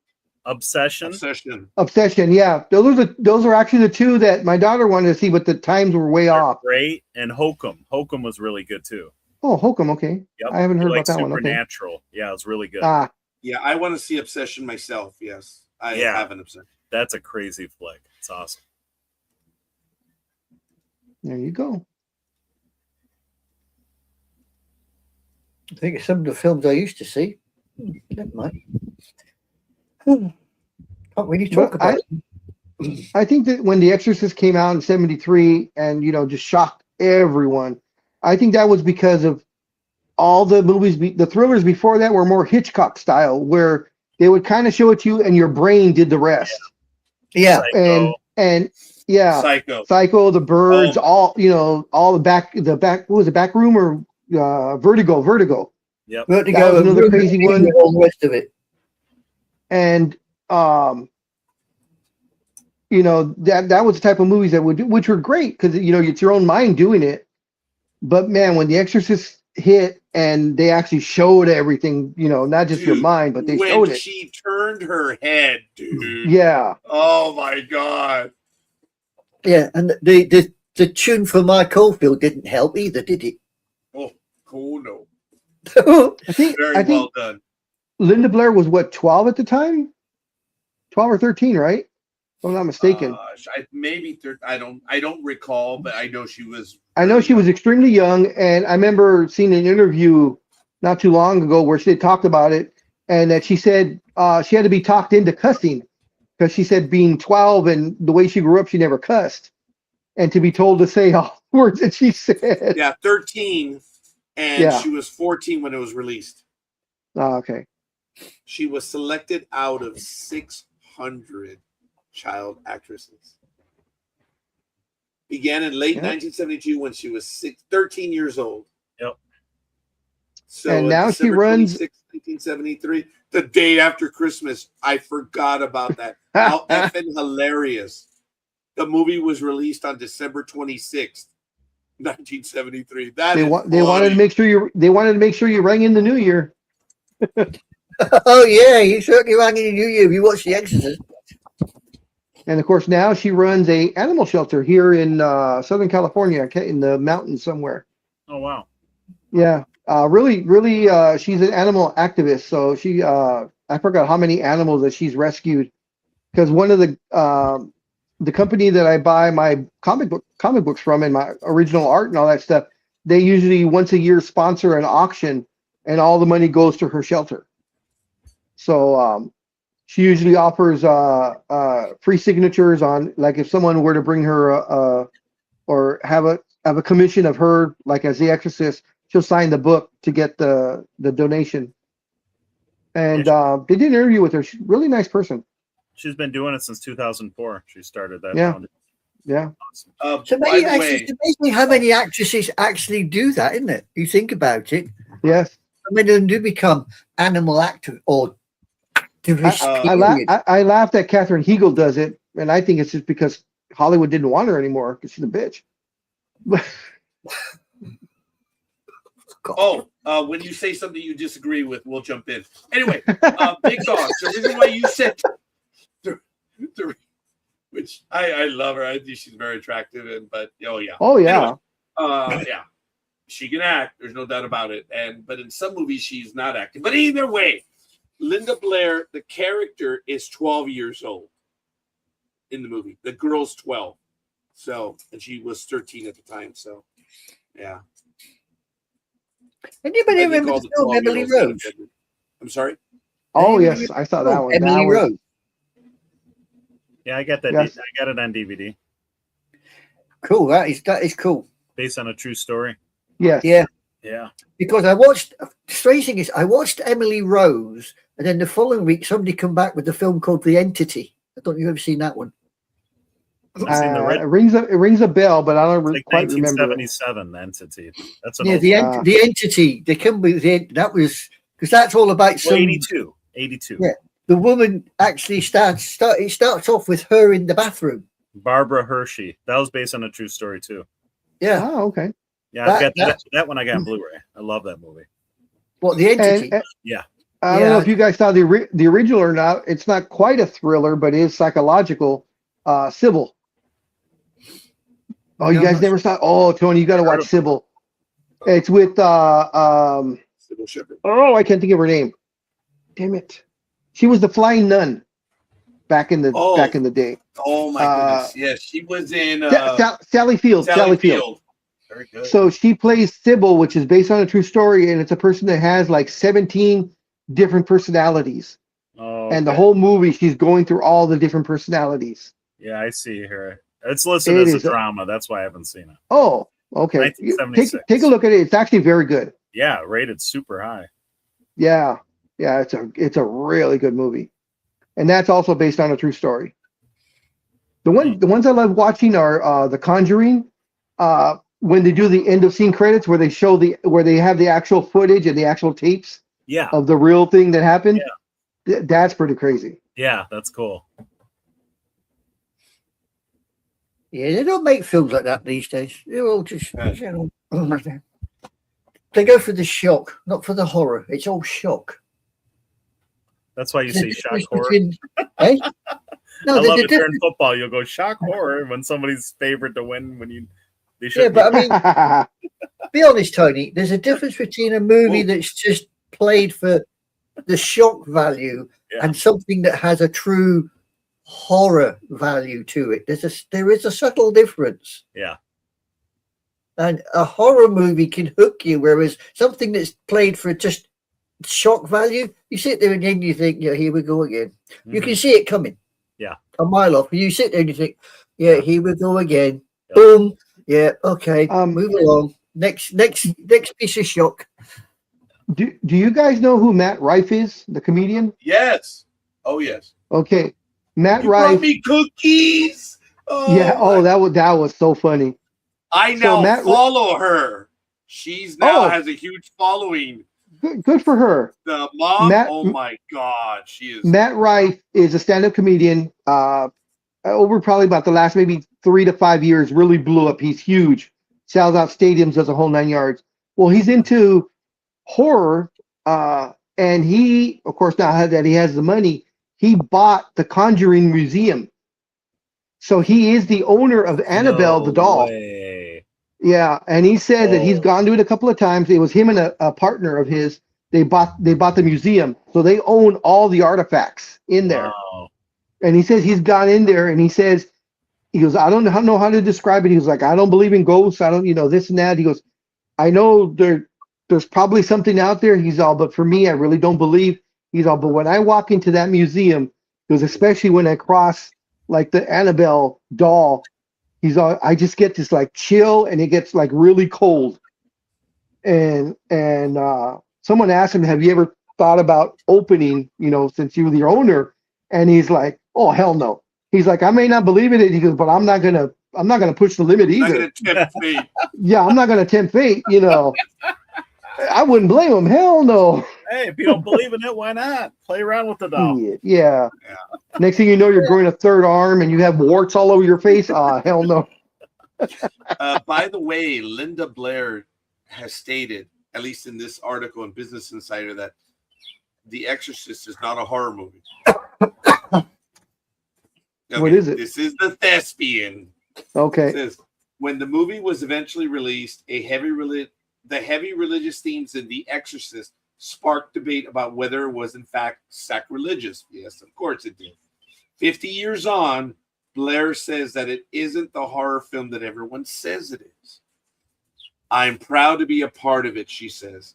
It is something that I know has rocked the world in many different ways, and it has. I've explained it's a theological thriller. It's not a horror film. Okay, okay. That little avenue. She said Billy left the crack open. Intended for it to shock the world, to kind of wake them up. Oh boy, did it. Yeah, did it. Yeah, kind of. I like the way she put that, though. A theological thriller. A theological thriller. That's nice wording there. I don't know. Is it thrilling or is it horrifying? I think it's horrifying. Which then makes it a horror film. Not thrilling unless you're into that. Yeah. I suppose you could say it's just somebody saying that Soldier Blue is just a cowboy film. Or Butch Cassidy and the Sundance Kid is a romance comedy. Yeah. Soldier Blue, it's just a cowboy film. That's funny. No, I would say the romance comedy would be Brokeback Mountain. That would be a romance comedy. Okay, it was a romance. I don't know if it was a comedy, but okay, it is what it is. You know what? I actually saw the movie Brokeback Mountain because of all the stuff that was going on, and I've seen it once. I'm like, okay. Was it a good movie? No. Was it a good movie? Was it a good movie? Aside from what it is. The director, Ang Lee. Okay. I didn't know it was Ang Lee doing it. Okay. Look, for what it is, I thought it was a good movie. Okay. Yeah. You're not going to be able to take opinions away from everyone or anything, but of course, in what they were trying to tell, the story, you know what? It actually wasn't bad. I think it deserved the bit of accolade that it did receive. It was a good story. Okay. But beyond that, I saw once. I was like, okay. Yeah. Would I have given the movie a thumbs up? I actually did. I did give the movie a thumbs up. It's not for You are everyone. correct. See, but the question is, It not- was I agree. Ainley, huh? no, It is no. See, And was it Diana Osner is the producer.